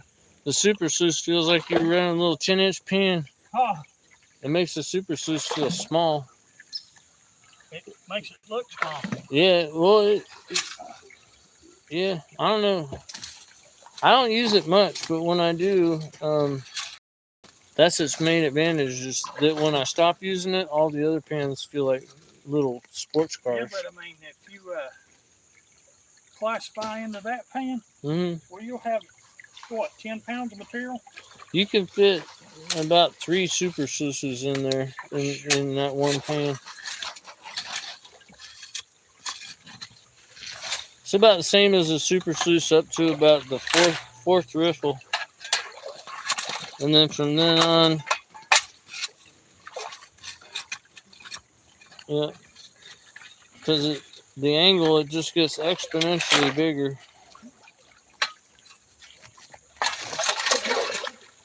But it feels different. You know how the pan he's using, the gold trap is real skinny and flexible? This one's like that. It has a little bit more flex to it. And that, I think the super sluice being nice and stiff is one of its big advantages. The XP is stiff the same way, but the XP feels just like a lighter pan. I don't know why. Yeah, if you dam the flow up enough here, you could probably get a sluice after a while. Oh, I guarantee it. Especially right down there. Get the rocks piled up higher.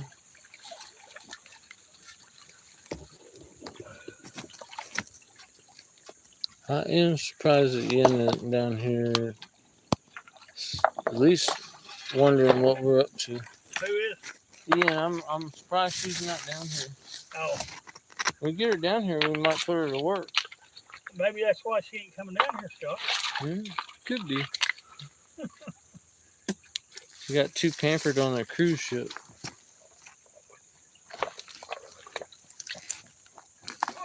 Well, I'd like to get that thing out of there. I moved it. That's about it.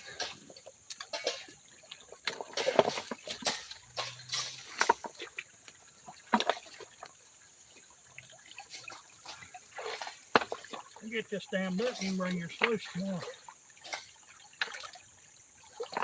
Open your little spot, you'll be good to go. Yeah. Dorothy says you need to pan how you feel comfortable panning. People always telling other people how to pan. Who said that? Dorothy. Yeah. I did have one tip for Robert, but I'm just gonna keep it to myself. He'll learn it over time.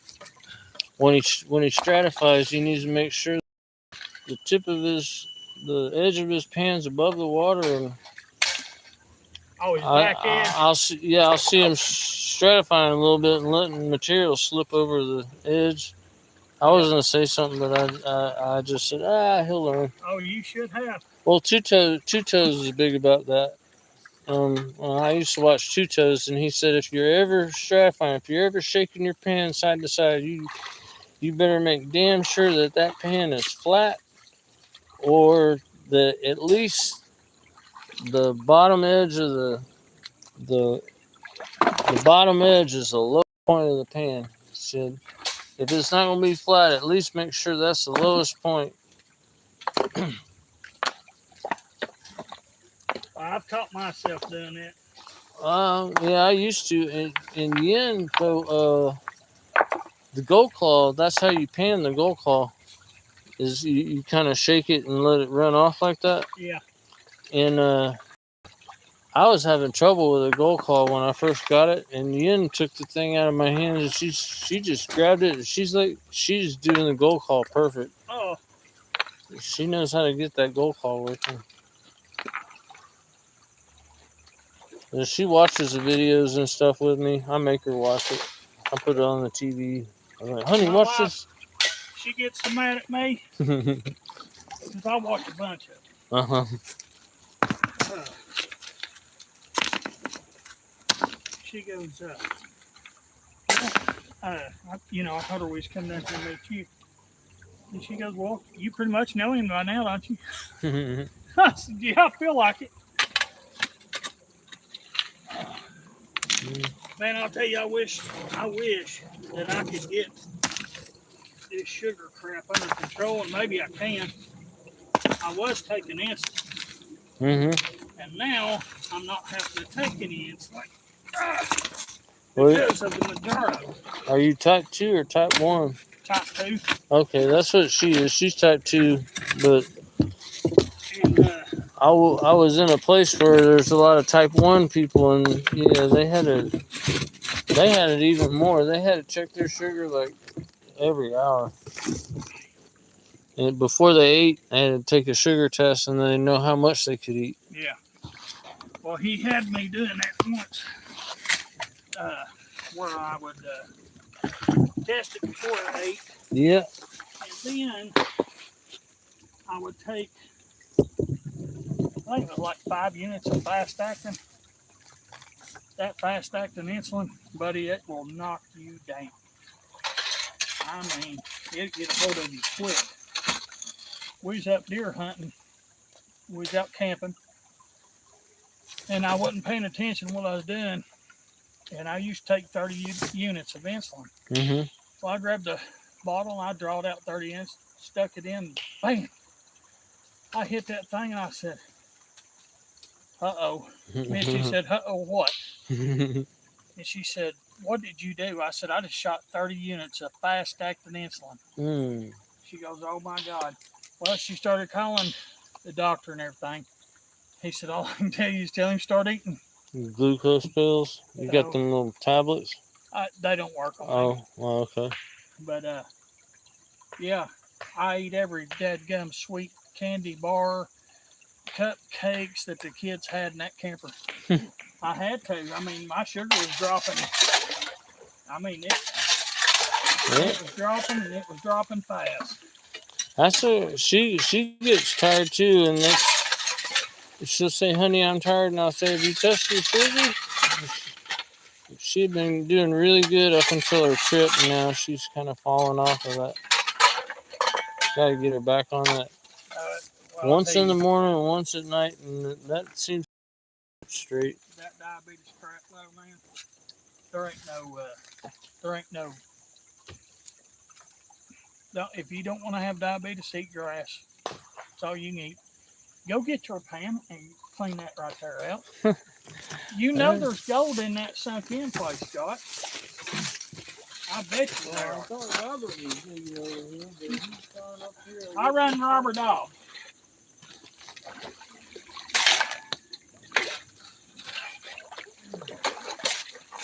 I really wonder where it is. She should be down here honeying me. She should be going, honey. Honey. She's up there on her phone.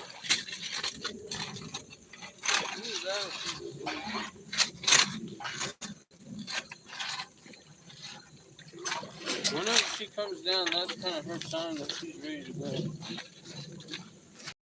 You're going to get right up there, and you watch. You're going to get the biggest piece of gold today. Probably not. Oh, yeah. I've already got you a place for your pants there, right there.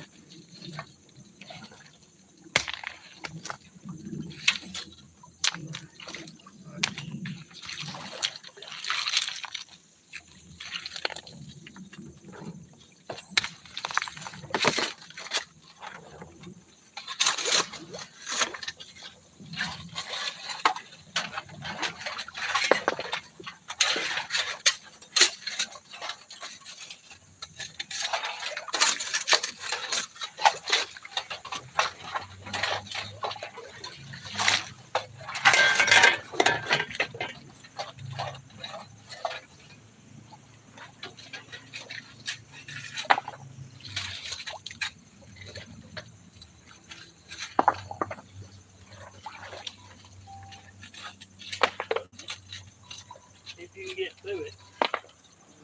That's the problem.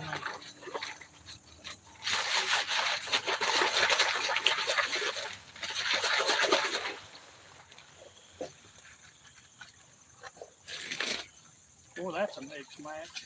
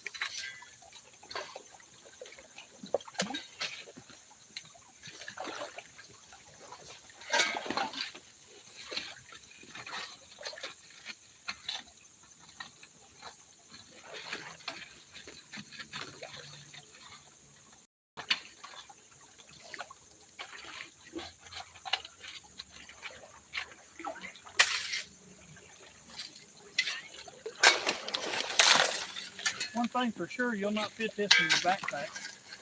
No, that's one drawback. It's one bad as the tape, and you put it on the back of your, wearing it on your back, and you look like a Ninja Turtle walking. Yeah.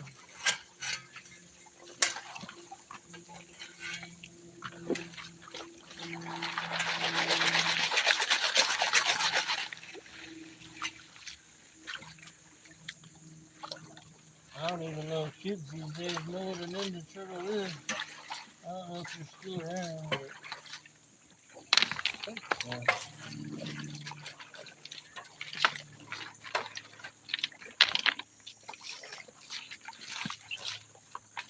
Now, any tips that you got?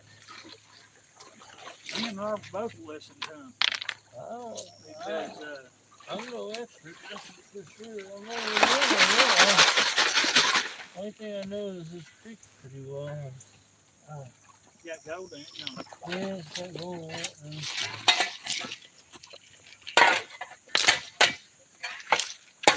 For me on this creek, the sections that have a lot of bedrock are usually not the good sections. There's a section you get past here where you're up above the creek and you're looking down and it's all bedrock. There's nothing, there's pockets of material down there, but It's all bedrock. And I took Philippe down there one time, and he got good gold because he went into bedrock and started breaking flakes off and was going between big chunks of bedrock, but I didn't want to do that. I didn't want to damage the creek that much. And, I didn't get nothing. I was trying to just get the gravels in the little pockets with the other part. I just assumed that section of the creek gets cleaned out by some of the recent guys that come to this creek. They've been coming here for years, and I imagine that section gets cleaned up on a regular basis by those guys. Or it's just been cleaned out a long time ago and it's just never really accumulated back. But this stuff up here, this section here, if it floods again, I think it'll recharge it with some more flood going. Yeah. That's the other creek seems that when the big flood, Hurricane Helena, that seemed to reset everything back to starting over again. Well, there's another piece of shiny. And that's out of the big pan too. Yeah, now you use your super sluice and your super sluice will feel like teeny tiny.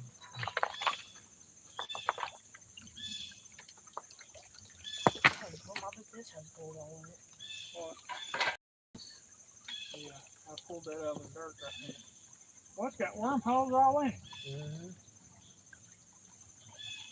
Yeah, it's probably full of gold, Robert. I think you ought to take your time when you break it up. There's some pretty buggy looking quartz in here sometimes.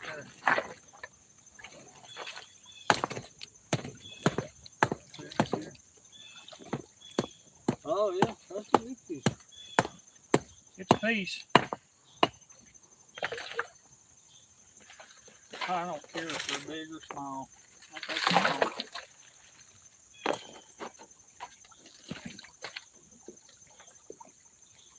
Yeah, I got my 2 micros. As long as I'm not skunked, then I can honestly say I haven't been skunked since my second day. Except for that one day with Philippe, that old rope mill. I'll be honest with you, it seems like this pan's a little bit easier to work than that super sluice. To me it is. I find it, I don't know. It runs more material, but I think that I think I do better running the super sluice than anything. Yeah, I did get one decent piece over there. Yeah, that ain't a load. You know it. I bet you there's a load in there. They was pretty good bit of gold. Oh yeah. I'll show it to you if I can get it up here. Oh yeah. We might get wet. Looks like rain coming down the power lines.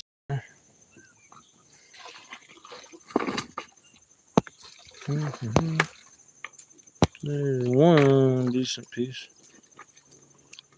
I'd like to have a pan full of those. Would be nice. We got Robert over here doing something. Let's see what he's doing.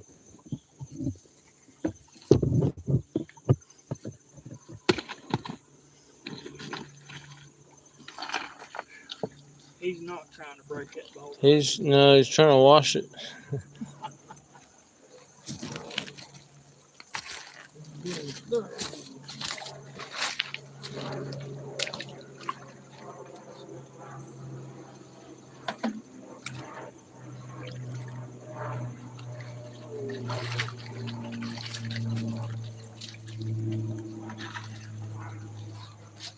Well, I got 3 specks.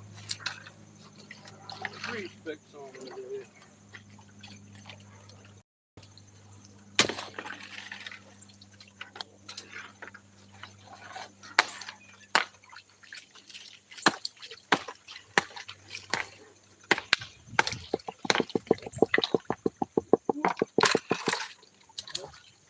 breeze. It feels like free rain breeze. Feels good. Let me get wet.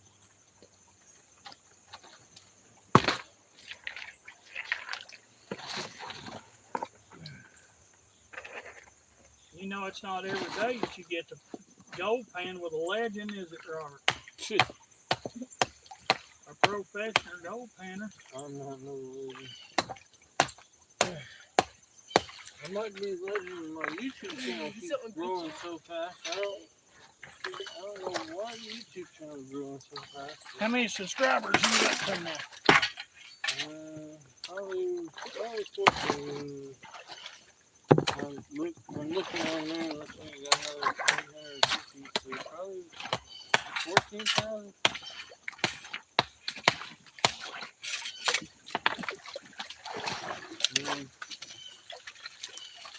People expect some kind of milestone giveaway at 15,000, but that'll go by so quick I won't have time to do anything about it.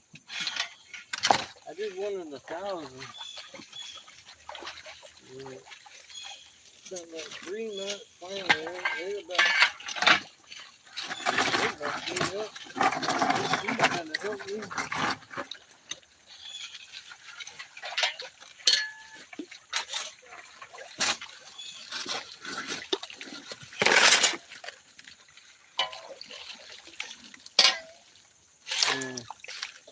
I thought that I was going to start doing some StreamYard at home. And when I do the stream at home, I was always going to use StreamYard. But I think it would work out better if I just used the YouTube app.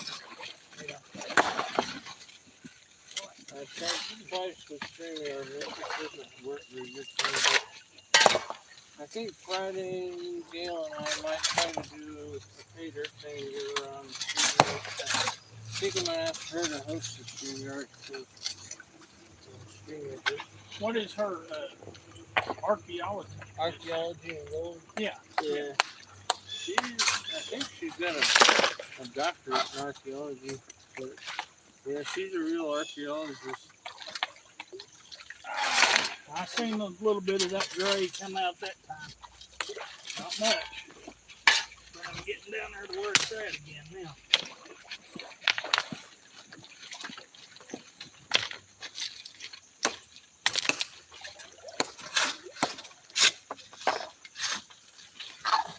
She's a real Indiana Jones.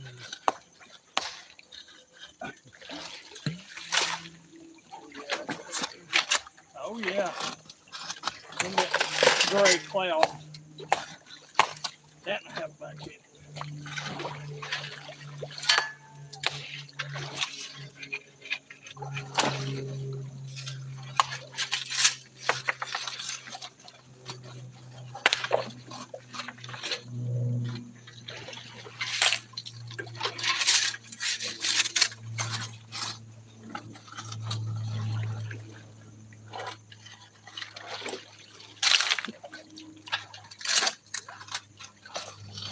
Gail lives in Cumming, Georgia, which is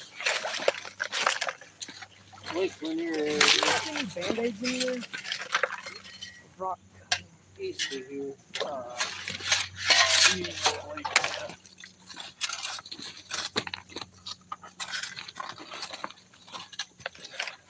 Northeast of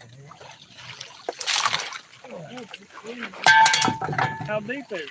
What's pretty deep? Oh, Lord, Robert.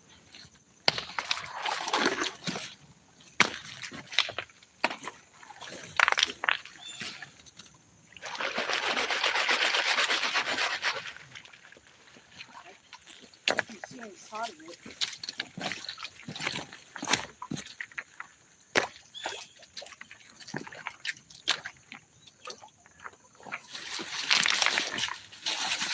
That might be some up there in the glove box. Sure.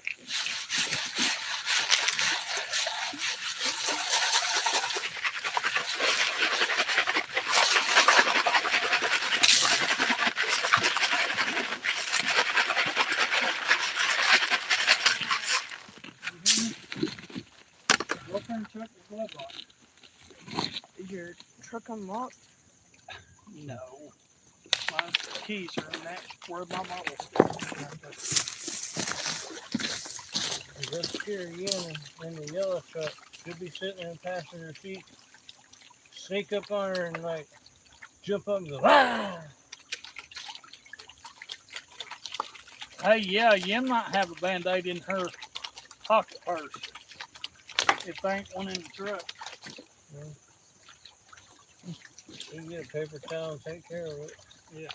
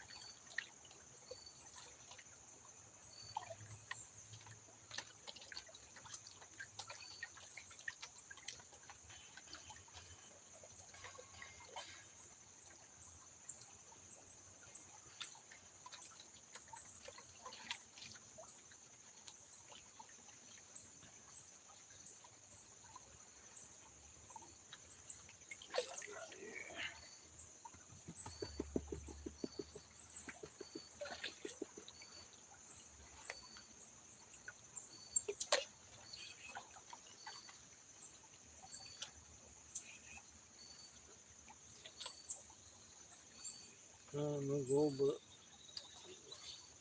decent garment, piece of garment. Yeah, there's a local gold. Couple micros. 2 micros, 3 micros.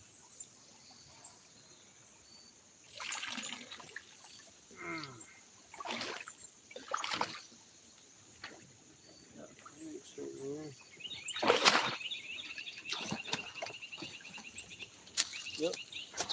What is I think it's starting to rain. Is it? I think so.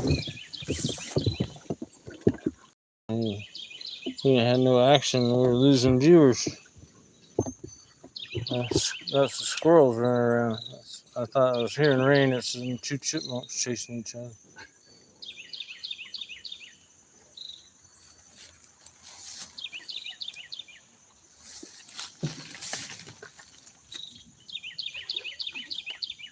They probably figured if you wasn't going to pan, they wouldn't want to watch.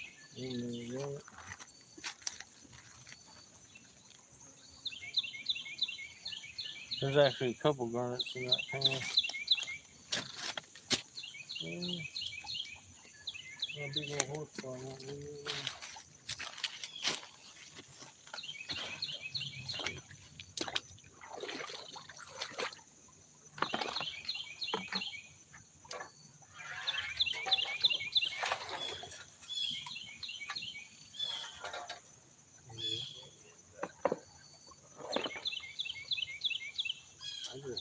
There she is. I've been wondering where you been. What happened with the boy? He got cut. You're supposed to help him. Oh, he's looking for a Band-Aid. Yeah. Did you have some in the car? He's supposed to have some in their truck. That's what he went back for. But I told him to scare you and see what you. Yeah. Are you scared? It makes me dizzy. Make you dizzy. When I see blood. You gonna come over here and dig with us? You didn't bring your boots? No. Well, come around. Come around here. You can stand here. Walk around.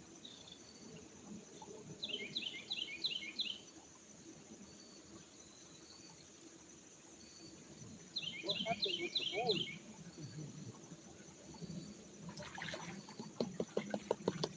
He's playing in too much rocks. What happened to that boy? My shoulder was super sharp.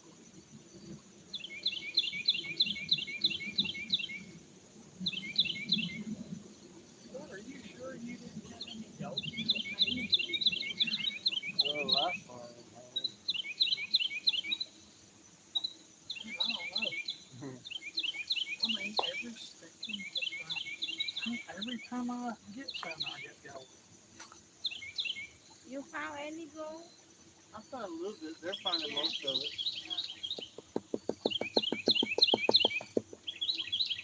Did you fall asleep? No. I was wondering why you didn't come down and say, honey, it's time to come home. Go home. You not tired yet?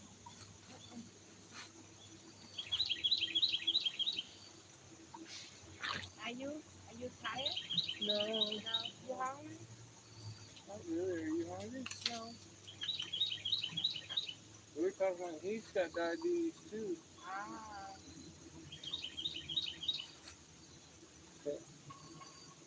He's got a thing that he wears and it beeps. Ah. It's attached to his phone. And it lets him know when his sugar's low. Ah. Tells him when to eat and stuff. It doesn't put the insulin in though. He has to put the insulin in. Or I don't think you do insulin now. You do something Nah. different. I don't do insulin anymore. Wow. It's just, they put me on Manjaro. Ah. It's a once a week shot. And And, well, just like a minute ago, that thing was going off. Beep, beep, beep, beep, beep, beep. I went over and checked it. My sugar was low. I ate a pack of crackers. And my sugar come up. And, you know, as long as we sit there, it dropped back down. But that's what that Manjaro, I think, does. It releases more insulin that your body normally has. I don't know. Cool. He's throwing stuff out. gold. Nuts. Huh? Nuts. Gold. He's throwing nuts. Whisper was gold. They've been throwing gold in my pan. I can't get Scott to pan anything. I'm feeling lazy today. I'm like, I just want to be with cameraman. I'm trying to learn from a professional, you know? Robert was in here digging so hard that I couldn't bring myself to get in his way. Well, he's all right. He's only 12, so he's got the energy to do it.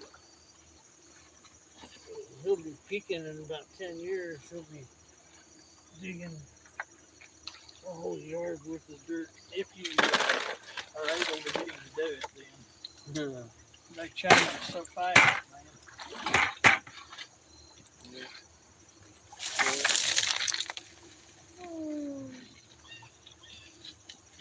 For me, I was a good sailor, and then punk rock came along. And punk rock ruined me.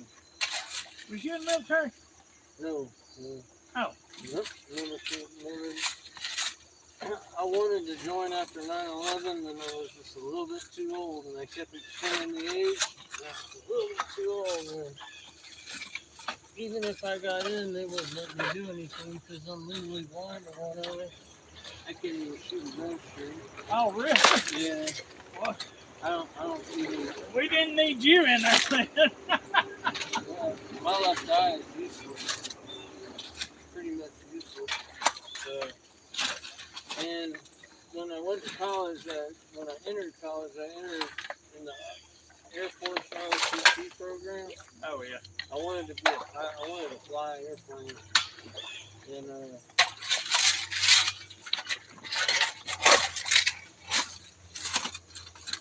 I did a couple drills. Okay, baby. A little bit more. Okay, come back and get me when you're ready.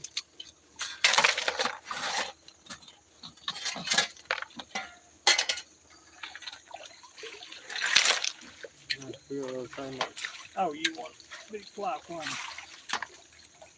Oh yeah, I wanted to be a pilot, and my major that I chose was aeronautical engineering, and yeah, and then my roommate showed up, and I got there early because we weren't doing our teaching, and he showed up, and then immediately him and I just started partying, and then within a couple of days it became really apparent to me that I was going to be getting in trouble with the with the squad, and I went and dropped ROTC, and I switched my major to mechanical engineering, and Or you're in the giddy now? and then I thought, great, and then I went into my first statistics course that was required for engineering degree. It was just a very basic statistics course, and I got in there.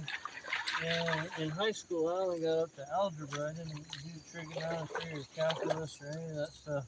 Yeah. And the teacher just started whipping out these calculus vectors and all this other crap on, and I went straight to the drop out of class, and I dropped that, and then I didn't have a major for like 3 years. Oh Lord. And then, You just kind of floating along then, wasn't you? yeah, finally it was an art major. And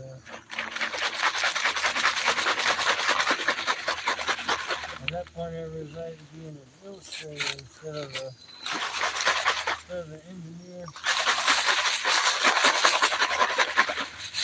And it worked out because eventually, in the end, I wound up with a design career. It's kind of like, not engineering, but I got to draw jewelry before it was made. And then they used my drawings to tool the jewelry. So, in a way, I was kind of engineering jewelry.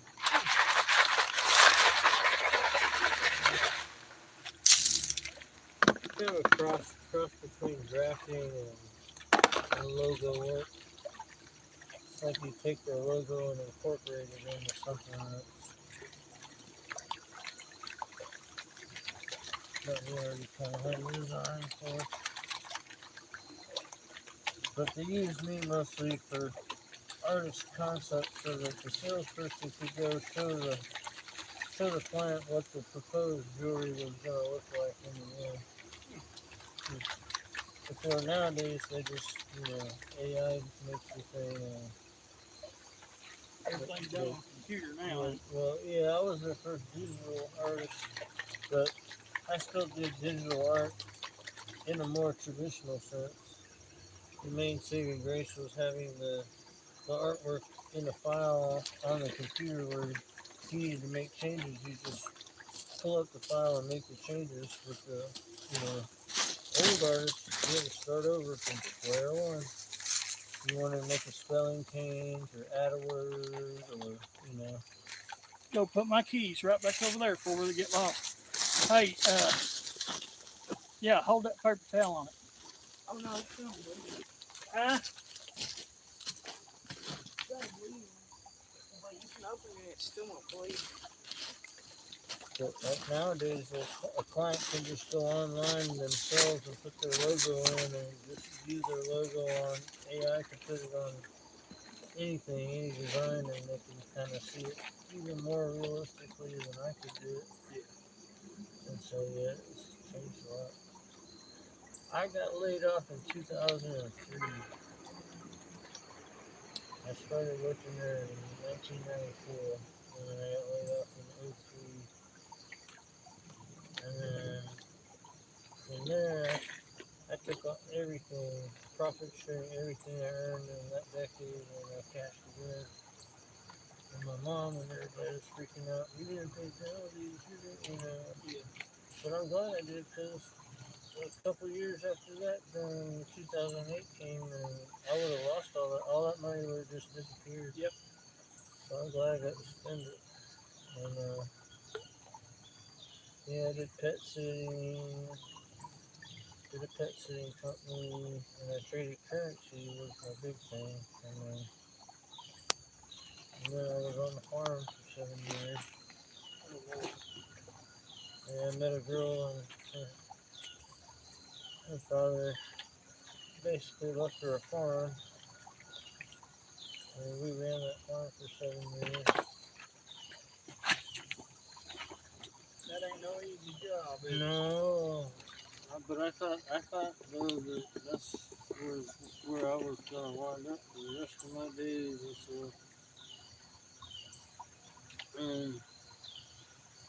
then I left the farm and I didn't know what I was gonna do, and I had been doing jewelry as a hobby on the farm just when I had nothing better to do, and so I started making jewelry, and I started a jewelry company, and was just getting to where I could see some daylight at the end of the tunnel with that, and then COVID came. And then after a couple of years of COVID, I wound up getting sick. My liver gave out. Probably because of COVID, I was sitting at home drinking. And then from 2021 till now, it's just been a struggle. Up until 2023, I was watching Aaron, and then I started digging gold, and then I didn't start living again until I started digging gold. Up until then, I just existed by laying on the couch all day long. What was you drinking, Dr. Pepper? No, I mostly drink beer, but I had an affliction for bourbon, and Oh my Lord. I like my bourbon, but kind of like this, I go on JP and Rose Nose Treasure and all their streams, and they're always toasting with shots of bourbon and stuff, and I'm like, oh, it's hard to watch sometimes. No, and just kind of, I don't really miss drinking any. It's kind of like all those years everybody spent trying to get me to quit drinking and telling me you gotta quit drinking, going to AA and all that crap. And it never really worked until it truly was a life or death matter. And now it's just easy not to drink. I don't have any problem not drinking now. It was the hardest thing in the world until it sank in that I was gonna die. Cirrhosis is coming next time. Well, I had cirrhosis. Oh, is that what it was? I had full-on liver failure. My organs were shutting down. I was actually going to wait a couple more days. I knew I had jaundice. It's a long story, but I woke up just yellow one morning, and then for about a week I tried, going, I knew it was jaundice, I knew it was drinking. I went and got like liver detox and stuff at Walmart and tried to do that, and then I was at the pharmacy again. And I know the pharmacist there because I'm always going in and buying her drugs there, her diabetes stuff. And he looked at me and saw me, and I was like, I looked like Frankenstein. I was so green and yellow, like the color of my sticker. And he's like, Scott, what's up? And he tried talking to me, and I said, yeah, I was wondering if you could help me find a doctor around here. I think I might need to go see a doctor. He's like, you need to go check into the hospital. No, I ain't got time for that. I got the dogs, I got the yard, I got too much shit to do. I ain't got time to go to the hospital. Scott, check into the hospital. No, we argued for a while, and then we got off the phone, and then about 20 minutes later, he called me and said, if you don't go to the hospital, I'm going to call the sheriff. And I was like, all right. So I thought I'd be going to the hospital, and they just say, hey, check me out for a couple hours and then send me on my way. Tell me what to do and send me on my way. Well, I go into the hospital and I walk up to the counter, the check-in counter or whatever, and I didn't even really say anything to him. And the doctor was walking by, or a nurse or somebody was just walking by and just kind of put their hand on my shoulder and sat me down in a wheelchair and just wheeled me back behind. There's another room back there behind the door, and in this room. And then they started asking me a bunch of questions. And and then it was during COVID, so their shit was everywhere. And so, they put me on a bed and put me in the middle of the hallway, and I sat there in the middle of the hallway for a while. And then they wanted to ship me off to Atlanta. I was like, oh, hell no, I ain't going to Atlanta. I said, it's enough you got me in the hospital at all. I said, you're not shipping me off to Atlanta. I got dogs. My mom's 86, and I got dogs. I got shit to do. And so they kept me there for 2 weeks. And then I told the doctor when it was all said and done, and I told the doctor, I said, well, I was going to wait until Monday, and then if it wasn't better by Monday, I was going to come in. I came in on like a Thursday, and he shook his head and he said, you would have been dead. He said, when you came in, your organs were all shutting down. Your kidneys, everything was shutting down. And according to him, only about 1% of the people that get as bad as I was even survive the initial liver failure. And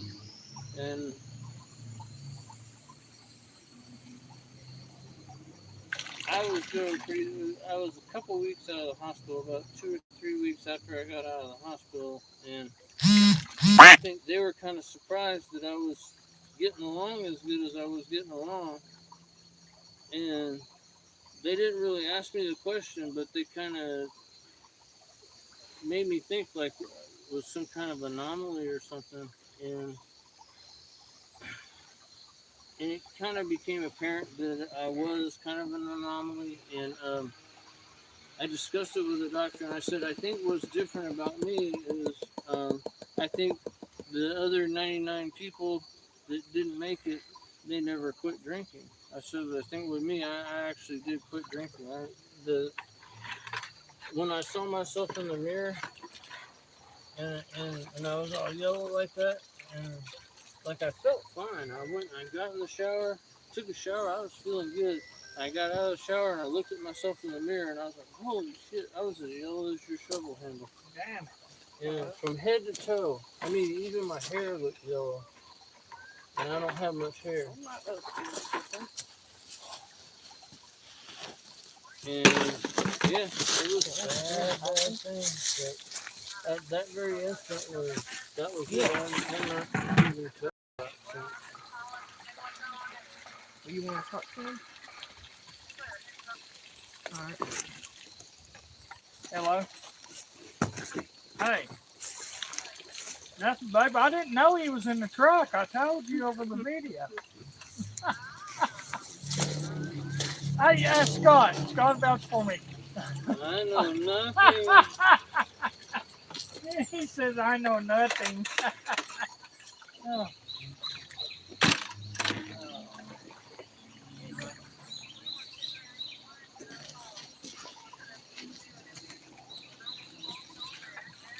Yeah, I know. I told Scott, I said, you know what? I hadn't even thought that Nancy subscribed to your video. And if she gets on there, she's going to see Robert. He thought it was hilarious. Man, I have found more gold today than I ever have anywhere else. No, Lord, I'm gonna have to hire two Mexicans to help me carry it out of here. Oh God, I forgot he's shooting video. I'm sitting right That's okay, we're racist here. Anyway, yeah, I screwed that up. Oh well. They'll be Big old rock in there. all right. Let's see.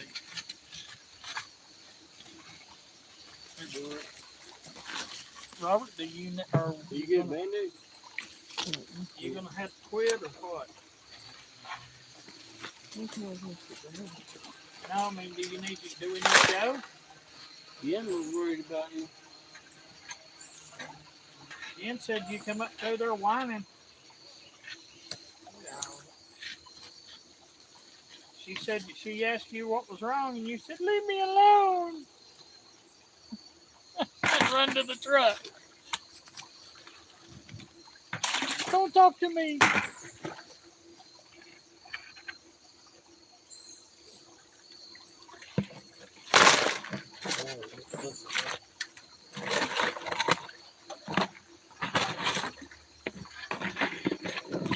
Oh, my bad.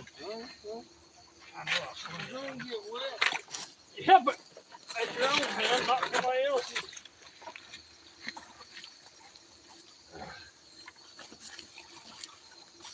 Is it bleeding still? A little bit.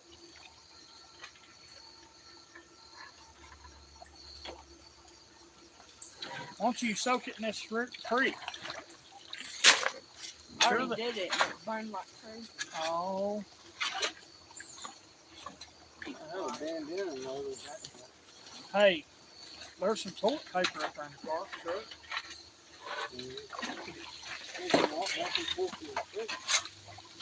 You could pack your stuff and carry it up there and then come back and get most of mine. And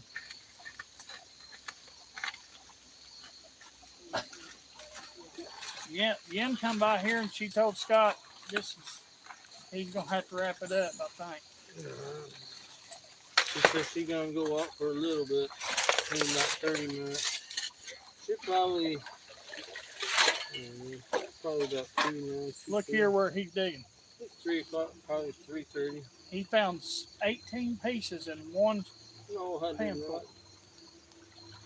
not. I did not. The last pan I didn't even really show it, I don't think.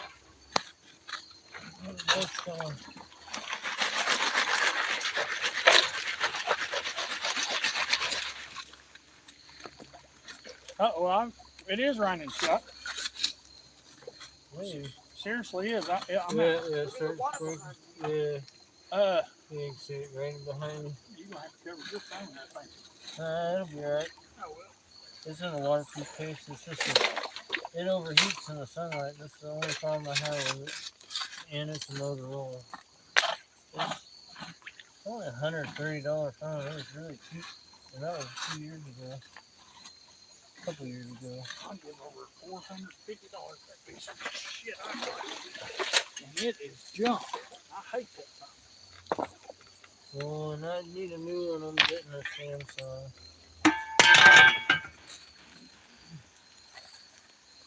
Motorola, it's okay for fine. It's just the camera. The camera really bad.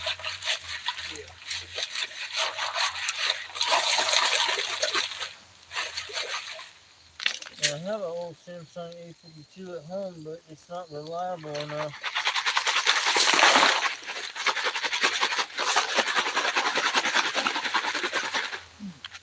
Sometimes it just decides it doesn't want to take a charge, and then I'll set it aside for a little while, and I'll see it laying there, and I'll stick the cable in it, and then it charges right back up. But then when I'm using it for a phone, it won't.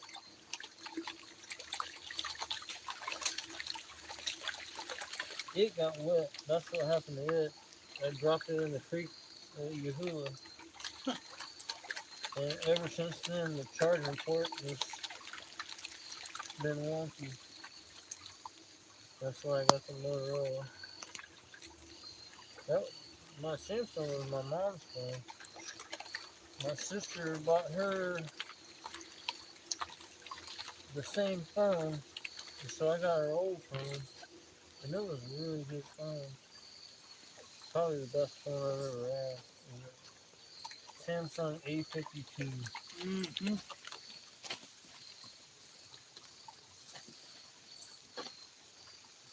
This one's a Motorola G Power 2024 or 2023. It's a piece of junk.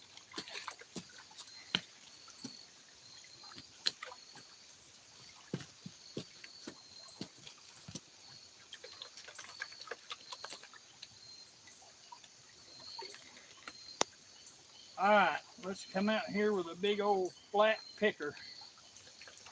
About the size of my pinky.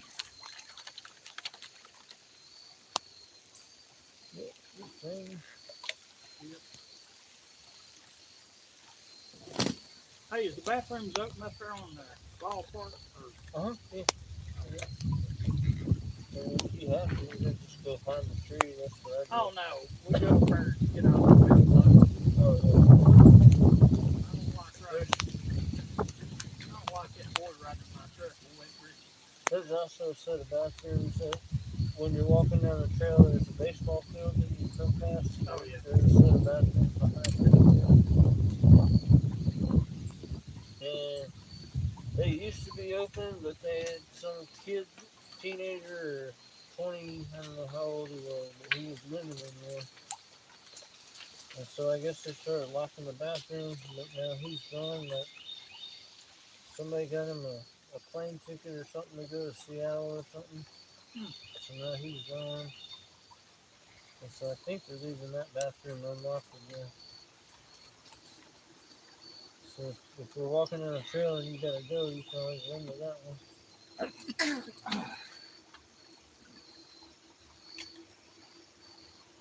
But yeah, that's what Yin used to do. We used to be walking down the trail and then Yin would peel off and go to the bathroom and then meet back up with me. But then one day she was like, honey, the bathroom's locked. Oh no.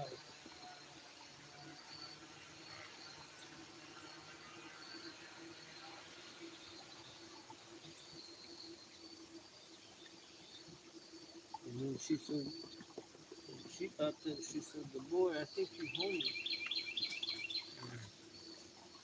And sometimes she'd go walking off by herself and I'd see this guy walking around in the creek. I was Kind of sketchy looking, yeah, and I was worried about her walking out here alone. And according to her, he's really nice. Never was a problem, but I guess the neighborhood people, they banded together and they got him a plane ticket.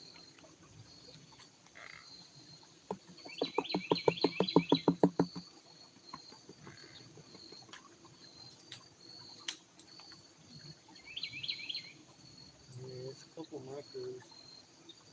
Oh, yeah. Top of that corner.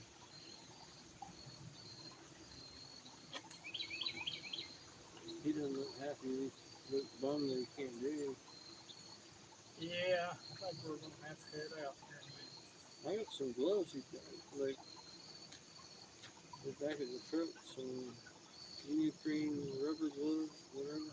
Yeah, there's some right in that backpack, Robert. Would that help you? My neoprene gloves in my backpack. I don't know. You get from cutting the gas. You getting tired? Green rock.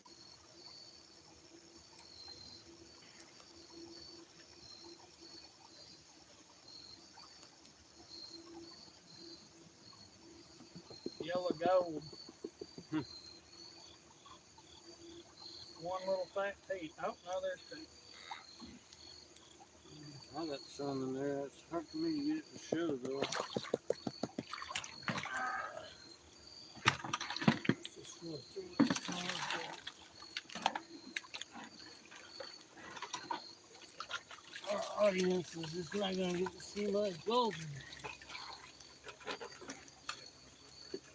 There's a rat over here. Where? Right here. That's a mouse. Right here. Huh. Sitting there See calling me. chipmunk. No, that's a rat face.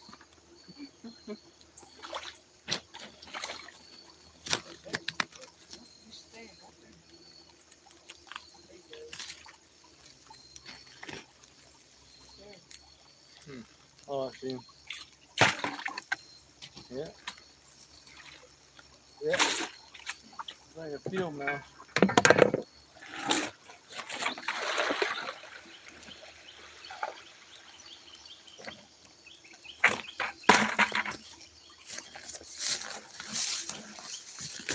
Still got 196 people watching. Hey, I can't keep up with the chat. Yellow gold is one of my favorites. That's what Jeffrey says. Jeffrey says the majority of the rain, he's my weatherman. He says the majority of the rain's still a few hours away. Yeah, it's just barely sprinkling here. Like, I think I've only been hit by 2 drops. You can see it hitting the water over there.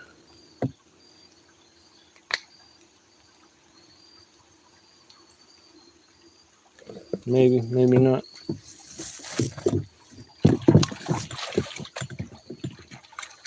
What time is it getting to be, Scott? About 3 o'clock, I think. Oh, is it really? 3:08. Wow. That's why your mama called. The school call? No. Oh.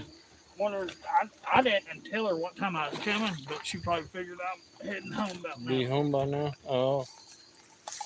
Oh, Lord. Should be home by 6, by dinner time. 6, 7, 8. She better have something on the table ready, hot and ready. Well, that'll never happen.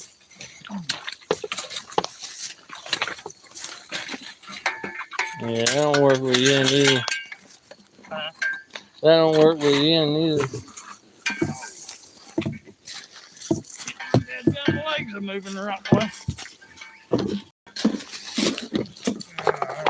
Looks like we were packing it up and headed home.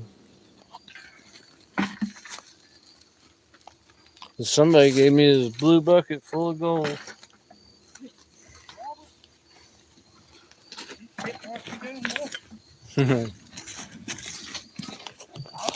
Who all we got? Hey, Janelle.